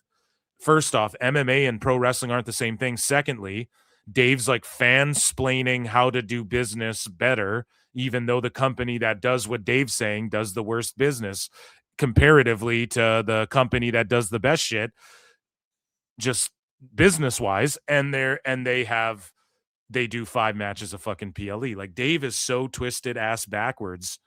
It's fucking insane. It's literally kooky fucking craziness. Right? And so lastly, the last thing I want to talk about here, Dave Meltzer just completely lies through his fucking teeth here. And he's just a scumbag because he sits here and goes, oh, I don't want people to hurt themselves. And then he turns around and gives Moxley Fletcher 6 stars. Or was it 5 stars? I can't remember. Okada and Tanahashi got 6. I think, and then he gave Mox and Fletcher 5 stars. So Dave, you reward the people who land on their heads. Ospreay famously did the fucking Spanish fly on the apron, landed on his neck and head, fucked himself up. If you think that that injury doesn't have anything to do with the neck fusion he's getting now, you're a dumbass. You just gave Moxley and Fletcher 5 stars for him landing on his fucking head. So what are you talking about? You are the reason wrestlers wrestle like this. You're the reason Britt Baker does that death match, which did rule, but she's like, hopefully Meltzer gives it 5 stars. You're the reason all these guys, Shibata had his brain removed, allegedly. Obviously, allegedly. I'm fucking kidding, but Dave's the reason that fucking Ibushi's legs don't work. His words, not mine. You're the reason Ospreay's getting neck whatever the fuck when he's at the age he is and just signed this big ass contract. You're the reason Kenny's fucked up and people go, oh, it's diverticulitis. Yeah, but also that's not the only reason, right? Because it's not the only reason Kenny's fucked. For instance, when Brock Lesnar dealt with his diverticulitis, he came back and was like, I felt like I'm 20 again, and he won in the UFC, for instance. And I'm not saying Kenny Omega, but he looked like he can't do, like he does the, what is that move called where you do like the frontwards, you put them up on your shoulders, then you do the frontward slam. And Kenny always does like the front flip kip up out of it. He can't stick the landing. He fucking slips every time now because he's just not there. When he slows it down, has a match like he did with Gabe Kidd, he's all good. But his whole style has had to be changed, and he doesn't do nearly as many fucking dives and crazy shits because he can't. That's not just because of diverticulitis, dude. It's because he's fucked up. Like, look at how he used to wrestle. If you just look up old Kenny Omega highlights, he was crazy, man. And there's a reason why Matt Hardy's fucking legs are the way they are and Tanahashi's legs are the way they are. And Dave Meltzer rates that shit 5 stars. So literally the same week, he says what he's about to lie and say right here. He rated a match where a guy got dumped on his head by a veteran for no fucking reason, added nothing to the match at all. Dave gave it 5 stars because the selling was great from Mox. That's what he said. Liar! So it has nothing to do with the dump on the head. You know, you goddamn liar! And you think he would admonish and like shit on the, not even shit on the match, but go, yeah, doc. And we can prove this because we covered on Dave Meltzer Dumb Moment of the Week in the Observer newsletter. Dave Meltzer wrote and omitted. He lied by omission. He left out the fact that Okada stabbed Takeshita with the fucking screwdriver or whatever happened right in front of the ref, and he still gave the match 4 whatever stars. He literally did not mention it. He did not mention that the ref saw it, and that doesn't dock stars. So he's just lying. And I think my conspiracy theory is Dave's trying to like promote Kendall Gray and give high stars to some WWE matches and then say lies like this, blatant lies, so that he can kind of rebuild his image. Because the last 5-star merchants, the last 10 of them are all cooked from landing on their heads. Hobbs gave Swerve a world's strongest slam on the cement blocks, which were legitimate blocks. They did not budge. Oh, that man. looked like it sucked. Oh my God, did that look like it sucked? And then Hangman hit a dead eye onto the cement, which looked like it destroyed both of his knees. They could even use the cinder blocks, but not in the way that they did. You know what I mean? Like they could be there for like a gimmick bump, but Even Dave's like, this is too fucking sicko. But instead, he leads the brigade and fucking all these people are melting down about Regal, nothing. But because I'm saying something's dangerous, now it's valid, Brian. Because poor people don't like AEW, Brian. you know, poor people don't like AEW. Because the babyface heel, babyface whatever superstar Or, the thing. young superstar, babyface, that former heel thing. So Brian, like both of those cinder block spots, I just thought like, it's like you don't have to do that. It doesn't even make the match better. It's just like, you're just risking, you're just taking time off of your career. See, he couldn't, see how he almost couldn't say it? Because people have said this a million times. And now that Dave finally, his brain has matured into like that of a 25-year-old, but he's fucking 65 because he's mental. Fucking, you just saw it, the cognitive dissonance. He almost he starts spurging out because he's like, I can't say that because people have said that against me, cannot compute. But then he just reluctantly almost vomits in his mouth while saying doing stupid shit in wrestling is going to shorten your career, because he knows that people have been telling Dave this and he has rejected it for 50 fucking years. Taking time off of your career, you're just thrashing your back or your knees, and you don't. I mean, your back or your knees, but fuck their heads and necks, right? The things that control their central nervous system and their fucking the way they think about things and the serotonin and melatonin and all this shit that, and you fucking, affects your mood. And you look at a guy like Raven just fucking shaking on fucking Chris Van Vliet, and you look at these guys and it's like, oh yeah, fuck their heads and necks, 5 stars. But oh man, those knees. Dave's a clown. Wrestling alone is a hard business that's going to, your body is eventually going to give out in wrestling anyway, no matter what. When we say this to Dave, hey, it's already tough enough. You could break your neck on a scoop slam. Why do tombstone doomsday devices on the outside through a table? Oh, well, 5 stars. I don't want to see this, but I mean, 6 stars. Give me more plays. This is how you know it's dog shit slop.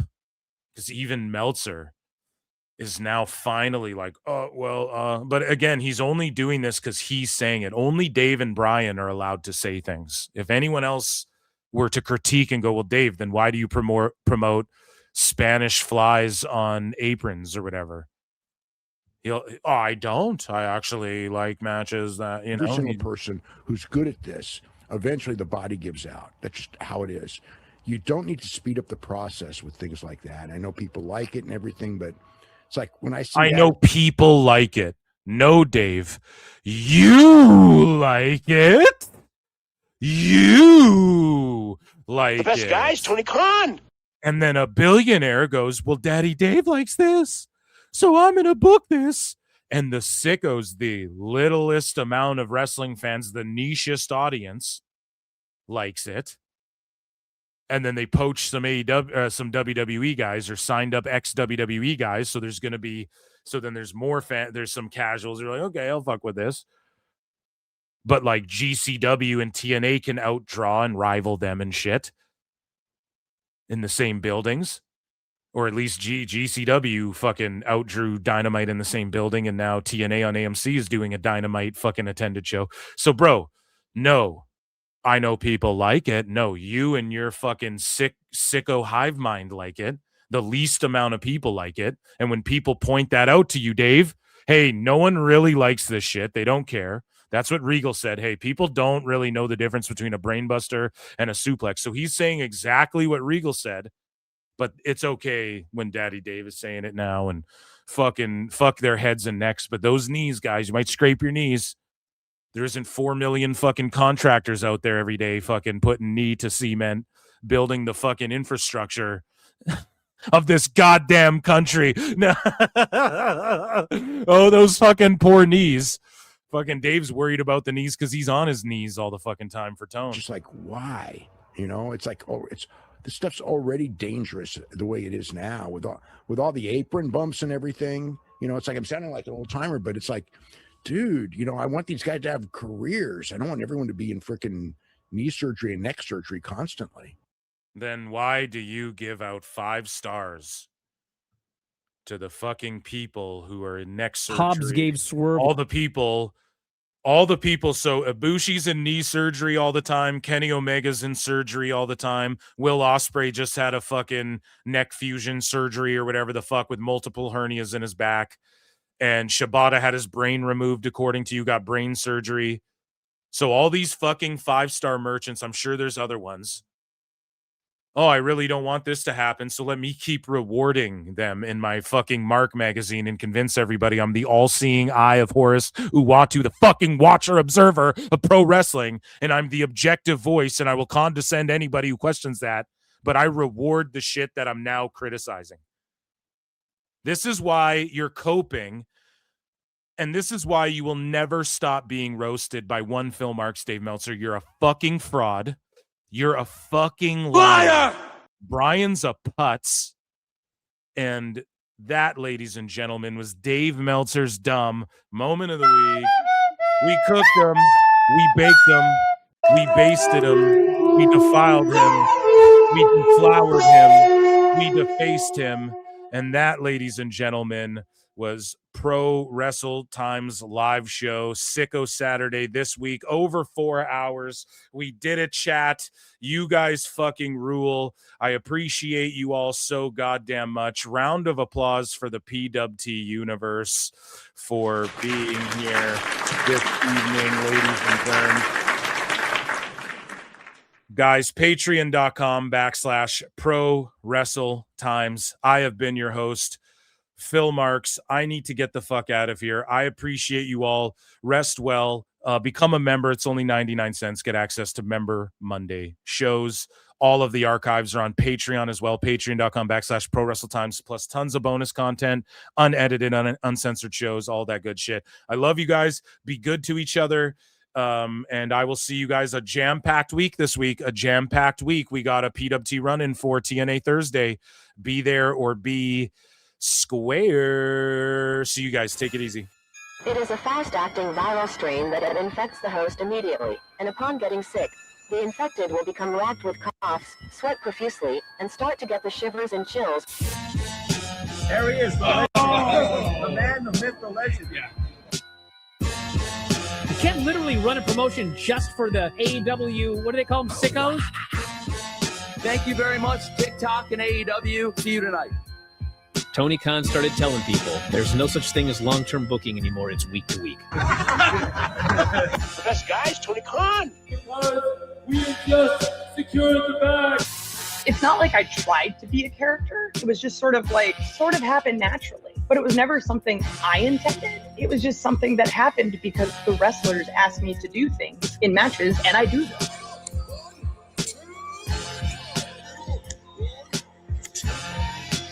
If you run a promotion just for the sickos, you're going to do 400,000 viewers eventually. Effing melts. You know that SmackDown actually went over and everything? Yeah. You know, What's the point? the point of SmackDown. What are you getting at here? That the DVRs didn't pick it up. Did they not pick it up? You know, mine didn't. Let's get into everybody's favorite moment, and it is called Dave Meltzer's Dumb Moment of the Week. What would you like to listen to in your ears? I'd like to hear the flute. Well, if you'd like to flaunt your flute, then we can find you a flautist. We have just secured the bag. It doesn't help me. Okay, so complain, but I will complain. Let me have my misery. And when I heard that, I was like, what? Thank you, fuck you, bye. Boom.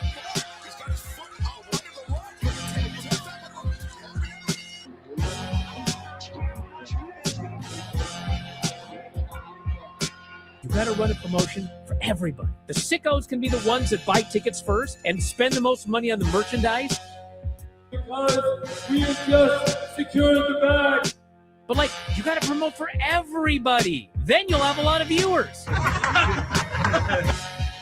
I think we proved a lot of so-called experts. We made them look like idiots.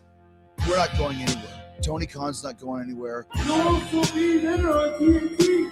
You'll be in 2 places at once. You'll be like my favorite movie. Time Gone. It's so great, Pittsburgh. It's not like I tried to be a character. It sort of happened naturally. The best guys, Tony Khan. To keep themselves safe.